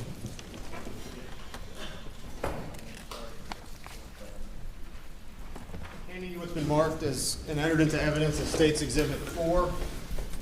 Please take a look at this firearm.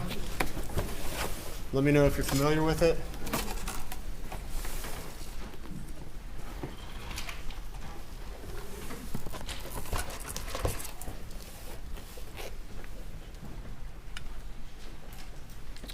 Ladies and gentlemen, this firearm is unloaded. It's safe for me to handle. I will keep it pointed in a safe direction here.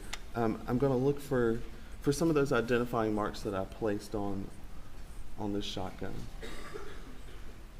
Yes, sir, I do recognize this shotgun. All right, tell us what that gun is.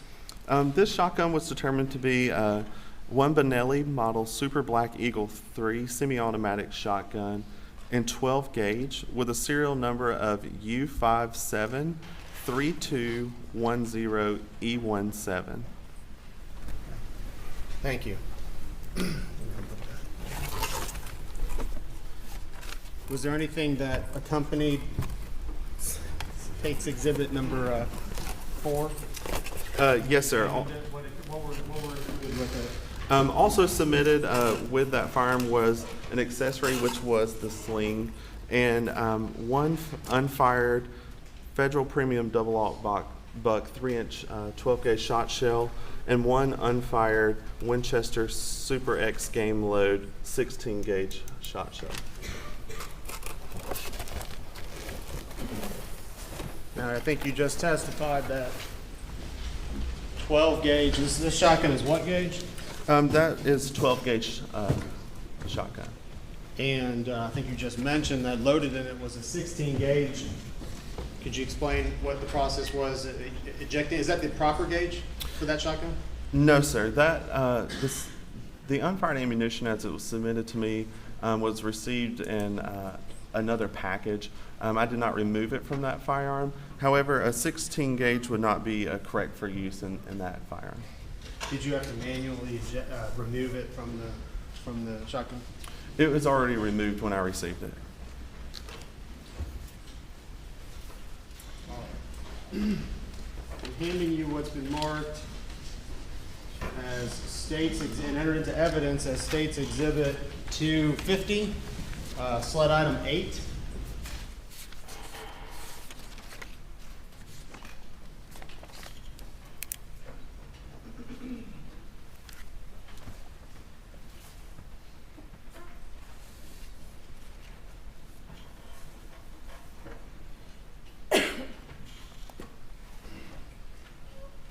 Item 8, sled item 8, but states item 250. Take a moment to review it and let me know if you are aware of what it is.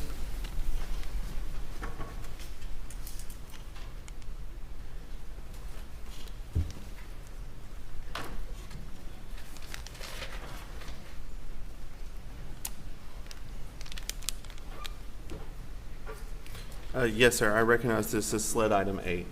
Okay. Did you have an opportunity to examine and review that item? I did. What did you determine it was or is?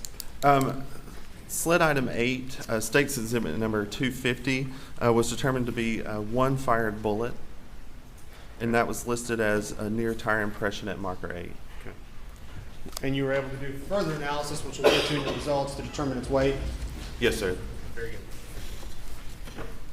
So as you testified before, this would be the bullet minus the casing that it originally came in. Is that correct? Yes, sir. That is just one fired bullet. And that's what it looks like when it doesn't have the back part on it? Yes, sir. That's just a bullet without any cartridge case attached to it.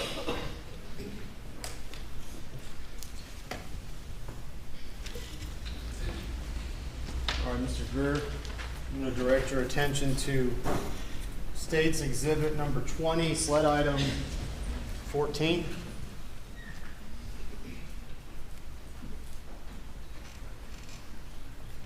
This is entered into evidence already. I'm going to hand it to you, then ask if you conducted an exam of this item.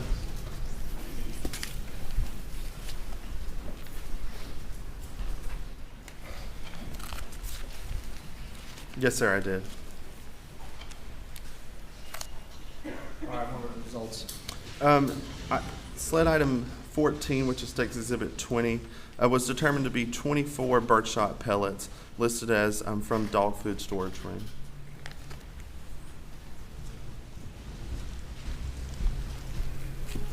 And can you repeat it for my purposes? These were pellets from what? Yes, sir. 24 birdshot pellets listed as from dog food storage room. You testified before and you presented what a shotgun shell looks like. Would that be what's inside a shotgun shell ultimately? Yes, sir. That would be an example of birdshot pellets that would be loaded into a shotgun shell.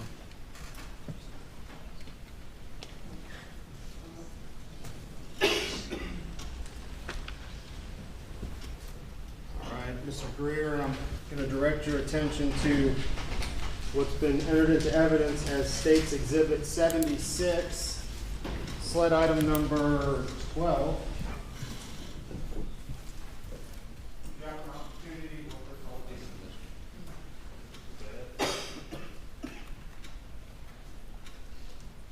Did you have an opportunity to review this item after you take a look at it?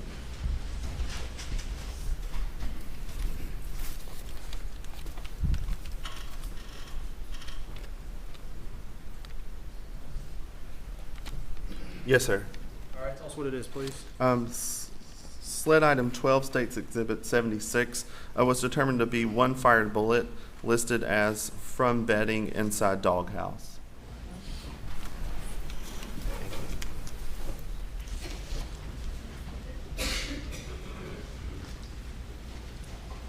I'm going to direct your attention to States Exhibit 102, sled item 11.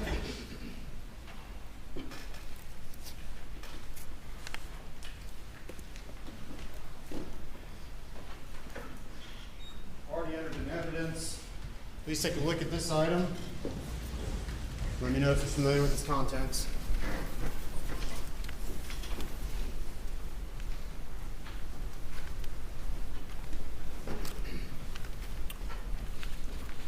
Yes, sir. This is sled item 11, States Exhibit 102, and that was determined to be one fired bullet jacket fragment, 3 bullet jacket fragments, and 1 piece of lead listed as defect in ground gravel marker 13. Thank you.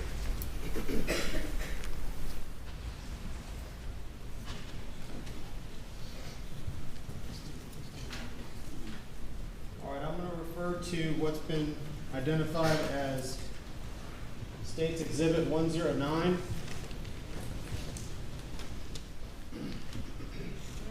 Sled item 137.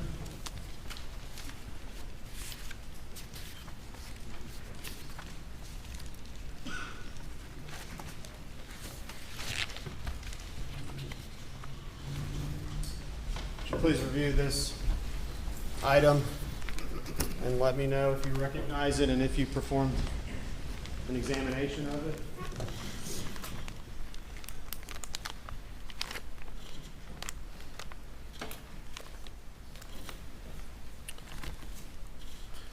Yes, sir. This is sled item 137, State's Exhibit 109, and it was determined to be one piece of lead listed as from hair on the item 92 dress. At this point, State would move for 109 to be admitted into evidence.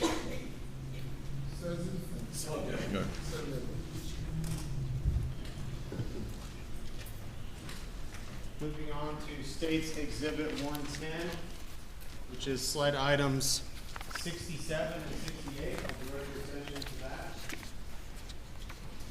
It's been marked as, for identification purposes, as State's item 110. No objection. All right, Mr. Greer, I'm going to show you what's been admitted as evidence as 110. If you would, please take a look at it. Let me know if you've recognized it and performed an examination on it.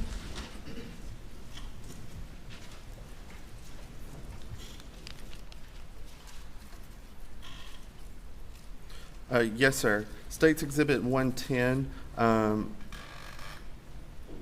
represents two sled items. Sled item 67, which I examined, determined to be 48 birdshot pellets listed as from left shoulder and head of Paul Murdaugh at autopsy. And sled item 68 was one piece of plastic listed as from left shoulder and head of Paul Murdaugh at autopsy. When you say where it's from, that's because that's what was identified on the item when it was submitted to you for review? Yes, sir. That's solely based on how it was logged into our system by the submitting personnel.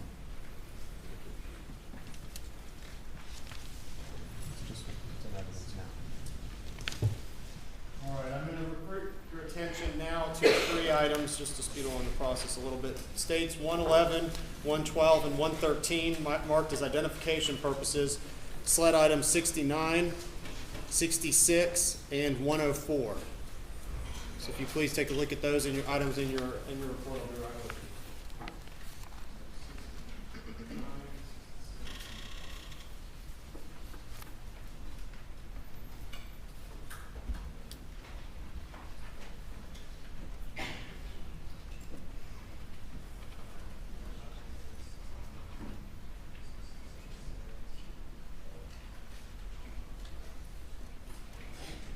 Ladies and gentlemen, we're going to break for lunch. We will resume in 1 hour and 15 minutes, 2:45. All right.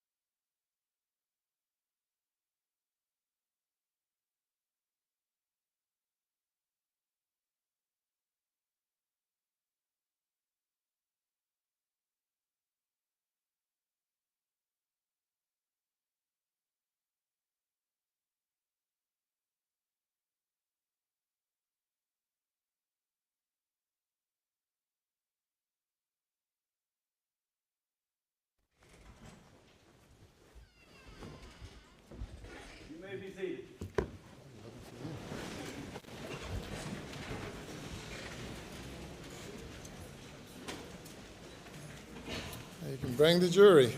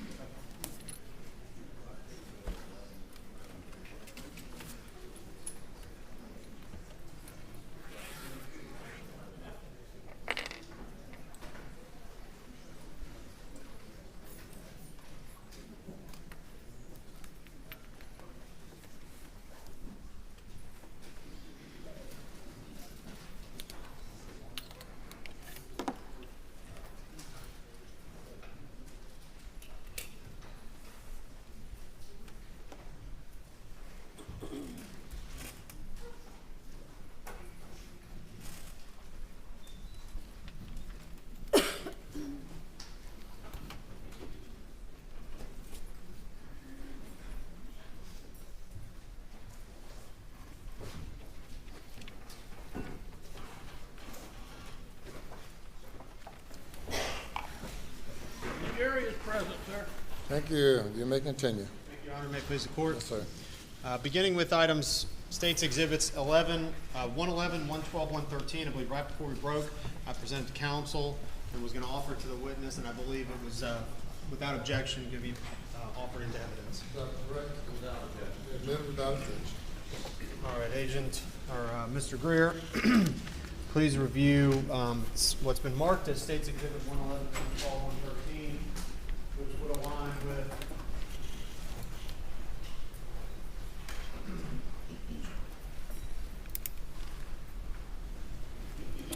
sled items 66, 69, and 104.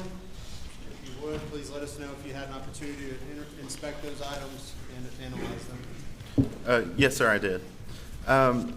State's Exhibit 112 is sled item 66, and that was determined to be 3 fired bullet jacket fragments and 7 pieces of lead listed as from Margaret Murdaugh at autopsy. State's Exhibit 11. 111? Yes, sir, excuse me, I apologize. 111 is sled item 69.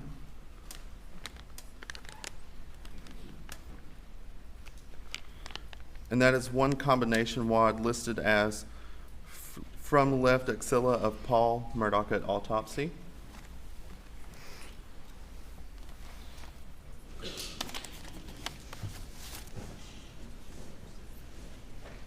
And State's Exhibit 113 is sled item 104. And that was 1 birdshot pellet listed as found with Paul Murdaugh's clothing. Thank you.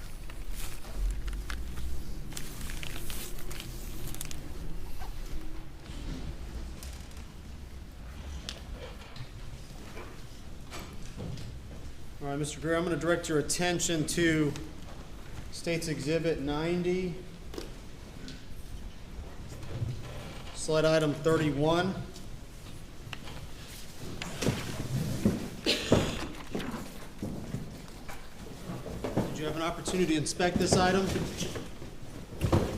I did inspect sled item 31. Is this the item you inspected? This firearm is unloaded, safe to handle. Yes, sir, I see my identifying marks as sled item 31 on this firearm. Tell us what this is. That was determined to be 1 Browning Model Auto 5 Light 12 semi-automatic shotgun, 12 gauge with serial number 03867NV211. And did you conduct further examinations on that firearm that we'll discuss in a little bit? Yes, sir, I did.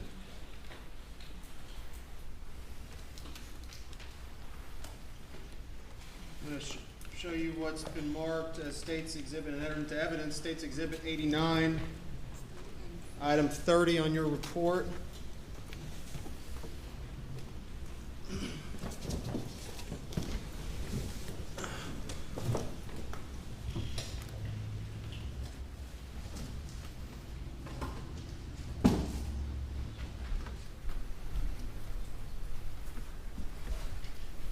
Did you have an opportunity to inspect that firearm?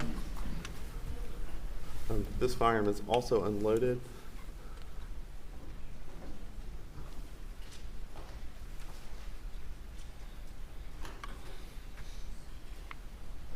Yes, sir, I did.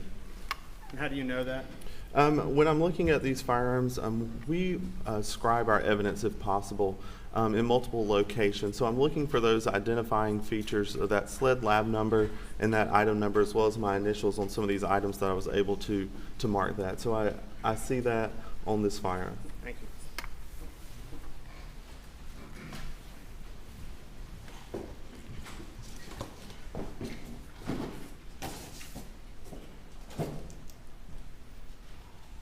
And for purposes of our results that we'll discuss shortly, did you conduct additional testing on that firearm?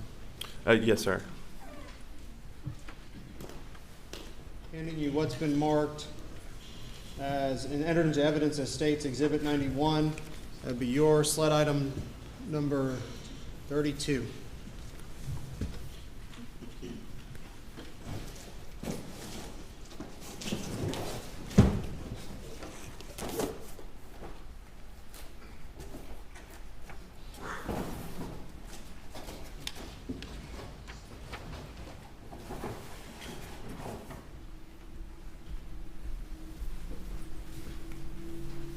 Tell me if you recognize that firearm, if you, in fact, were the one that received it and conducted examinations on it. This firearm's also unloaded. I'm going to look again for those identifying marks.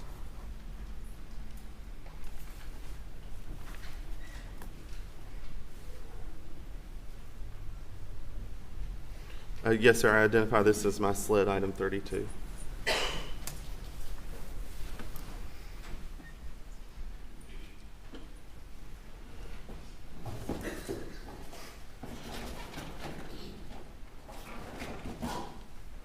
Lastly, I'll direct your attention to what's been entered into evidence as State's Exhibit 91, State's Exhibit 88, and SLED item 33.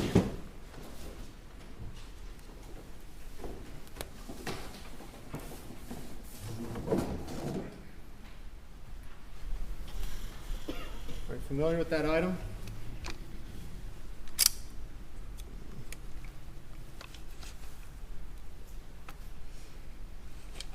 This firearm is also unloaded.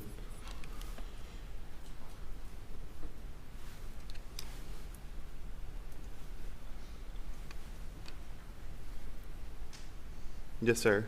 I am familiar with this item. Is that the item that you conducted tests on?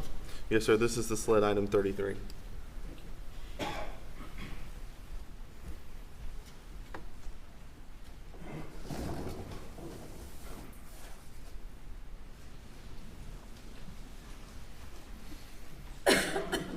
Attention then to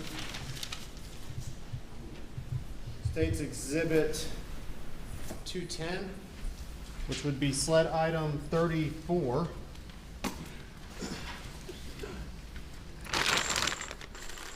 That's been entered into evidence collectively as State's item 210. Are you familiar with the contents of that evidence package? Yes, sir, I am. And what are they? SLED item 34, State's Exhibit 210, was determined to be 1 magazine and 26 unfired cellular and billow 300 blackout caliber cartridges. It was SLED item 34, but this State's Exhibit 210 included with the rifle we just took a look at? Yes, sir. It was submitted in the same package as the rifle.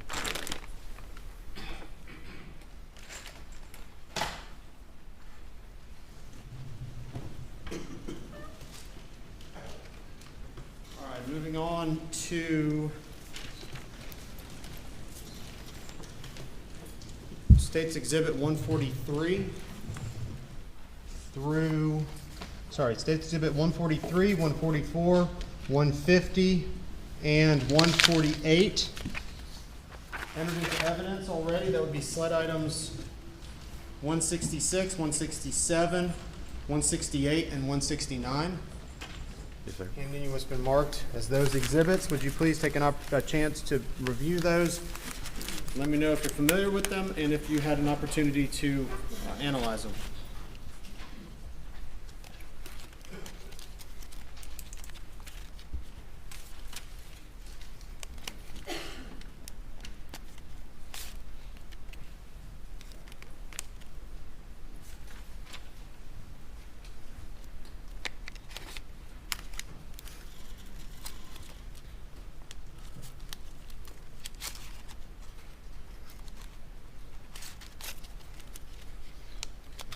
Yes, sir. I believe I have seen these items. Okay. Tell us what they are, if you would.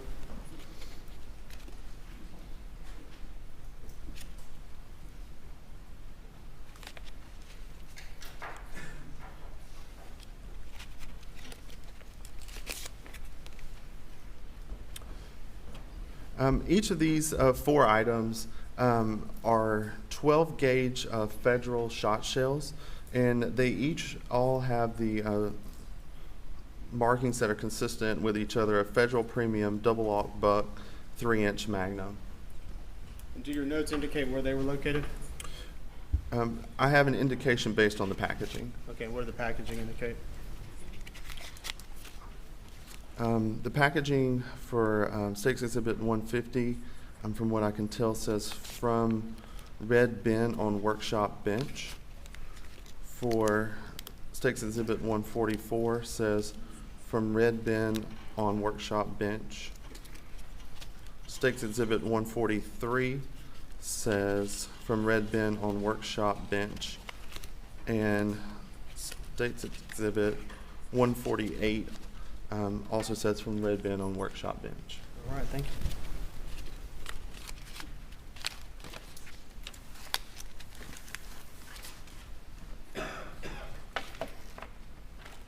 I'm now going to hand you what's been previously entered into evidence as State's Exhibits 145, 146, 147, and 149. That would be sleds number 162, 163, 164, and 165. Same as before. If you wouldn't mind, please take a look at those and let me know if you are familiar with their contents.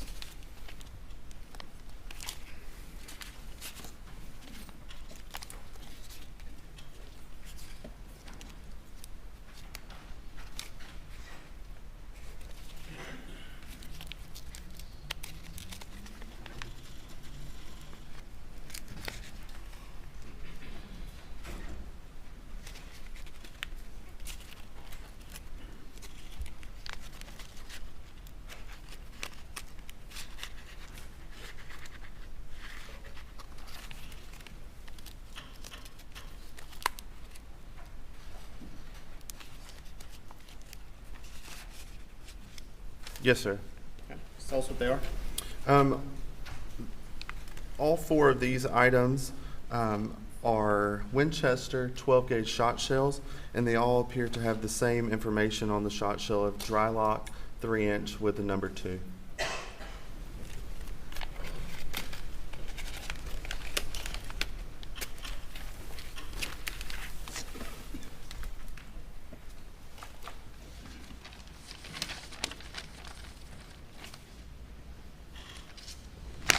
I'm going to hand you what's been previously entered into evidence as State's Exhibit 213, sled item 45. Please take a look at that piece of evidence and let me know if you are aware of what it is.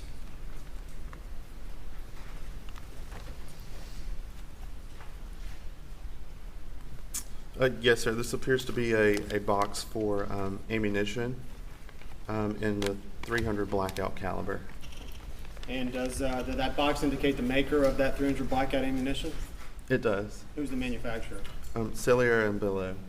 S&B? Yes, sir.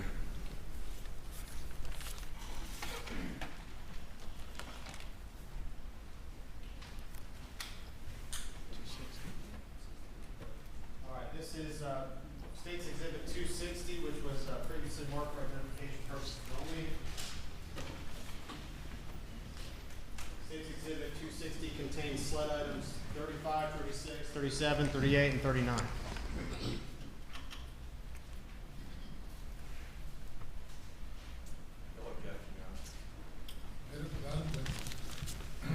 Greer, I'm handing you what's been now admitted into evidence as State's Exhibit 260.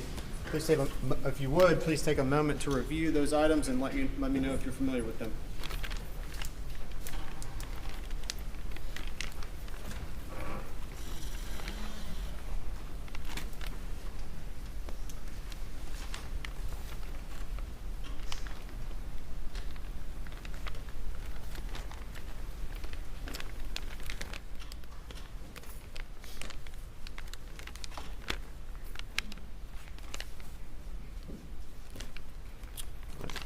Yes, sir. I am familiar with this evidence.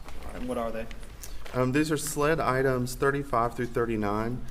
These were each fired 300 blackout caliber cartridge cases with the head stamp of Cellier and Bello. Thank you.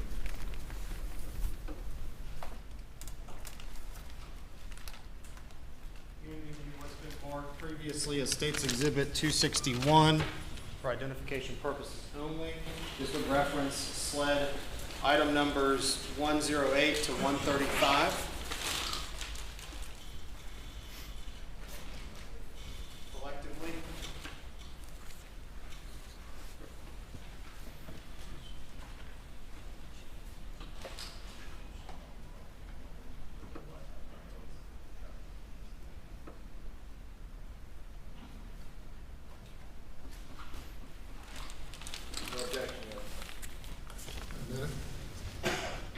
Agent Greer, these items now admitted under States Exhibit 261.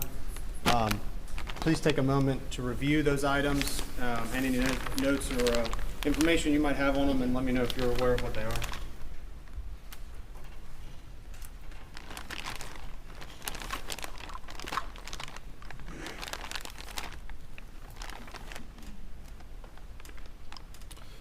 Yes, container AB was submitted to the laboratory, and it is to contain SLED items 108 through 135.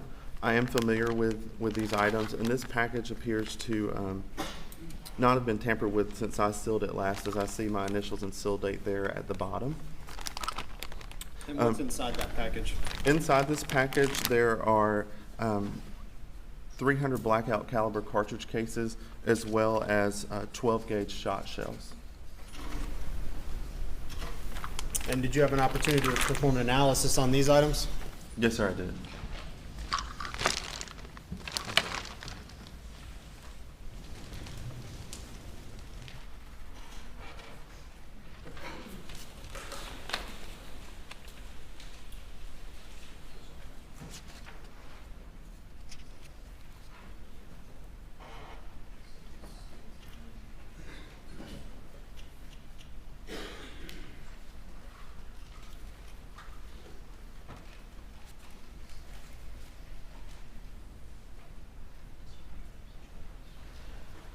Mr. Greer, I'm offering you what's been marked as States Exhibit 398. That would reference SLED item 22.4. And I believe without objection, we'll offer it into evidence. That's correct. If you would, please take a look at that item and cross-reference with your report and let me know if you're familiar with what it is.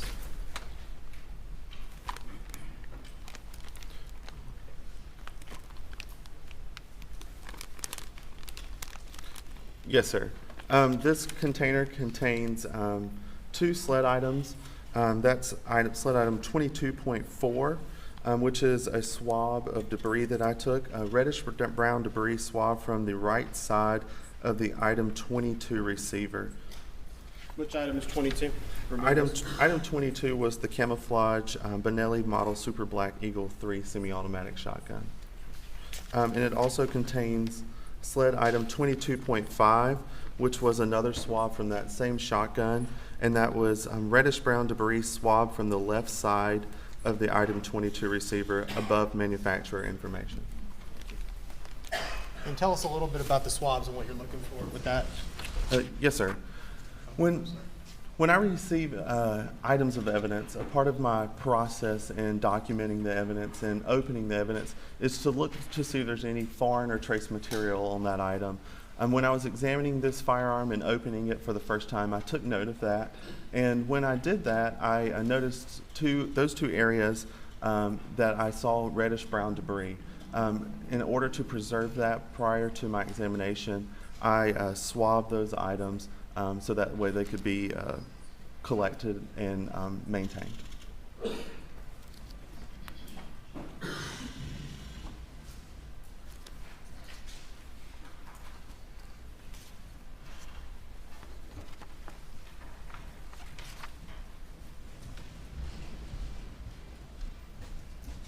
Mr. Greer, I'm handing you what's been marked as State's Exhibit 399, which references sled item 22.7.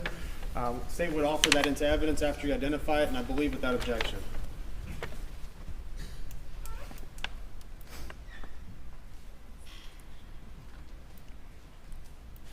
Yes, sir. I do recognize this, and this package is still sealed with my initials and seal date. Item 22.7 was the unfired 12-gauge shot shell that was submitted with the item 22 camouflage Benelli Super Black Eagle 3 shotgun.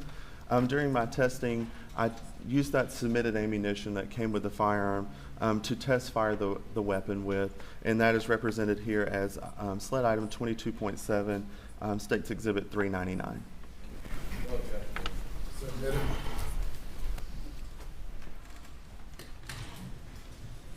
All right, Mr. Greer.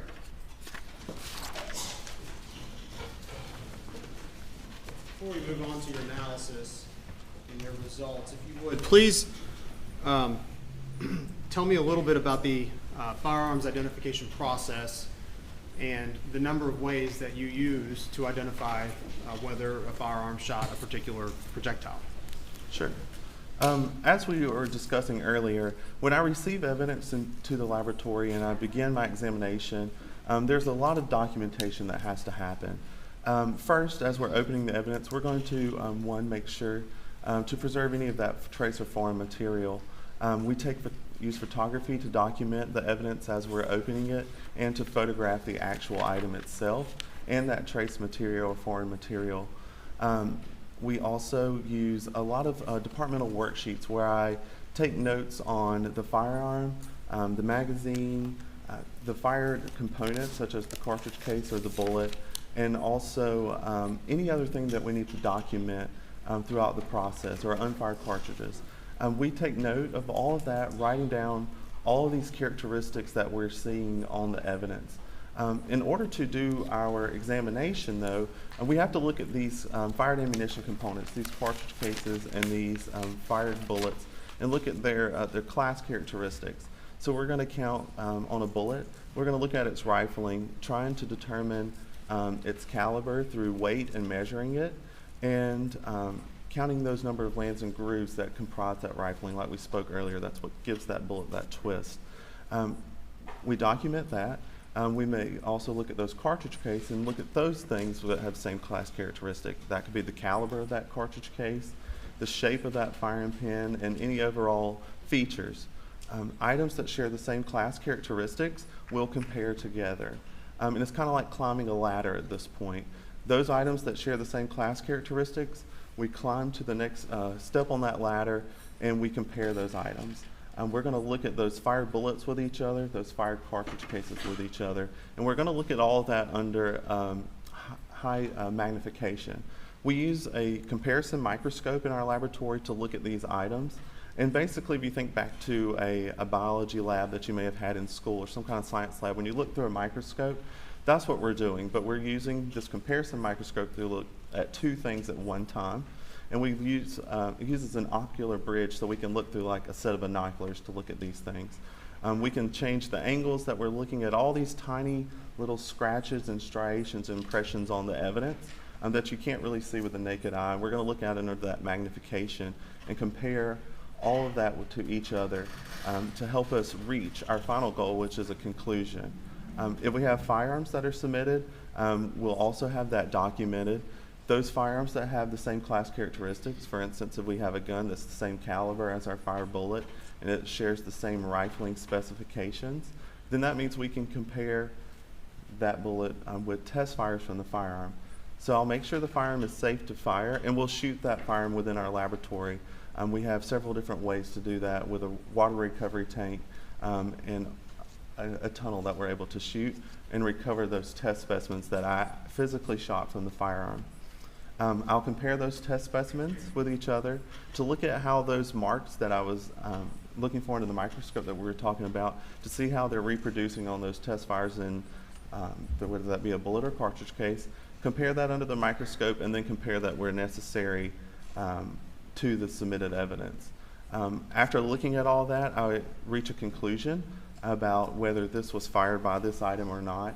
or whatever that conclusion may be. I arrive at that, and I write that conclusion down. At that point in time, another qualified examiner within our firearms department will review the evidence themselves. They'll look at all the submitted evidence and compare that with each other and with those test specimens that I fired and arrive at their own conclusion. If they're in agreement, then they'll sign off on my conclusions, and a report can be drafted. And that's how we get the information out to our customers through our report. At SLED, we have the 100% micro verification process, where everything that we're issuing a conclusion on is reviewed by another examiner. So that case file, all that documentation that I generate goes to that examiner or reviewer. It undergoes a technical review and an administrative review before a report can be released. And in a nutshell, that's how we work each case. There are different parts, there's different items of evidence that we get in each case, but that's a quick overview of how each case has worked, and that process was applied to this case. Thank you. Mr. Greer, speaking of the peer review process that goes on in the lab, is that conducted blindly, meaning the person reviewing your report doesn't know what your findings are? That's correct. Okay. Could you explain, so the subsequent reviewer doesn't know what you decided in your first prime opinion, is that right? Right. I'll look at the evidence myself, arrive at a conclusion, and the second examiner will look at it and come to their conclusion on their own. Once they have arrived at their own conclusion, looking at the evidence with their own eyes on the microscope, they'll read my results to see if they're in agreement with what I have determined or not. And that, I think you just testified, but was that done in this case? Yes, sir, it was.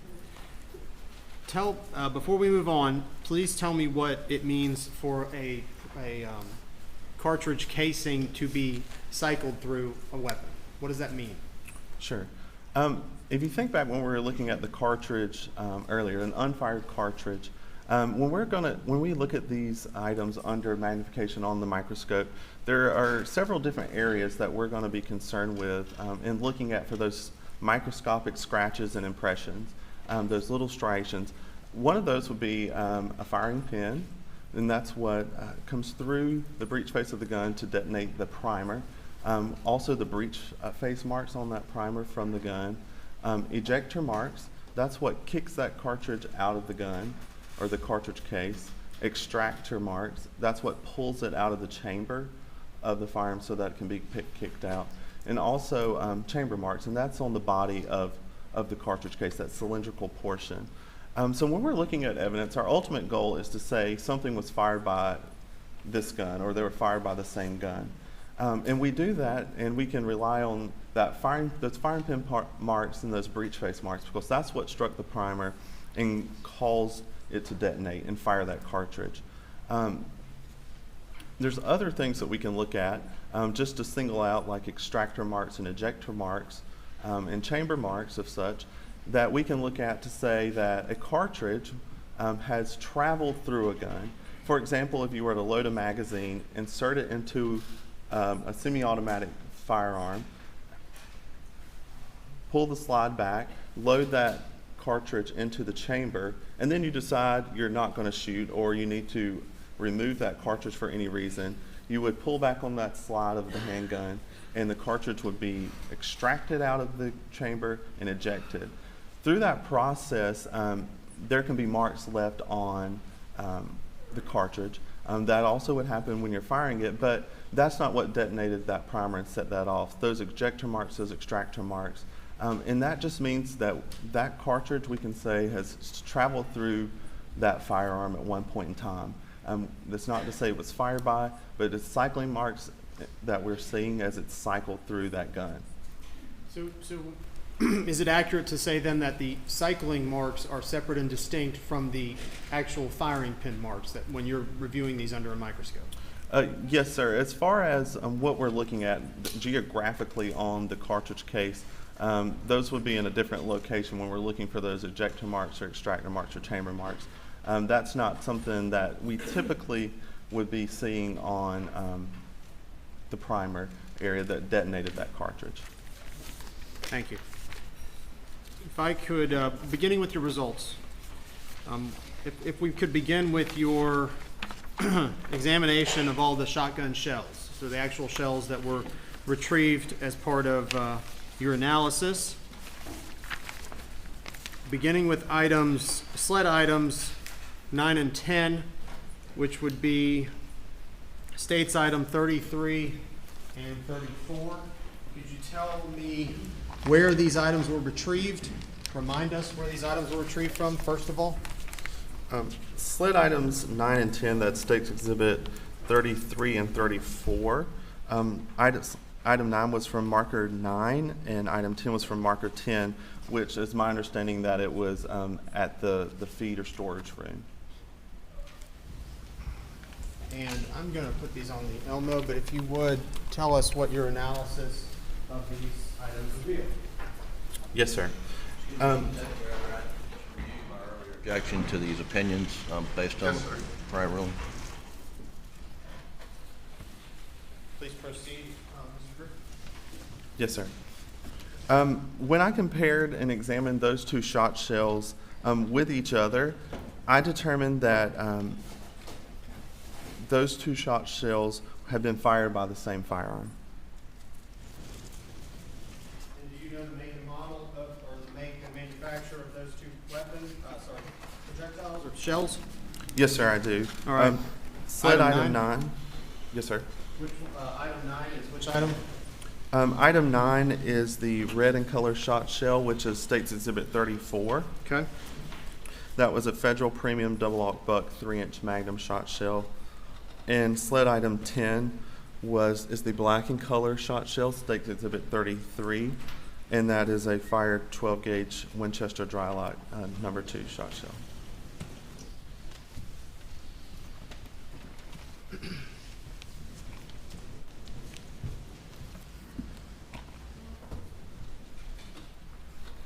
All right, Mr. Greer, moving on to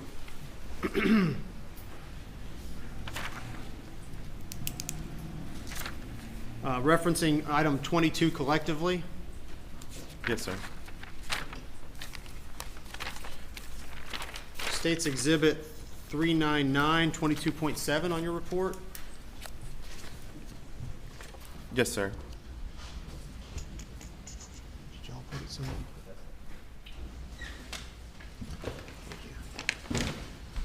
This would be States Exhibit 399. Did you have an opportunity, or could you tell us what that is? Yes, sir. That was the unfired 12-gauge shot shell that was submitted originally with the item 22 shotgun, which is the camouflage color Benelli shotgun. Could you go ahead and open that package for us, please? Yes, sir. Do you have scissors or just?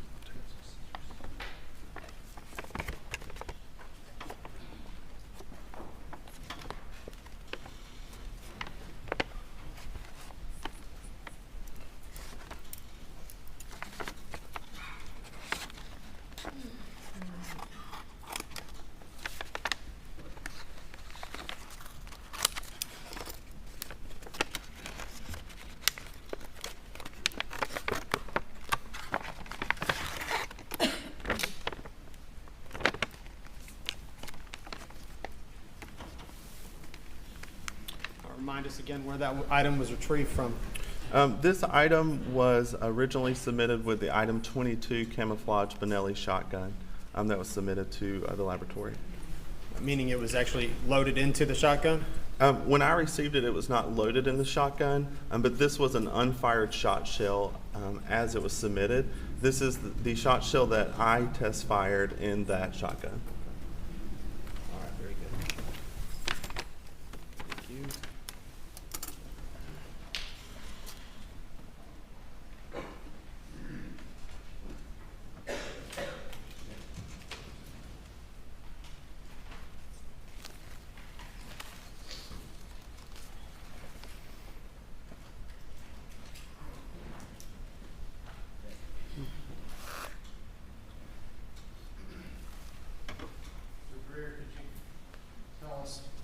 I'll put it on the Elmo. Tell us what the make and manufacturer of this item is. Yes, sir. This is also a 12-gauge federal shot shell, and on the shot shell itself, it also says Federal Premium Double-Aught Buck 3-inch Magnum. Direct your attention back to states item 34. Are those two items consistent with each other?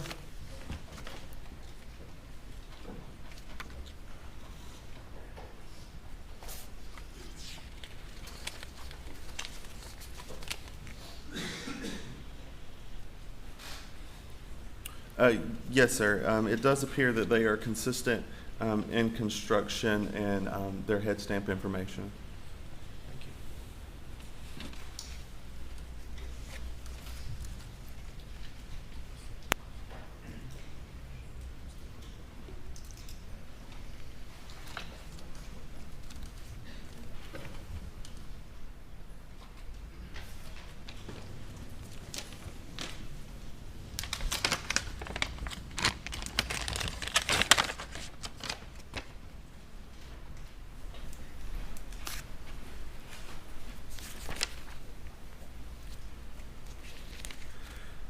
If you would, since let's work through the number of firearms that were identified by you. Did you have an opportunity to test those firearms with the projectiles retrieved?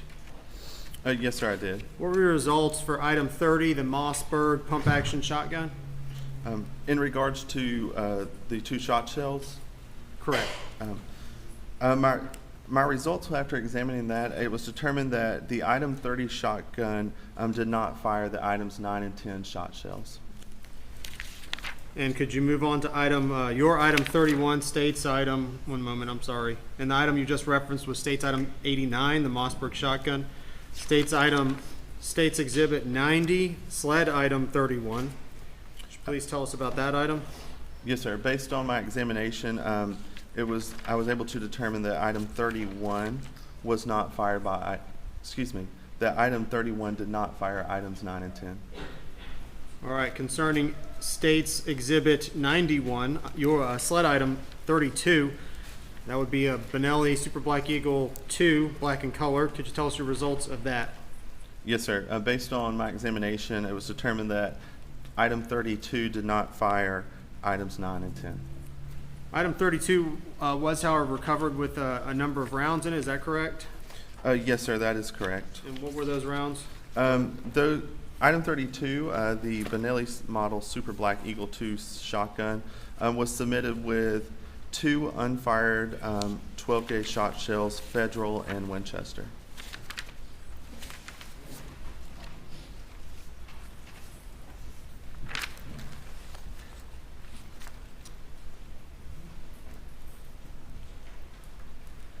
All right, did you have an opportunity to compare the shot shells with item 22, the camouflage color Benelli Super Black Eagle 3?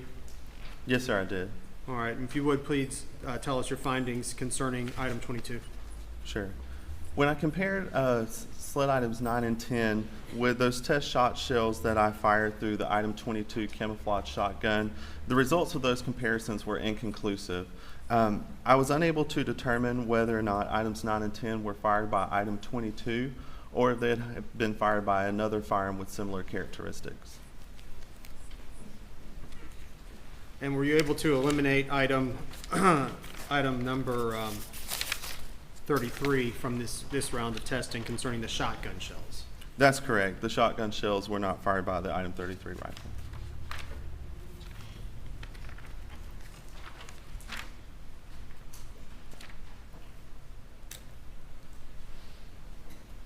Moving on to your results, moving on to your testing, or did you conduct additional testing of 300 blackout rounds?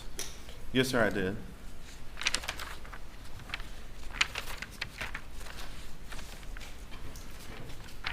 And of the cases of the ammunition, both fired, spent, so shell casings, or unfired ammunition, were the ones we examined today that were retrieved from the scene, what make and manufacturer were they of? The cartridge cases were head stamped with the S&B logo and 300 blackout caliber. Did you have an opportunity to test fire and examine sled item 33, states item State's Exhibit 88. The 300 blackout rifle, black in color. Yes, sir, I did. All right, could you please tell us your results from that examination for that weapon? In regards to test firing the weapon? Correct. Yes, sir. When I examined item 33, I test fired it using the item 34 magazine. That was the magazine that was packaged alongside the rifle. During that test firing, the first available cartridge in the magazine, as I inserted the magazine into the firearm, it was fed and chambered into the rifle correctly and as I expected. The cartridge was successfully test fired, and then it extracted and ejected from the rifle, again, as I expected it to. However, as the firearm cycled, meaning when that bolt was coming back forward to load the next available cartridge in the magazine, it failed to feed that cartridge into the chamber, and I had to manually cycle it to load the next cartridge into the chamber. That issue did not prevent me from test firing the firearm, and no further analysis to determine that cause was conducted. Referencing your results, slide item 128 in your exam, were you able to identify any cartridge casings that would have been fired by item 33 rifle? Your item 33, State's Exhibit 90, State's Exhibit 88. Yes, sir, I was. And just to be clear, we're talking about this 300 blackout rifle. Is that correct? We're talking about your item 33? Yes, sir. That is sled item 33 that I examined and test fired. What were you able to identify with the rounds recovered, 300 blackout rounds recovered? Please list their item numbers as well. Yes, sir. So I compared all the 300 blackout cartridges that I received, and based on my examinations and comparisons, I was able to determine that sled item 38, 109, 110, 121, 126, and 127 were fired by the item 33 rifle. And those would be various items that were recovered that we've been through and identified in the State's exhibits. Is that correct? Yes, sir, that's correct. So some of them you would say were fired by item 33? That is correct. I know you mentioned before with item 33, or sorry, State's Exhibit 89, I'm sorry, State's Exhibit 88. I know you'd mentioned before that it wasn't working properly. Does that inhibit your ability to test it in any way? No, sir. I was able to test fire that firearm and recover those test specimens that I needed in order to make those comparisons. Do malfunctions occur in firearms from time to time? Yes, sir, they can occur. But nevertheless, you were able to simulate you were able to fire the weapon eventually? Yes, sir. I was able to test fire the weapon and recover those test specimens that I needed. All right, I'm going to reference sled items 2 through 7, 35 through 37, 39, 108, 111 through 120. Do you understand which items I'm referencing? Yes, sir, I do.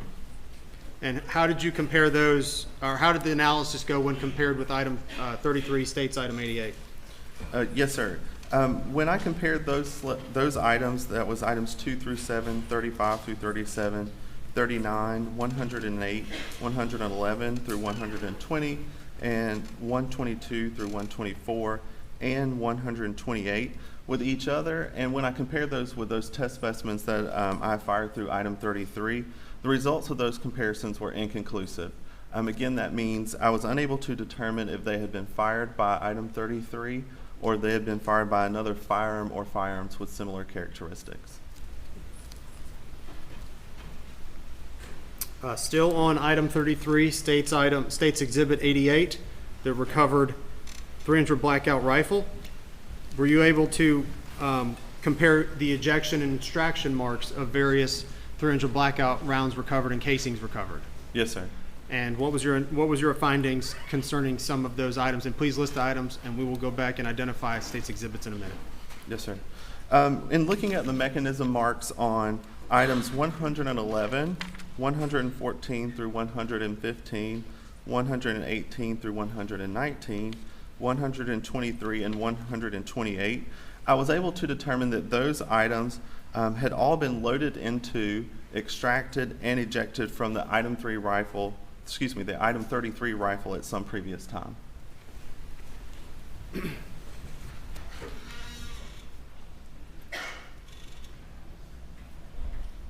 right. Mr. Greer, I'm going to ask you. I'm going to renew my objection to the next opinion that he's about to offer based on our prior rulings, just for the record. Yes, sir. It's not, Prior arguments and understanding the court's rule. yes, sir. Mr. Greer, I'm going to real quick reference on your chart, on your list, items marked sled items 2 through 7, 35, 36, and 37, and sled item 39. And that would be states exhibits 63 through 68.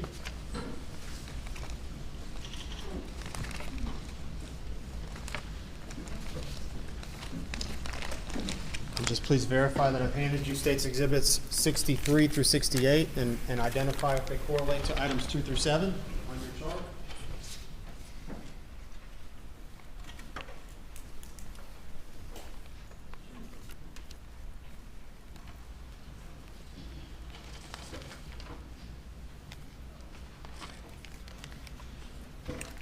Yes, sir. These states exhibits 63 through 68 are sled items 2 through 7.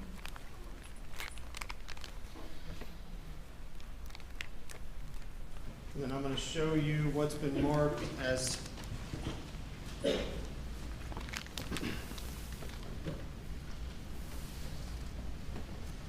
the court's indulgence. States Exhibit 260. I think it's it.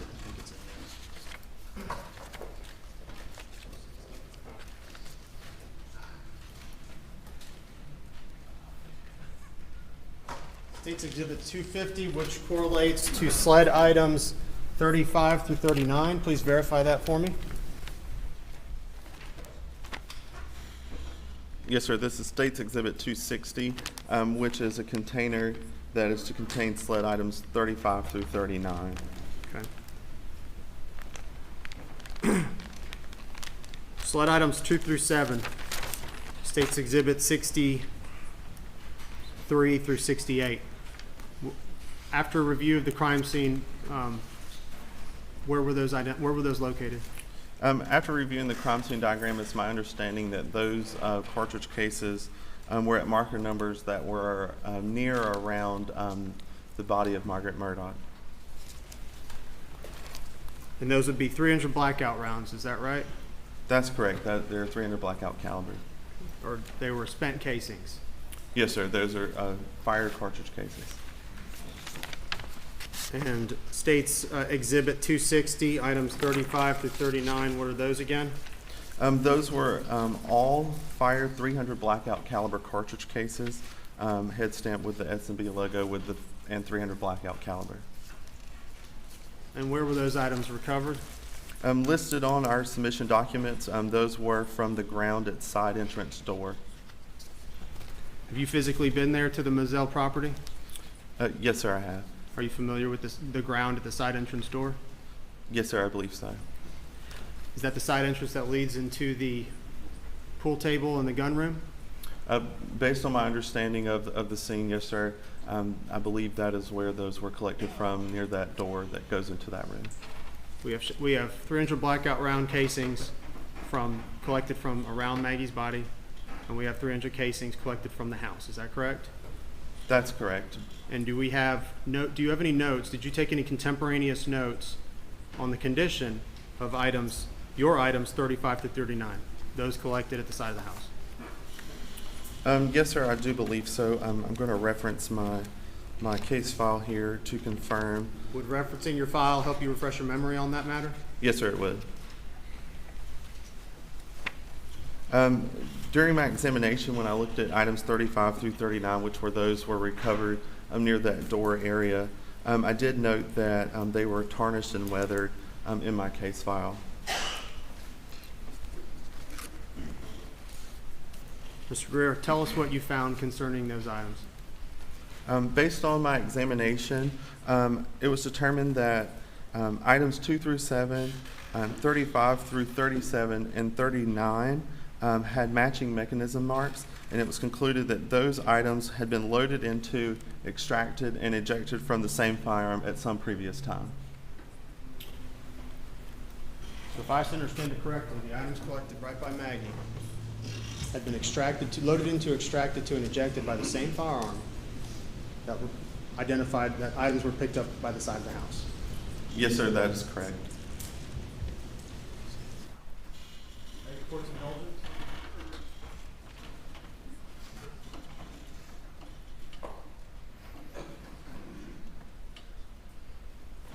Additional items were collected as well, and did you have an opportunity to analyze those?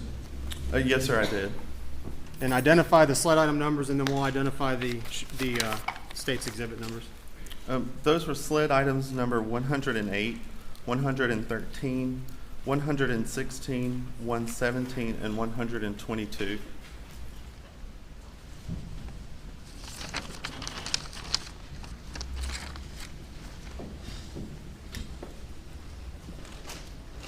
Handing you what's been marked as State's Exhibit 261,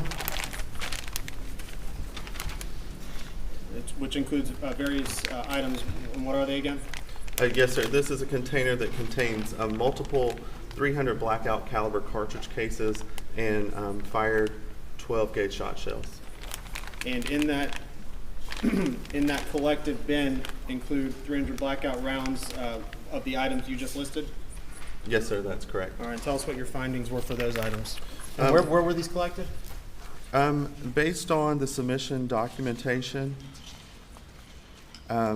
those were collected from areas such as from to the left of a shooting chair near field, from a right corner near field, from in front of a shooter's chair, under a table. Would you like me to identify each location? For those items, have you had an opportunity to review some body-worn camera footage and evidence and kind of identify what that actually meant? Oh, yes, sir. And generally, when it says left leg and right leg and near the front or back, what is it talking about? It appears that there's some type of shooting area that those were collected from. Okay. What were your findings concerning those items? It was determined that those items, and to include items 108, 113, 116, 117, and 122, also had those same matching mechanism marks, to conclude that they had been loaded into, extracted, and ejected from the same firearm as those at the crime scene around Margaret Murdaugh's body, and those several recovered from the home. So the items collected around Margaret Murdaugh's body matched the items collected outside the house, which matched items that were collected in the field at the shooting range.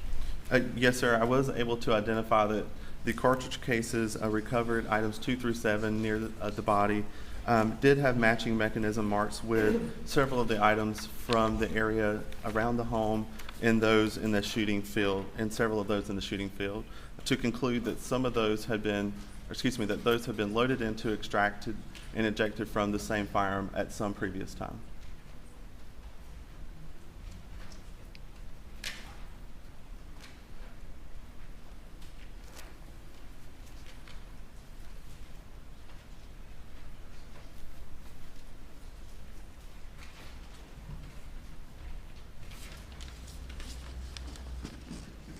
I'm going to reference slide item 8. That would be state's item 250, state's exhibit 250. I'm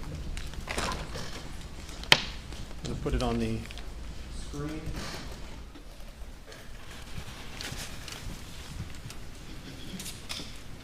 What is that item again? Remind us, please. Sled item 8 was one fired bullet, determined to be 300 blackout caliber, listed as near tire impression at marker 8. Recovered from the scene? Yes, sir, at marker 8. Is that a fire projectile?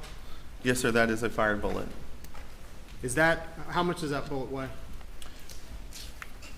According to my notes, when I weighed that projectile, it weighed approximately 147.4 grains. Handing you what's marked as Exhibit 213. Remind us again what that is. State's Exhibit 213 appears to be an ammunition box marked cellular and bellow and 300 blackout caliber. What are the grains indicated on that box? On the side of this box, it has information about the projectile, and it says 147 grains on the side. Is State's Exhibit up on the Elmo, is that consistent with a 147 grain projectile?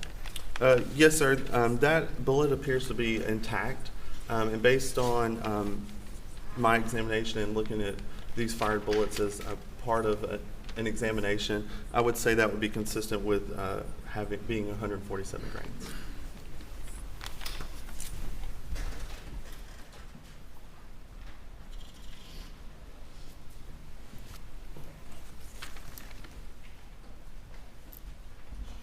You have an opportunity to inspect sled item 12. Yes, sir, I did. Tell us your results of that. Sled item 12 was one fired bullet, determined to also be 300, most consistent with being 300 blackout caliber, and it was listed as from bedding inside doghouse. And did you have an opportunity to weigh that projectile? Yes, sir, I did. And what was the results of that? When I weighed that projectile, it was approximately 146.8 grains. 147 grain unfired ammunition? Yes, sir, I would say that would be consistent with 147 grains.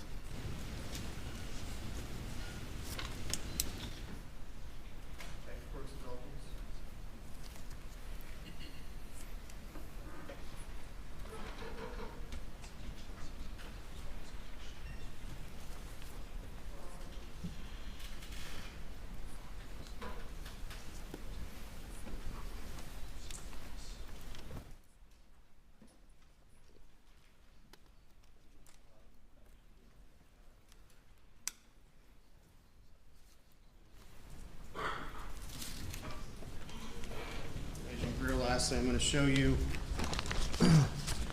what's been marked as state and entered into evidence as State's Exhibit 143, 144, 148, and 150. Could you please remove those collectively and let me know if you are familiar with the make and manufacture of those items?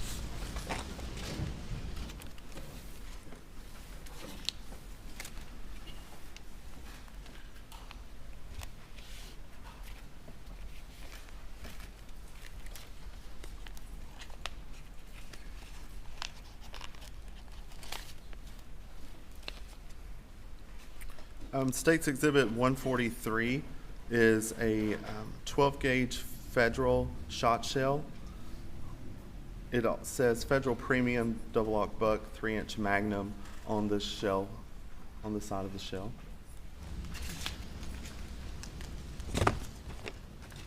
State's Exhibit 144 is also a 12-gauge Federal shot shell. On the side of it, it says Federal Premium Double-Aught Buck 3-inch Magnum.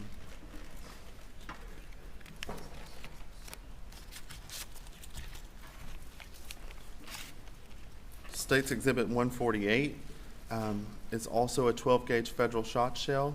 On the side of it, it says Federal Premium Double-Aught Buck 3-inch Magnum.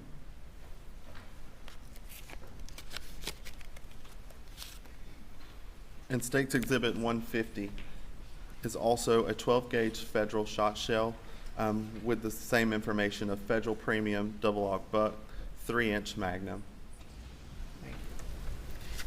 Are all of those 4 exhibits that you just reviewed of the same manufacturer and same make and model? Yes, sir. They appear to have the same information and also in their in their construction as well. So if I use one for demonstrative purposes, all the rest are the same? Yes, sir. They appear to be all consistent. Showing you what you just identified. This would be States 143. this the item you just looked at, Mr. Greer?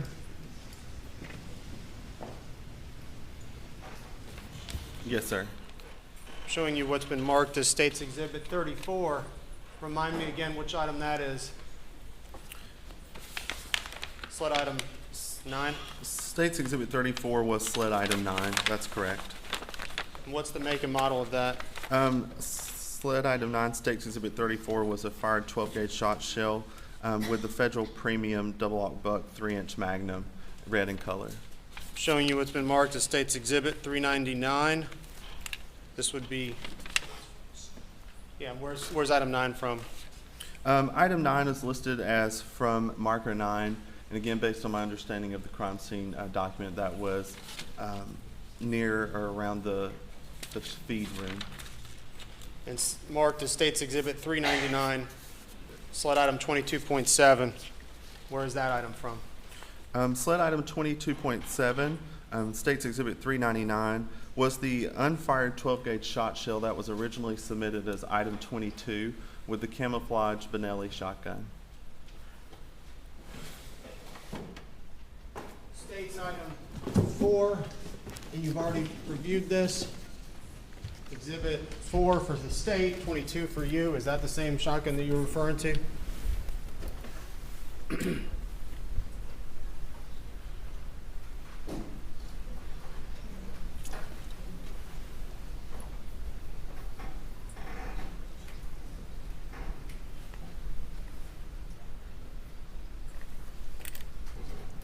Yes, sir. This is my item 22 shotgun. Camouflage Benelli Super Black Eagle 3. Is that right? Yes, sir. That's correct. And all those items are of the same model and manufacturer. Is that correct?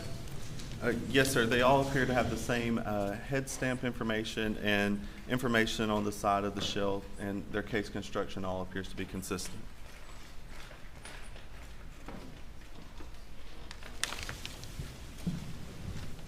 Reference your item 10 now.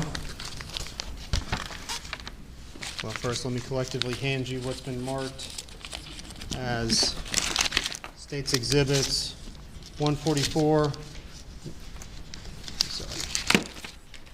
State's Exhibits 145, 146, 147, and 149 collectively. Please take them out individually, review them. Let me know if you recall what they are. Make and model, make and manufacturer is what I'm interested in.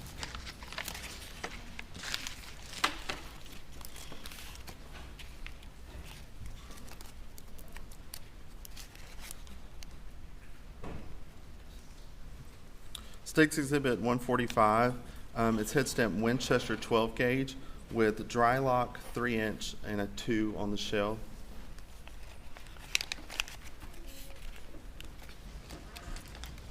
State's Exhibit 146 is head stamp Winchester 12 gauge. On the shell it says dry lock 3-inch number 2.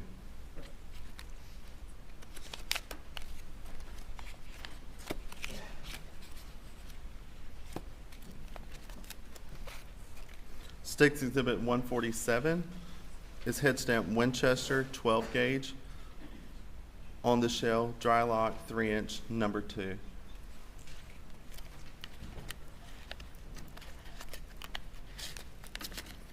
And State's Exhibit 149, head stamp Winchester 12 gauge. On the shell, dry lock 3-inch number 2. You know to indicate where those items were recovered? Based on the packaging. What is the packaging? Where does the packaging indicate those items were recovered? The packaging for State's Exhibit 145 says from a state box on bookshelf in gun room. State's Exhibit 146 says from Kent box on bookshelf in gun room. State's Exhibit 147 says from nightstand in Paul's room. And State's Exhibit 149 says from a state box on bookshelf in gun room.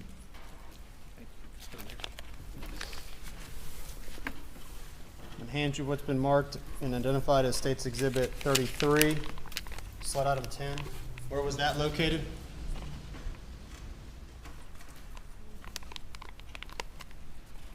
Sled item 10, again, was a fired 12-gauge shot shell, head stamp Winchester 12-gauge, on the side, dry lock 3-inch number 2, and that was located at marker 10, which again, based on my understanding, was near that feed room. Identify, please, the make and manufacturer of that item. Yes, sir. It was head stamp Winchester 12-gauge, and on the shell it says dry lock 3-inch 2. Is that consistent with the make and manufacture of all the other items you just reviewed? Yes, sir, it is.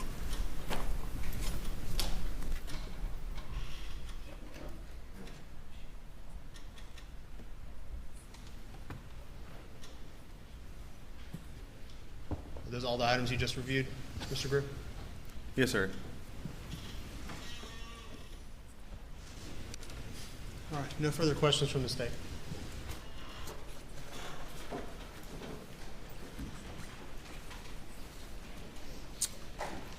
We'll take a few minutes break, ladies and gentlemen. Do not discuss the case.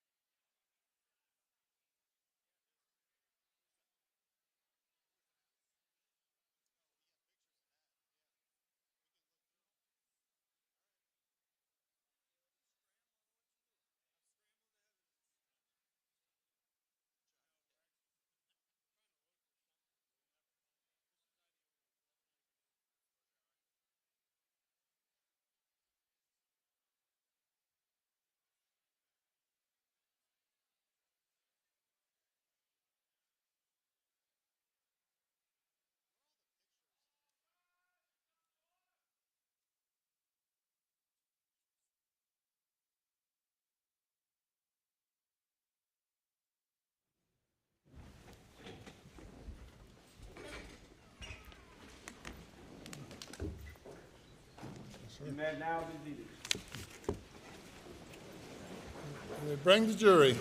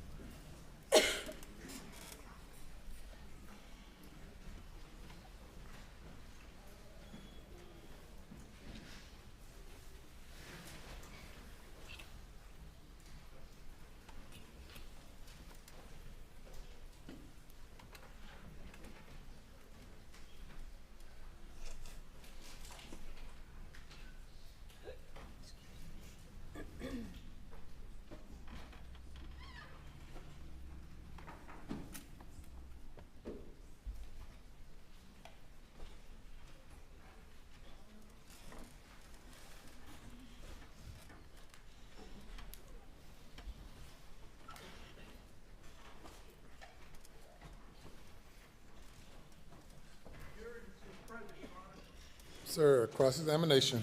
Thank you, Your Honor.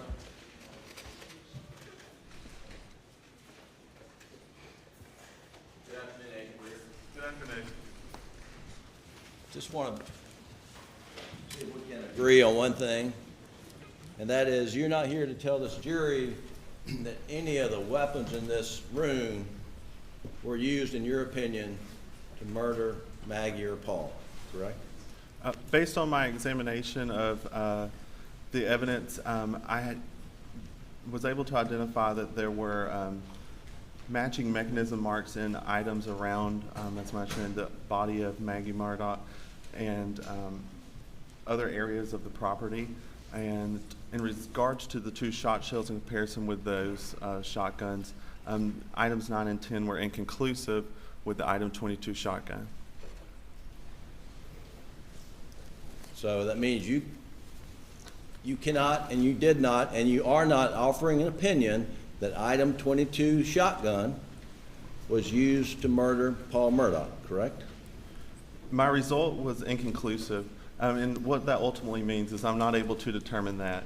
It's a possibility that it could have been fired by that shotgun, and it also could have been another firearm with similar characteristics. Meaning it's just equally possible it wasn't that gun. That's possible.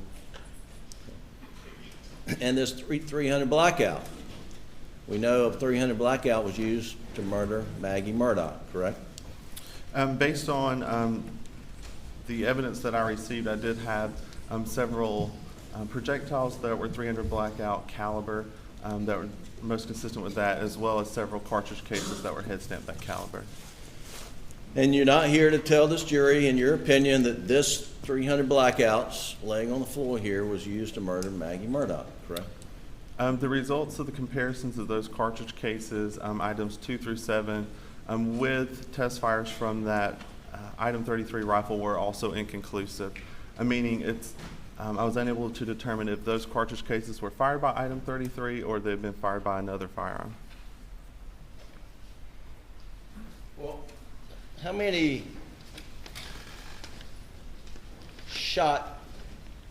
cartridges were found at the murder scene of 300 blackouts? Do you remember? Based on my understanding of the crime scene, I believe I was only submitted items 2 through 7, so that would be 6 fired 300 blackout caliber cartridge cases. And again, I was not at the scene to recover those. That's just what was submitted to me and based on my understanding of the evidence. Okay. I'm gonna stay on the 300 blackout for a moment, and I'm gonna show you what we marked as Defendant's Exhibit 69. Previous comment on that. Excuse me? Just what I previously. Yeah. And you have your file there, but take a look at Defendant 69 and see tell us if you recognize that document as coming from your firearms file report, excuse me, extended report.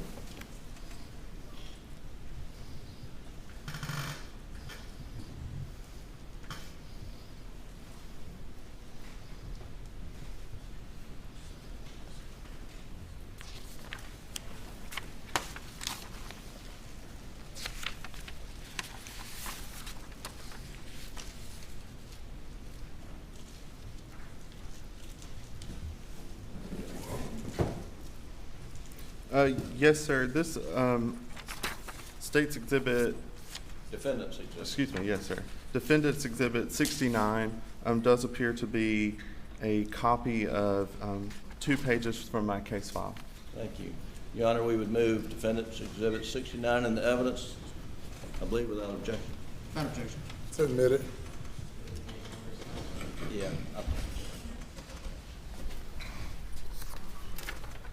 This is page number 67 and 68. We're going to pull it up on the screen. And while we're doing that, Agent Greer, is this your worksheet for the 300 blackout that's here in the courtroom and sled item 33, which bears State's Exhibit number 88? Yes, sir. That would be a copy of my worksheet for sled item 33. Okay. And this is the item that you're not prepared to tell the jury here that, in your opinion, was not used to murder Maggie Murdaugh. Based on my examination of the cartridge cases, or several of those cartridge cases that were recovered from all the locations, the results of those comparisons were inconclusive. I'm unable to determine if they were fired by that firearm or by another firearm or firearms with those similar characteristics. But you did test fire this item 33, correct? Yes, sir, I did. And on the second page of Exhibit 69, Doug, if you'll pull up the description of what happened, and if you'll tell the jury what problems you encountered when you test fired item 33, which is State's Exhibit 88. Yes, sir. During the test firing, I loaded the magazine with cartridges. That was sled item 34. And I inserted that into the magazine well of the sled item 33, the rifle. I chambered the first available cartridge into the firearm and fired it. That went as expected. The cartridge was fired. It extracted and ejected from that firearm properly. However, as that bolt was going back forward, I would have expected it to pick up the next available cartridge from the magazine. However, it didn't. And I had to manually cycle that bolt again to load the next available cartridge from the magazine.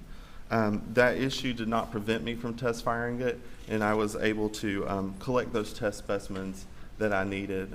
And no further analysis to determine the cause of that was conducted. So when you say you had to manually, it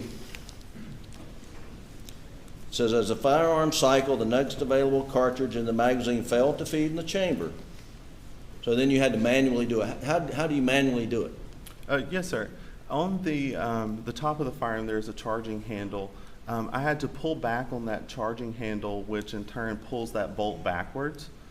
And when I did that and released it, it was able to then go forward on its own and pick up the next cartridge from that magazine that was inserted into the firearm. Okay. And you had to do that every time you fired Exhibit 88, is that correct? Yes, sir, I believe so. During my test firing, I did have that phenomenon occur. So is it fair to say Exhibit 88, item 33, was malfunctioning when you tested it? It did not work as I expected it to. I would have expected it to fire and load that next cartridge as it should.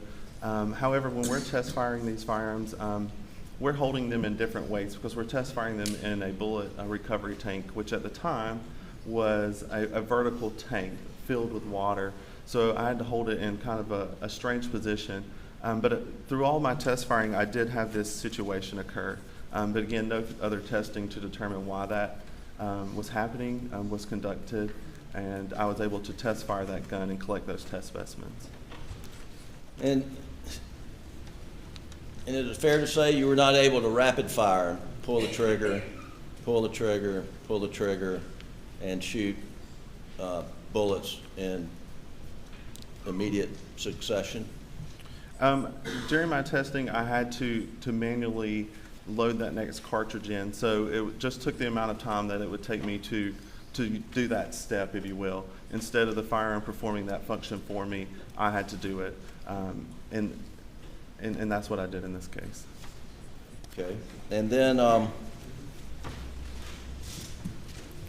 right, were you able to get the projectile out of the water tank and compare it to the two projectiles found at the murder scene, I believe? I don't know if it's item 8 or, as part of your analysis, did you compare ejectiles from item 33 to the projectiles found at the scene? Yes, sir, that is correct. I did collect those test-fired bullets from our water tank, and I did compare that where appropriate with the fired projectiles that were submitted. And did you reach any conclusions based upon that projectile comparison? Yes, sir, I did. And what were those conclusions? Based on the observable physical characteristics of items 8 and 12, those are sled items 8 and 12, I determined those to be most consistent with .300 blackout caliber. Item 8 may be suitable for identification with other evidence, and item 12 sustained damage, and it was unsuitable for identification with other evidence. That means that due to the damage that it had sustained, there were no identifying features that I saw under the microscope that I would use for identification purposes. I also received several other projectiles and fragments that I compared to the item 33 rifle. Due to damage in their size, the calibers items 11, 66, and 137 could not be determined. They were just too small for me to make any determination about their caliber. Due to damage and the limited marks of value that I saw on item 11, specifically the fired bullet jacket fragment and the item 66 fired bullet jacket fragments, I was concluded that those may or may not be suitable for identification, and compared those later on to the rifle. Based on the no marks of value that were displayed on the item 11 bullet jacket fragments, item 11 piece of lead, and item 66 pieces of lead, I determined those were unsuitable. So again, due to there being no marks of value for me to compare, I was unable to compare those with those test bullets. Item 137 bore some type of strided marking. However, I was unable to determine the origin of those marks and use those for an identification purpose. And it was determined that it was also unsuitable. Lastly, the 3 items that I did compare with those test specimens that fired from those rifle, which were item 8, the item 11 fired bullet jacket fragment, and the item 66 fired bullet jacket fragments, the results of those comparisons were also inconclusive with each other and with those test specimens, and that was due to damage and just insufficient markings for us to base our opinion on. It could not be determined whether those items were fired by item 33 or by another firearm or firearms with similar characteristics. So Exhibit 250 is the projectile that was found by marker 8, I believe. Just confirm that one, please.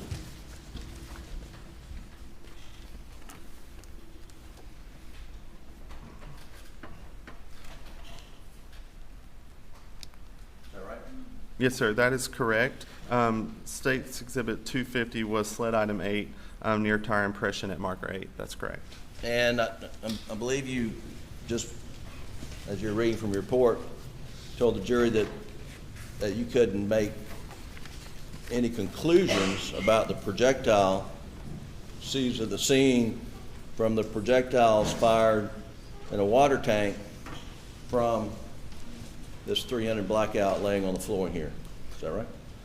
That's correct. The results of those comparisons were inconclusive, so I'm unable to determine if item 8 was fired by the rifle or by another firearm with similar rifling characteristics. Well, aren't the rifling marks on a projectile as it goes through the barrel more reliable when making firearm identifications than most any other tool marks that you rely upon? I wouldn't say they're more reliable. We do rely on the rifling in that barrel to mark those projectiles, and that's what gives those markings on puts those markings on those bullets. So we're able to look at them and do a firearms identification examination on them. Tools, firearms, all mark evidence. Again, I was unable to do that in this case, and my results were inconclusive. I mean, that's due to the damage that these may have sustained and to just insufficient markings that were on the bullet when I looked at it. There was not enough of those markings on there for me to determine if they were fired by item 33. But item 8, exhibit 250 there, do you recall whether there was human organic matter on that projectile when it was recovered? Let me refer to my notes. I don't have documented in my notes that there was any foreign material or trace on it as I received it. But we know that that projectile was recovered at the murder scene at marker 8. Is that right?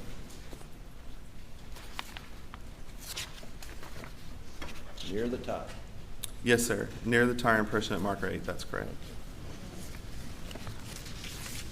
And you made comparisons of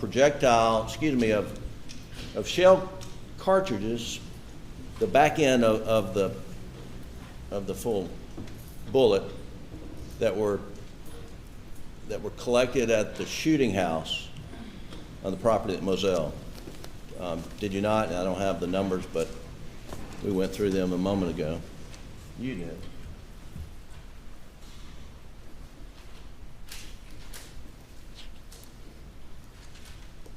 You remember? Well, let me ask you to take a look at the projectiles that were found. I believe they're items, well, nope. They are items 108 through 125. I'm not sure what their state exhibit numbers are, but if you look at 108 through 125 in your report, those are spent .300 blackout caliber cartridge cases. Sled items 108 through 125 was determined all to be fired .300 blackout caliber cartridge cases. And in your report, it references left of shooting chair near field, right front corner, etc. Maybe you don't know, but or are you aware those were collected at a gun house at a firing range on the property? Yes, sir. And I'm going to back up. I misspoke earlier. It's 108 through 124 are the .300 blackout caliber cartridge cases. But based on my understanding of everything, yeah, there was some type of shooting field or stand that I believe those were collected from, and that kind of seems to coincide with the item descriptions, which is what I'm familiar with. Okay, and were you aware that when you're sitting in the shooting house and you're target practicing, that there was a earthen berm that the shots were fired into? No, sir. I've never seen this area. Okay. Would it have been helpful to your analysis if investigators had dug out items from that earthen berm of the projectiles, such as what's sitting in front of you as State's Exhibit 250? We're able to look at bullets that are submitted. We don't have any type of restraint. It may have been helpful. Bullets, as we've seen here, come to us in all shapes and sizes due to their damage that they may have sustained. So I'm unable to really answer that question without seeing the evidence and determining if it would be helpful. Okay. I want to ask you a little more about the conclusions that you've reached as documented in your report. And particularly focused on item 128, and I'm still talking about the Buster's 300 blackout that's laying on the floor here in the courtroom. And just so we're clear, there were items, the cartridges that we talked about, the back end of the bullet, that you were able to conclude that they were fired by this gun, right? Yes, sir. I was able to determine in looking at the totality of the marks on those cartridge cases that there were items submitted to me have been fired by that firearm. And your conclusion that they've been fired by this gun, and we're talking about the cartridges. One is cartridge 38, which is up by the residence, correct? Yes, sir. Sled item 38, that's my understanding, and it was submitted as being recovered from near a door. Well, and that's the door that you testified that you saw when you went on the property. Yes, sir, I believe so. That's my understanding. Okay. And so it's been a long week, 2 weeks, but there was a sled agent early in the case who had body cams going around picking up spent shell cartridges adjacent to that door, and you believe this is one of those, correct? That's my understanding, that those items came from the area outside that gunroom door. And you concluded that item 38, along with some other items found at the shooting house, which would be, well, 109 and 110, you concluded. Where are 109 and 110 found? Yeah, that's the shooting range, correct? Yes, sir. As submitted to the lab, collected item 109 was collected from right front corner near field, and item 110 was in front of shooter's chair under table near field. Okay. And so, one spent cartridge found next to the door up at the main residence at Moselle, and then you've got 5 found at the shooting range that you say, in your opinion, were fired by this gun. Yes, sir, that is my opinion. But then you've also matched other cartridges, according to your report, items 111, 114, 115, 18, 19, 123, and it says 128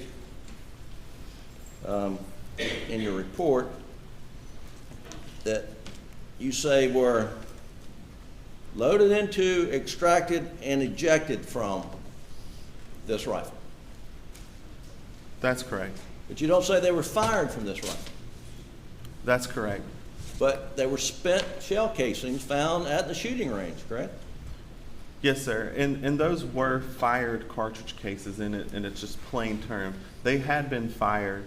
When I'm looking at the totality of all these markings, again, we go back to those 5 areas that we're really going to look at. The marks that I saw that were in agreement, that I made that conclusion and based my opinion on, were those ejector or lug and extractor marks, and that's not what detonated that primer. So that's the difference there. So we know those marks can occur when that cartridge or fire cartridge case is cycling through there, but that's not what detonated that cartridge, and that's the difference in that result. Yes, sir. Well, let's look at it from the other side of the coin. So you're saying that the breech marks on the primer, where the firing pin hit the primer, did not match up. Items, rifle 33, the breech marks on the firing pin didn't match up on these spent cartridges. 111, 114, 15, 118, 119, 123, 128. No, sir. When I did compare all of these cartridge cases to each other and with those test cartridge cases fired from it, those items, 111, 114, 115, 118, 119, 123, and 128, due to insufficient corresponding markings on those on that primer and in those breech face marks, I was unable to determine if they were all fired by item 33 or by another firearm or firearms with similar characteristics. I did examine those, and the results of those comparisons were inconclusive. So you're saying you didn't, you're not telling the jury they don't match, it's just you couldn't match them. They're inconclusive. My results of those comparisons were inconclusive, yes, sir.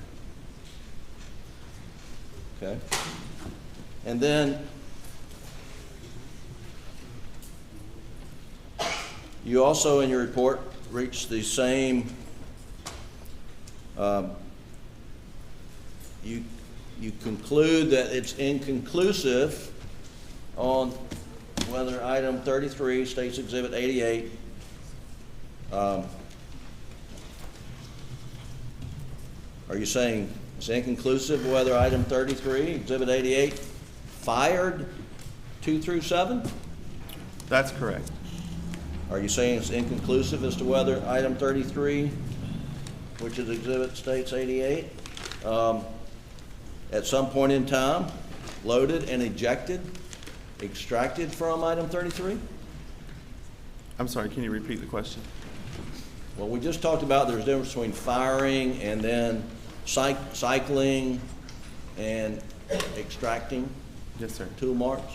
Yes, sir. Did you look at State's Exhibit 88 to see if the extraction marks matched up to items 2 through 7? Based on the evidence that I received, I was able to determine that items 2 through 7 had those matching mechanism marks with items 35 through 37, 39, 108, 113, 116 through 117, and 122, to conclude that those items have been loaded into, extracted, and ejected from the same firearm at some previous time. But you can't identify the firearm,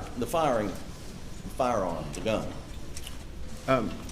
Correct. In terms of being fired by, I was able to determine that several items have been fired by that rifle, and the results of those comparisons with the other items, items 2 through 7, 35 through 37, 39, 108, 111 through 120, 122 through 124, and 128. Those comparisons with each other and those test cartridge cases fired by the item 33 rifle were inconclusive. And so, let's see if I can understand what you're talking about with regard to your conclusions on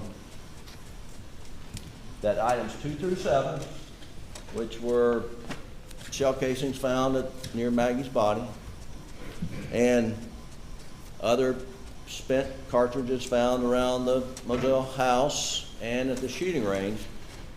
You conclude that they were loaded into, extracted, and ejected from the same firearm at some previous time. That's correct. And for those, I guess we have the same issue. You looked at the primer, the breech marks on the primer, and you couldn't make any conclusions on those, right? When I looked at the primer area where those breech face and firing pin impressions are, the results of including that in a fire-by result were inconclusive. And that is the results for items 2 through 7, and 35 through 37, 39, 108, 111 through 120, 122 through 124, and 128. And again, aren't the breech marks in the firing pin, aren't those more reliable than extractor marks when you're doing an analysis? During the marking of these specimens, if you will, through firing, the machining process to create those firearms, we see tool marks on fire cartridge cases and fire bullets from multiple different processes. I can't say that one's more reliable to mark than the other. It's all due to the machining process, and also due to the individual wear and tear of that firearm through use of it in repetitive use or abuse of the firearm. That can also add to the markings in each of those locations that we're looking at, whether it be something from the breech face, from the firing pin, those extractors and ejectors, or even the rifling in the barrel. All of those variables can play into those markings and how we see those and how they reproduce on our evidence and how individual they are to each gun. Well, that does bring me to another point. Isn't your opinion based upon conclusion that every 300 blackout manufactured in the world, whether it's put together by John Bedingfield or mass assembled at Palmetto State Armory or anywhere in the world, that each one, when they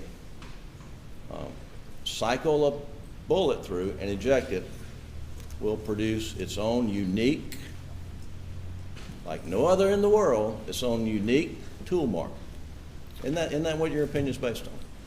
Again, during the manufacturing of these components. Is that a yes or no? I would like to explain it a little more. Your Honor, can I get a possible. yes or no and then an explanation?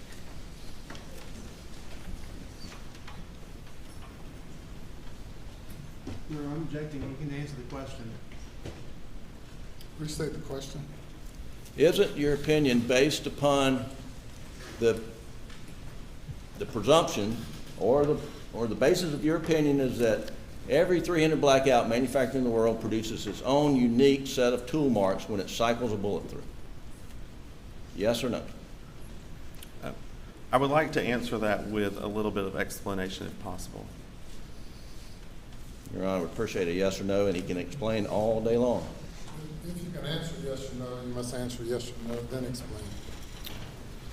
Can you repeat the question one more time? I apologize. Is it your opinion, in this case, about the shell cartridges being fired from the same 300 blackout? Isn't that based upon your presumption that each 300 blackout manufactured in the world makes unique tool marks when it cycles a bullet and ejects it?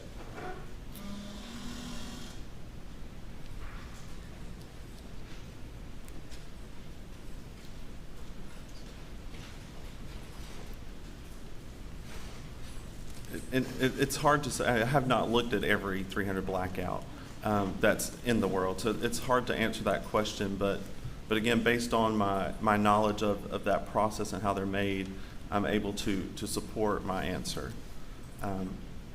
without answering it in a yes or no manner, I suppose. But you're saying you found shells here, cartridges here, cartridges there, cartridges at the murder scene, and they all have not all the marks are identical, but enough marks are close enough to being identical. In your opinion, they were fired by one weapon in the world.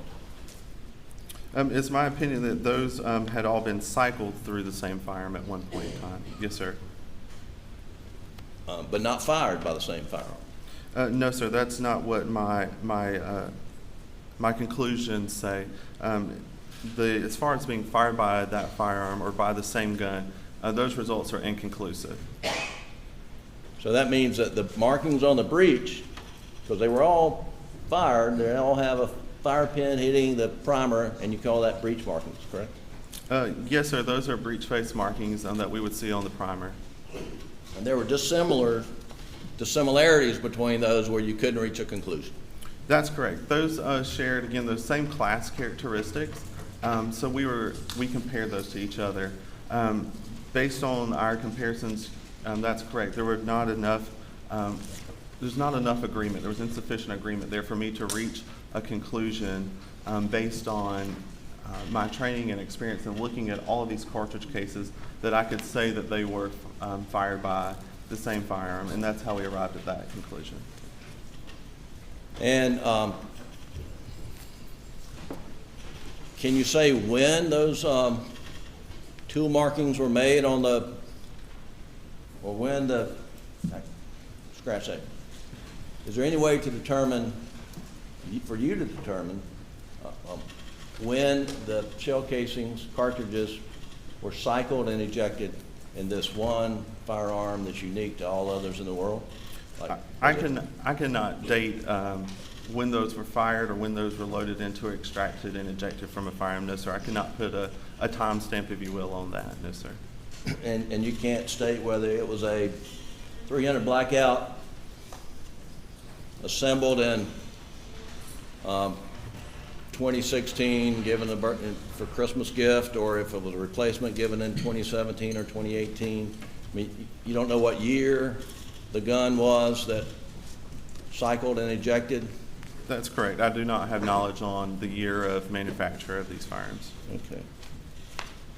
Now let's move on to the shotguns. And you were, clear a few things up. You were shown a lot of items that were taken, unfired shot shells. And this is 12 gauge. I'm going to show you exhibit 143, 144, 145, 6, 7, 8, 9, 10, all the way to 50. And I'm not going to ask you to take these out, but I want you to take a look at all those and tell me when those were seized or taken into evidence in this case.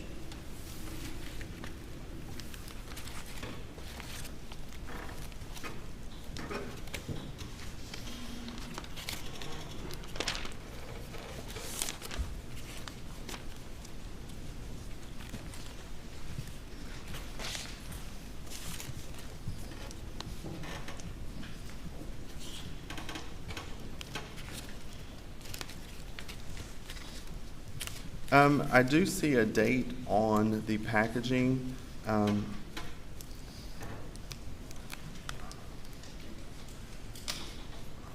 of these packages are ripped right through it. That states 9/13/21. Okay. And so you understand that is June, July, 3 months after these murders, correct? Yes, sir. That September 13th would be several months after the murders, yes, sir.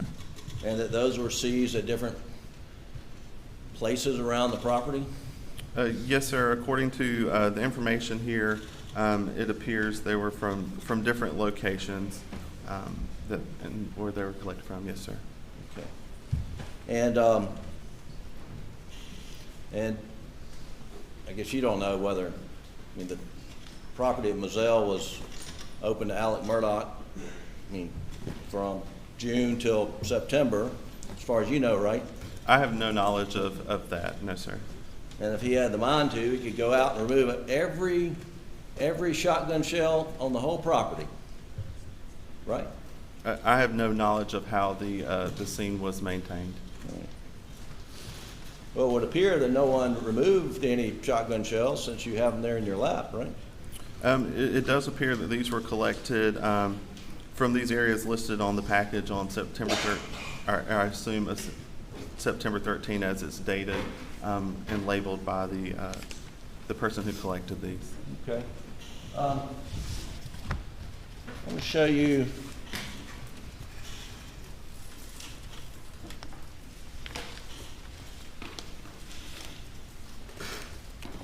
Exhibit 63 and 60, what I marked is Exhibit 63 and 64. And these are pages 51 and 55 from your report.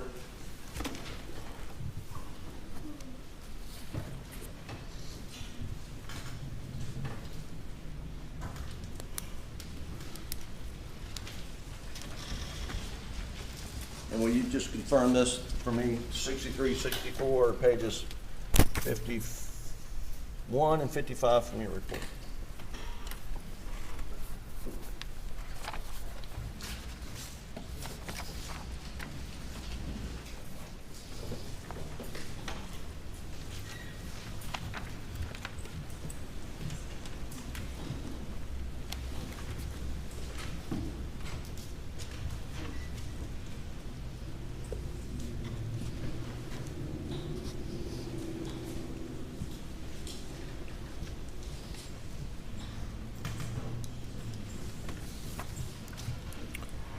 Yes, sir. I do recognize Defendant's Exhibit 63 appears to be a copy of an Item 10 worksheet for the fired shot shell.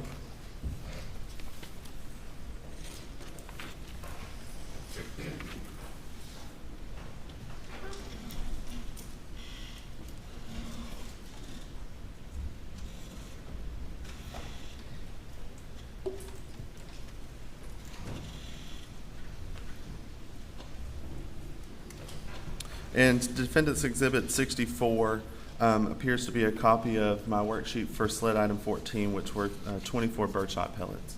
Thank you. Your Honor, I'd like to introduce into evidence Defendants 63 and 64 at this time.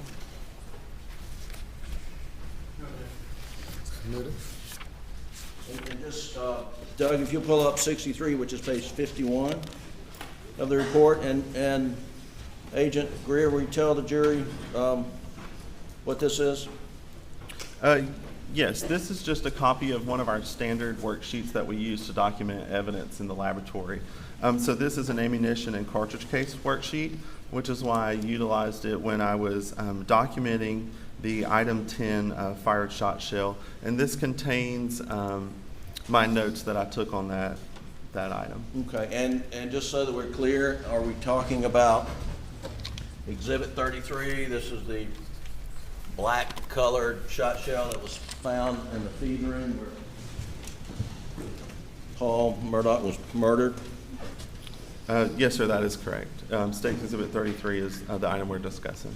And you have a name under notes. It says on shot shell, it says, quote, dry lock 3-inch 2.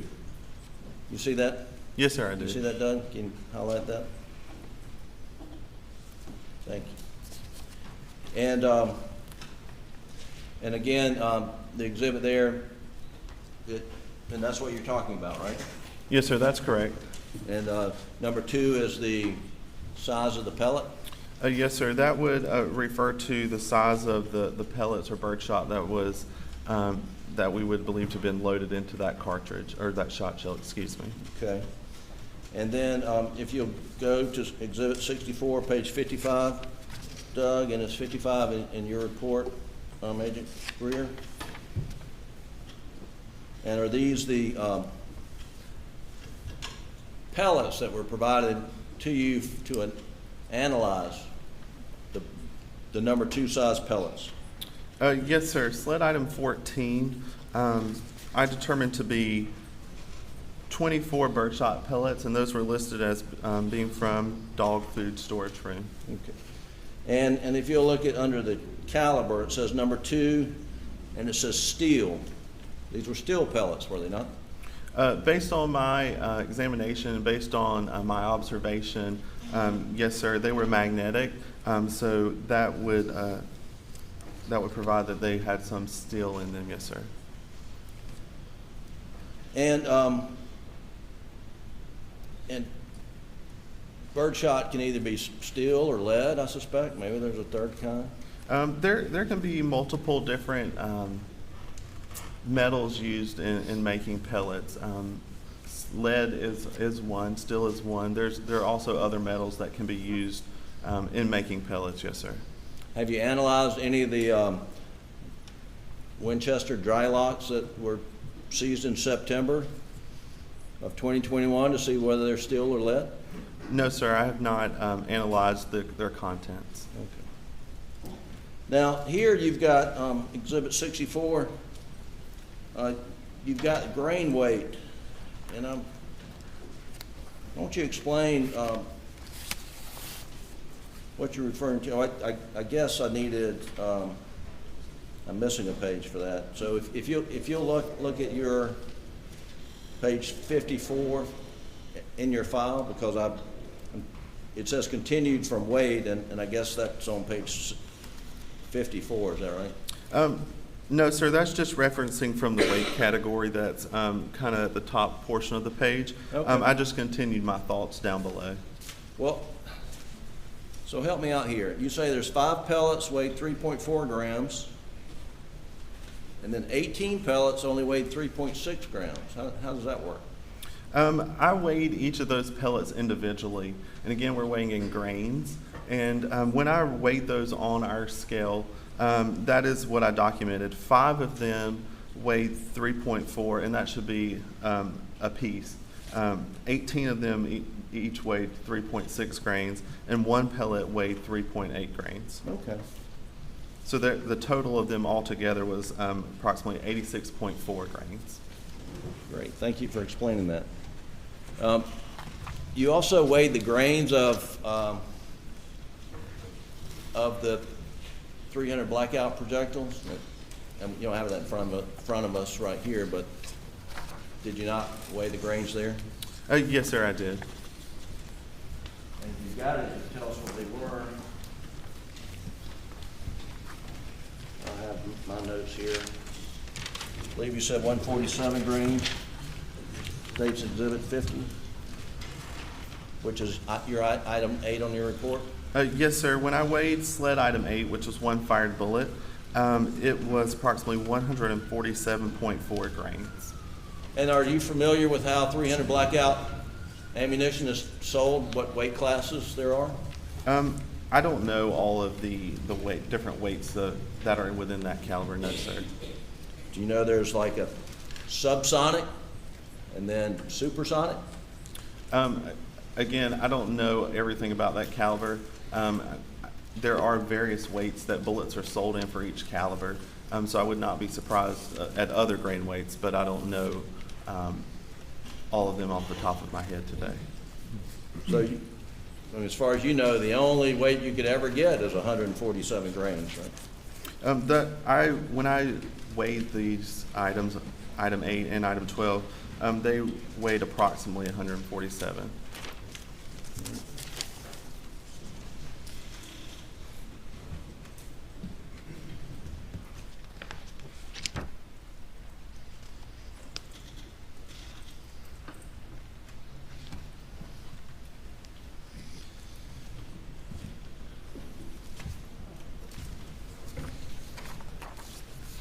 You mentioned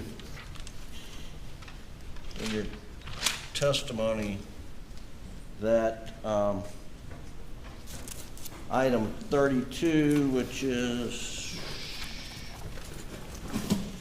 Exhibit 91, had a Winchester and a Federal 12-gauge shotgun shells in here. Do you remember that?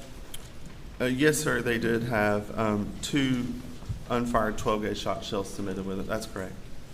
But you did more than that when you testified shortly ago. You said one was a Winchester and one was a Federal, I believe. Yes, sir. One is a Federal premium heavyweight TSS, and one is a 12-gauge Winchester Longbeard XR, I believe. Oh. The Winchester is not a dry lock, correct? No, sir. The markings on that shell said a Longbeard XR. Nope.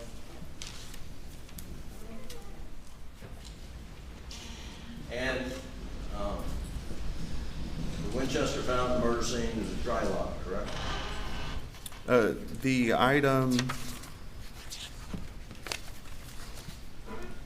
is 10 shot shell, which was recovered from Marker 10, which I do believe, from my understanding, is around the body of Margaret Murdaugh, was a Winchester 12-gauge shell, and it says dry lock on it. Yes, sir. All right, thank you.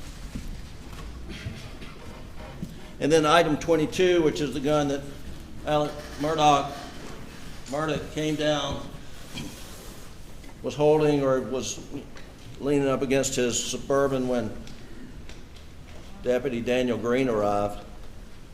That was, if you understand, loaded with a 12-gauge and a 16-gauge shell, correct? When I received it, it was unloaded, but I did receive a 12-gauge shell and a 16-gauge shell. That's correct. And if you fire a 16-gauge shell and a 12-gauge shotgun, what's likely to happen? That's something that I have not done, so I'm unable to answer that question. Is it dangerous to do such a thing? As a firearms examiner, I would recommend shooting the ammo that your firearm is chambered for. I can't predict what would happen if you shot that shot shell or attempted to. All right.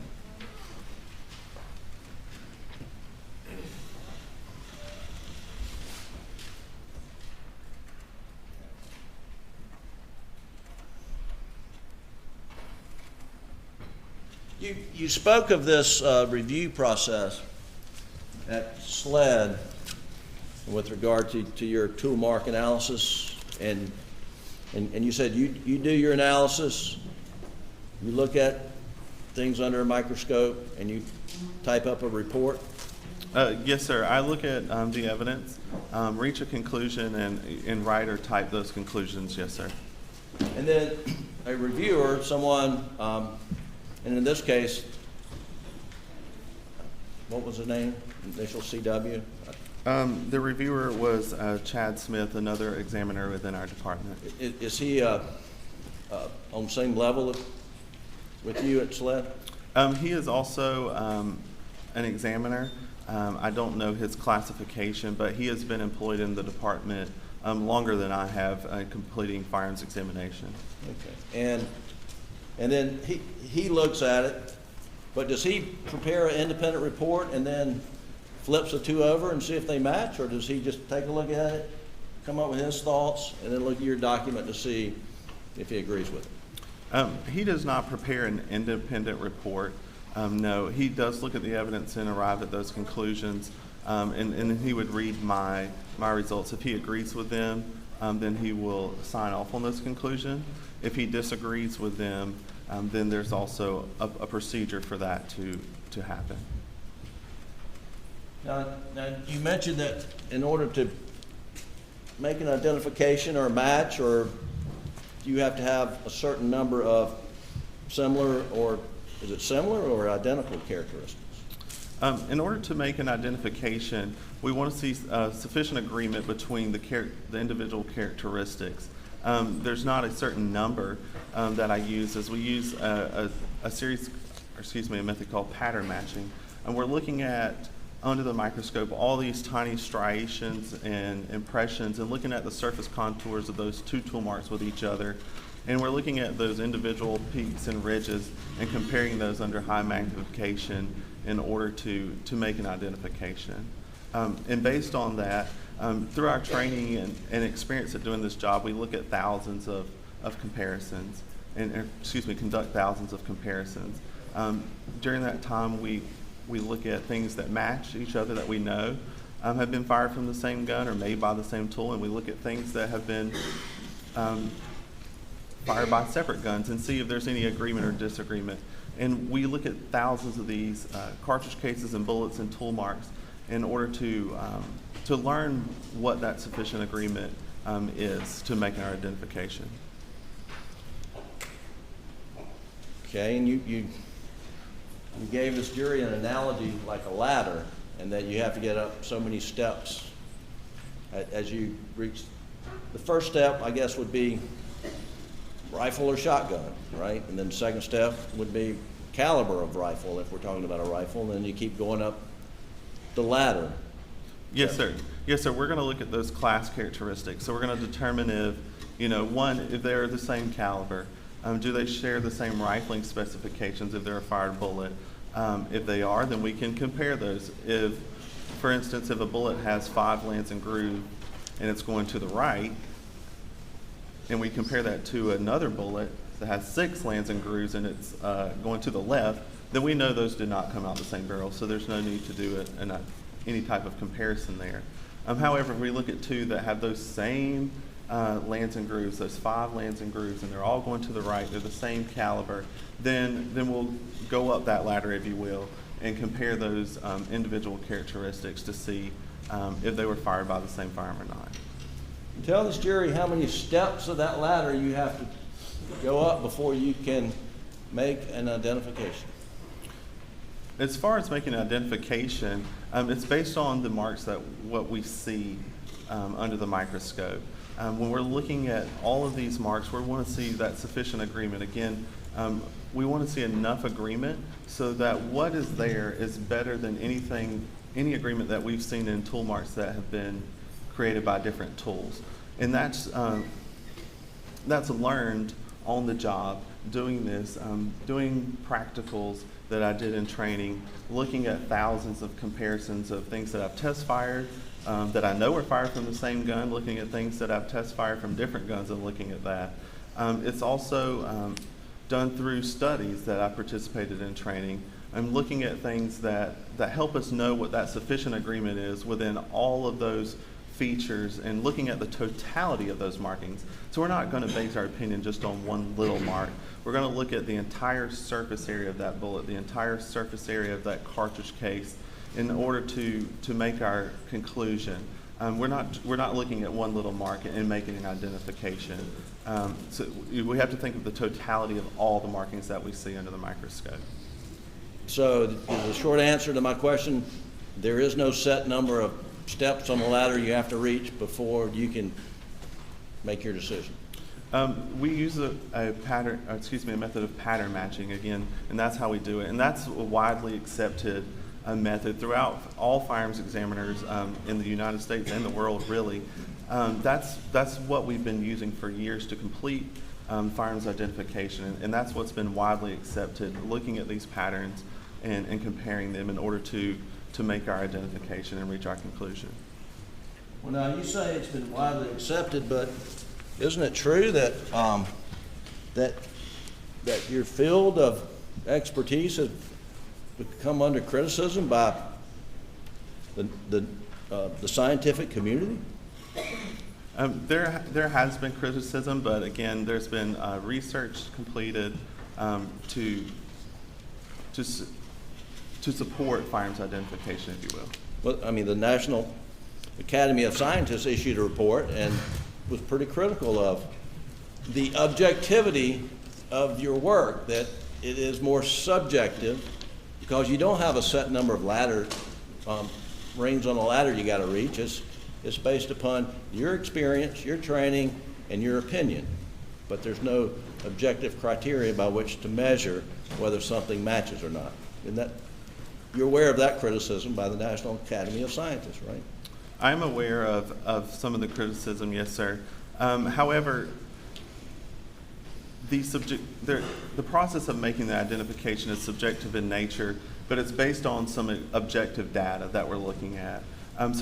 There's, again, lots of information that we're looking at, the contours of those tool marks, the individual peaks and ridges of those tool marks, and looking at it, it's not just looking to see is this a match and it looks good. We're really looking under high magnification at all of these features to see what agreement or disagreement that we can determine. And again, that's based on some objectivity, of how we arrived to that situation. But you agree that your chosen field is part art as much as science, right? Our field is an applied science, really. We do use lighting and angles to look at these features under the microscope, and it's important to know how to move those items around and move those lighting and those different stages on our microscope in order to see some of these markings. It can be difficult to do, and there is a special technique that you have to learn in looking at this and doing it and using that microscope to really become familiar and efficient. Do you agree with me previously in this courtroom under oath that this profession you're in is part art? There is some art to it, and that's just the lighting thing. For example, we have to look at that, and we have to use that oblique lighting in order to make some of those striations show up. Again, these are tiny little marks that we're looking at under magnification. But the field itself is not art. It's an applied science. We're using scientific processes to reach these conclusions with years of research to support it. You first examined item 22 back in June of 2021, correct? Which is yes. Which is the shotgun that Alec Murdaugh had that was taken by Deputy Green, right? Yes, sir. Item 22 was a Benelli model Super Black Eagle, and I did receive that item in June. Yes, sir. And when did you receive? I'm not going to pick it up again because I dropped it, and it's almost past 5 o'clock on a Friday. I don't want to create more of a delay, but when did you receive the 300 blackout? Is that the item 33 rifle? Yes, sir. You're referring to?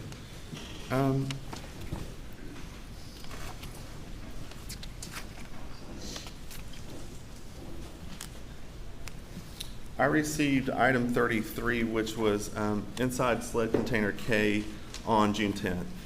And when did you issue your preliminary opinions on item 33 and item 22 to your agency, SLED?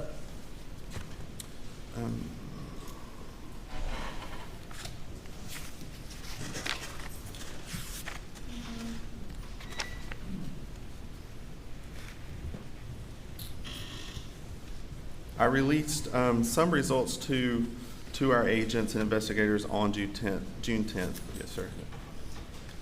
Are you aware after June 10th that SLED dive teams have been going out in Colleton County, diving the waters, trying to find murder weapons? I'm not aware of what all our dive teams were doing. No, sir.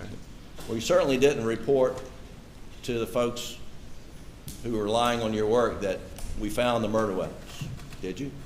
I'm sorry, can you repeat that? You didn't report to the folks at SLED who rely upon your analysis that, hey, Eureka, we got the murder weapons. No, sir, that's not what I reported. Okay. And you've never received any projectiles from the shooting range at Moselle to compare Objection, Your Honor, asked and answered. I haven't asked my question yet. Have you ever received any projectiles from the shooting range at Moselle to compare to the projectile item number 8? Object. It's been asked and answered. Possibly, but you can answer it again. Yes, sir. If you've answered it before. Based on my understanding of the scene, I do not believe I received any projectiles from that shooting area. But that's based on my understanding of where I believe the other projectiles were recovered from. When you got item 22, the shotgun, do you know whether it had been swabbed on the inside of the barrel? I believe it had been processed by other departments. However, I do not know what those swabs entailed. If a shotgun has been recently fired, does it leave evidence in the barrel, that soot and stuff? Yes, sir. It's possible that we would see some type of residue from firing in that barrel. And are you aware that Agent Worley swabbed the top before she removed the 16 gauge shell from it? No, sir. I do not know what Agent Worley did in this investigation. Can you see residue with the naked eye of a shotgun that has just recently been fired? Sometimes, yes, sir.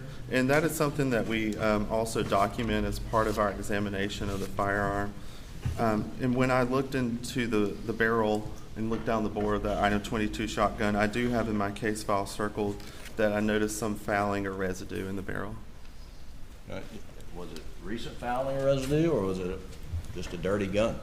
I can't date when that fouling was placed there. That residue was placed there. No, sir, I can't put a time on that. What about the 300 blackout? Was it? I think you have a note there's some fouling there, but maybe I'm confusing it. Yes, sir, that's correct. On the item 33 rifle, I did note that there was some fouling or residues in that barrel. The opinion that you have provided this court as to the shell casings from the murder scene, which are items, SLED items 2 through 7, and that your opinion is that they were loaded into, extracted and ejected from the same firearm at some previous time with items 35 through 37, 39, 108, 113, 116, 17, and 122, and those are shell casings that were found around the house and at the shooting range. Your opinion that they were loaded into, extracted, and ejected from the same firearm. do you hold that opinion with 100% certainty? Yes, sir. That is my opinion. That is the conclusion that I reached. Did you ever tell Agent Owen that you could not forensically state with 100% certainty?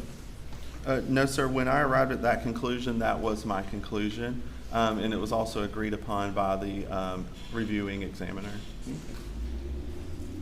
So if there's a note in Agent Owen's report that you couldn't reach it with 100% certainty, then someone has made a mistake? I don't know the contents of Agent Owen's report. Okay.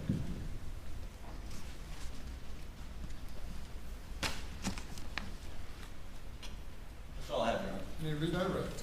Yes, Your Honor. Allow me to ask a few questions.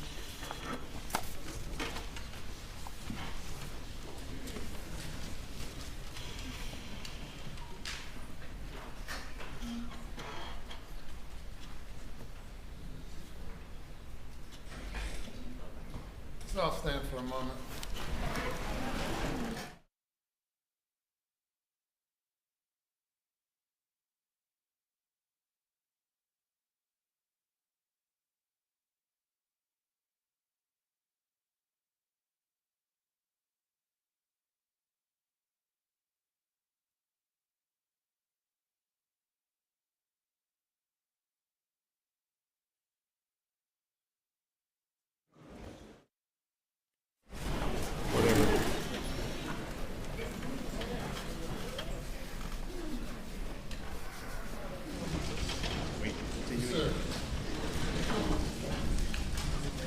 Mr. Greer, I'm handing you what's been marked as State's Exhibit 400. Could you kindly review that very, very quickly and let me know if you're familiar with what it is?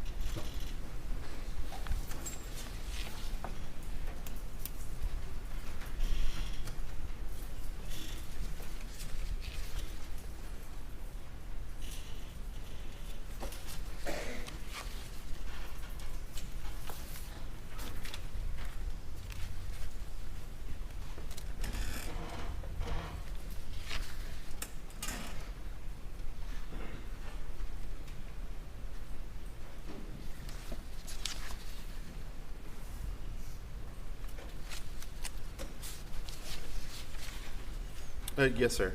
What is it? This appears to be a copy of my report. It's an accurate, complete copy of your report?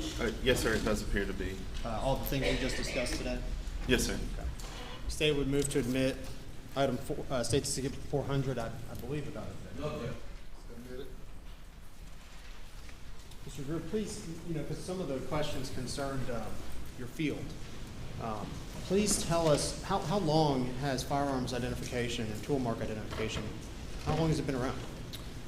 In its current form, I would say the early 1900s is when this really became popular, and firearms identification was born with several important cases. It was as early as the 1900s that they started looking at this evidence and looking at those individual characteristics through microscopy.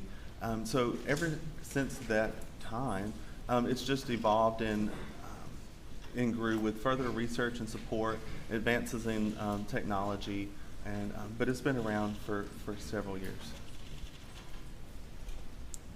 And are you familiar with any studies that were done utilizing what would be called consecutive barrels Yes, of sir. firearms?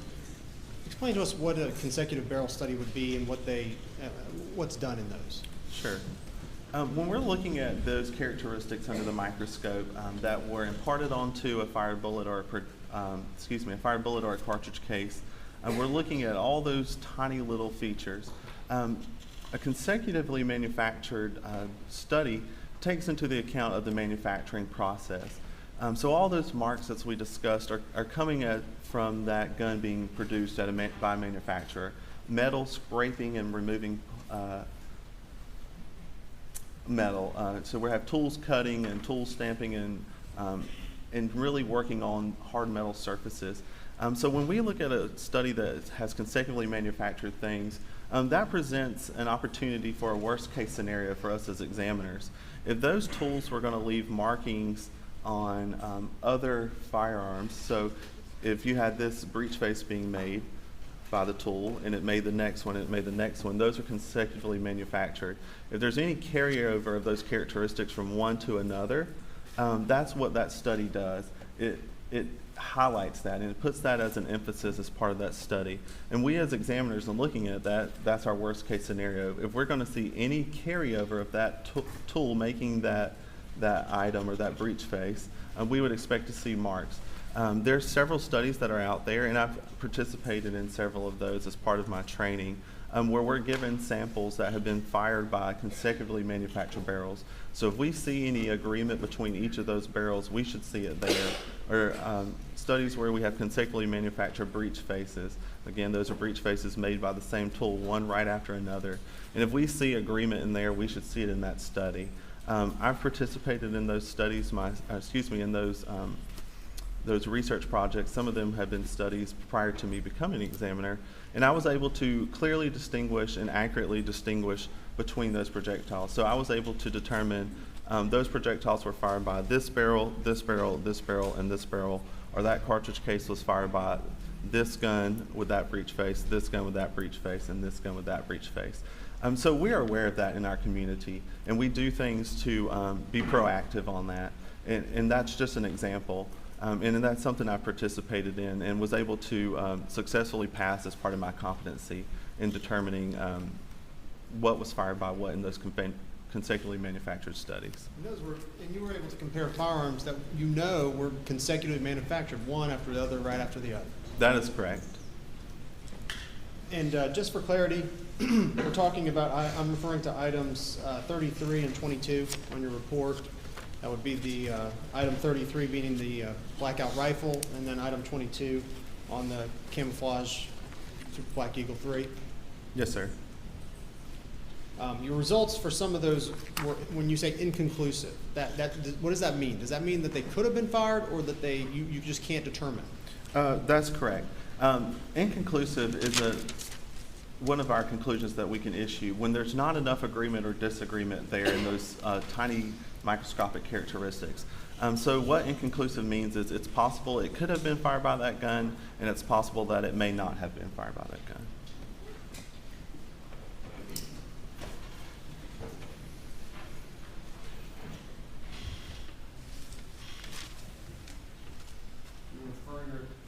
Attention to states, to your item number 165, States Exhibit 147. Remind us again what that item is. Could I see item 165? You make me find it. I'm sorry. It's fine.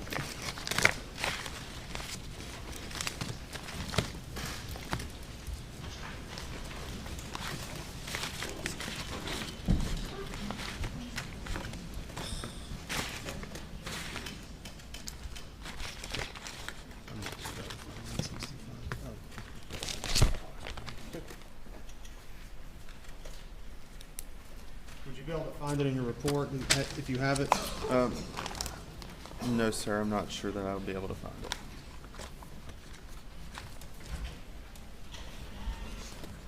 It should be here. Unfortunately.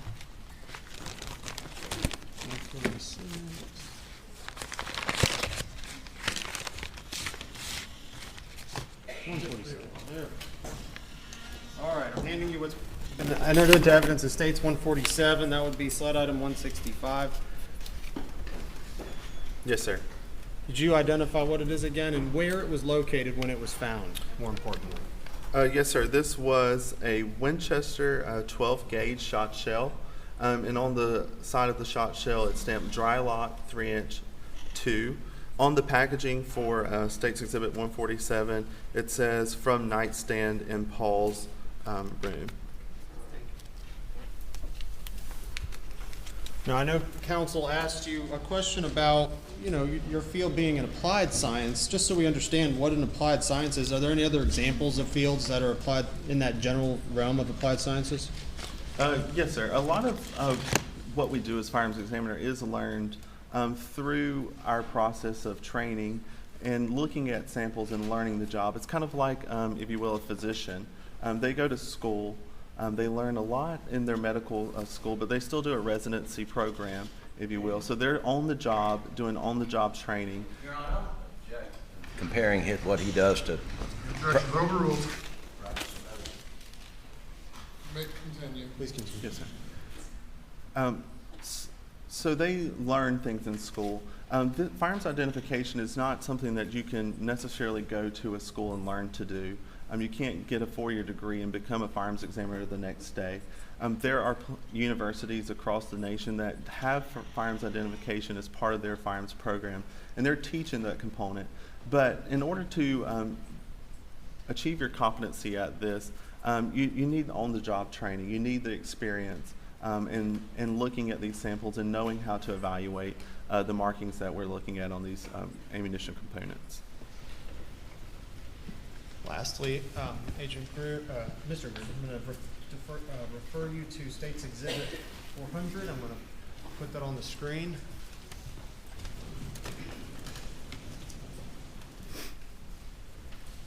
I'm going to direct your attention to item 128. Can you see that on your screen, Mr. Greer? Yes, sir, I can. Specifically, your findings concerning 2 through 7. You see where my pen's pointing? Yes, sir, I do. Which items were 2 through 7? Those were from markers 2, 3, 4, 5, 6, and 7, respectively. And from my understanding of the crime scene, those were the ones that were located around Margaret Murdaugh's body. Okay. And again, we're on what page now, Mr. Greer? That's on page 7, yes, sir. Okay. Items 2 through 7 found around Maggie's body. Items 35 through 37 and 39, where were those located? Those were from the side entrance door, which would be the door, I believe, coming out of the gun room area. And items 108, 113, 116 through 17, and 122, where were those located? Those were from various areas, thought to be from the shoot field or from the field. And tell me again what your conclusion was. I was able to determine that based on matching characteristics in the mechanism marks that items 2 through 7, 35 through 37, 39, 108, 113, 116 through 117, and 122 had all been loaded into, extracted, and ejected from the same firearm at some previous time. Nothing further. Thank you. Further examination. No, Your Honor. All right, thank you. You may step down.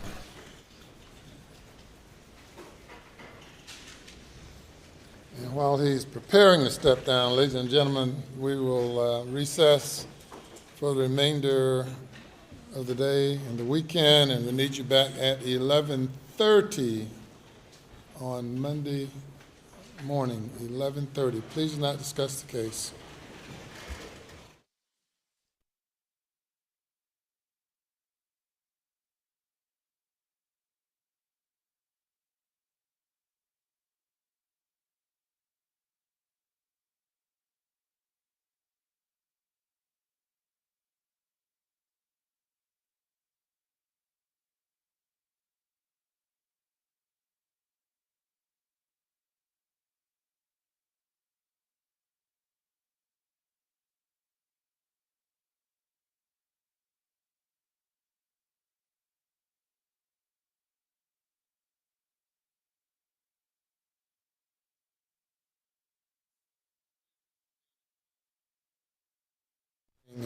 Which witnesses will you have? Your Honor, if we're talking about the in-camera hearing, we'll have Mark Tinsley, and we do have another issue, which I believe I had indicated to Your Honor perhaps in a pretrial conversation as to a A conversation that took place a few days after the crimes occurred, in which there were a number of individuals present. Mr. Murdaugh was present. I don't know the contents of that meeting because I've been out of an abundance of caution, have stayed away from that, and I believe that we may have a little bit of testimony just on whether or not there is any attorney-client privilege to that conversation. I've been careful throughout this investigation preparation not to be privy to that, but I do believe that it is not an attorney-client privilege conversation, but I'd like the court's ruling on that before I came privy to the contents of that. That's the only other issue at this time that I think would be addressed in camera that morning. Your Honor, and sort of a surprise here, were those conversations recorded? No. And I mentioned this in our pre-trial. Yeah, I just didn't know what you're referring to. Neither one of us know what the contents of those conversations are. I believe Mr. Griffin was present at this meeting, which is exactly why I wanted the court's ruling before I became privy to the contents of the defendant's statements at that meeting. We're not quite sure, but we'll wait with bated breath to hear whatever it is. Can you be more specific as to what you're talking about, Mr. Waters? From my understanding, there was a meeting or some sort of gathering in which Mr. Griffin and Mr. Murdaugh and then a number of other individuals were present, in which the defendant made some statements. The contents. Individuals? No. I think some of his partners and other individuals, maybe some family, to which I have never been privy to the contents. However, I would like to know the contents, but I've been careful out of an abundance of caution not to ever become privy until I had a ruling from the court that there was no attorney-client privilege because of the presence of third parties to that conversation. So I would like to address that with the court, and if the court believes that and rules that there is no attorney-client privilege, then I may, at the appropriate time, examine people who were present at that conversation as to what the defendant said. And is that in relation to financial crimes or? No, sir, that would be in relation to the murders of Maggie and Paul. But it is an in-camera matter that if we have the time available, I wanted to raise that with the court. Maybe we can go ahead and knock that one out as well. All right. Any thoughts by the defense? Your Honor, what he's referring to is, it was on Thursday, June the 10th, when SLED came to John Marvin Murdaugh's hunting property to interview Alec, to interview John Marvin Murdaugh, Randy Murdaugh, Buster Murdaugh, and I was there to represent Alec for purposes of that. Before SLED got there, we were all in the house. I have no idea what beyond that he's talking about. I mean, what was supposedly said or heard, or I have no idea, but beyond that. I don't know of any conversations that he's trying to find the substance of and who he's going to get them from.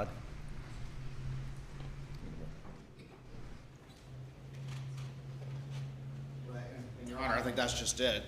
We would have a witness as to the circumstances of who was present, and in the event that Your Honor rules that because of the presence of third parties, it was not a protected conversation, then I would then, become privy or asked to become privy to the content of that.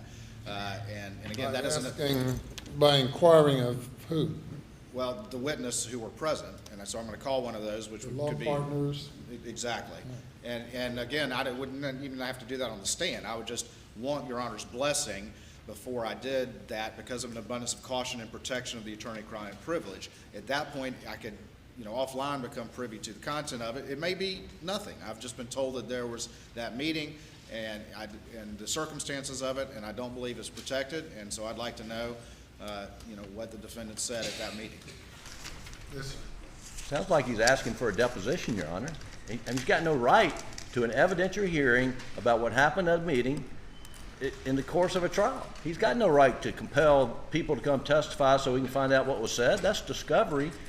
I mean, state grand jury allows him to do that, but there's no rule that permits him to conduct a deposition, whether in court or out of court, and that's what he's trying to do. Not asking to conduct a deposition, Your Honor. I've actually been doing this out of abundance of caution and protection of the defendant's rights and making sure that we didn't cross a line without the court's input. And again, the content may be something that's useful or not. Well, if you'd like to brief or send a memo or cases to the court regarding statements made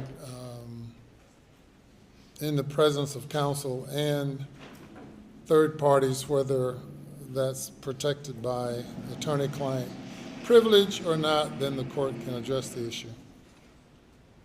Yes, sir, Your Honor, and I'll be happy to address that Monday morning. I will.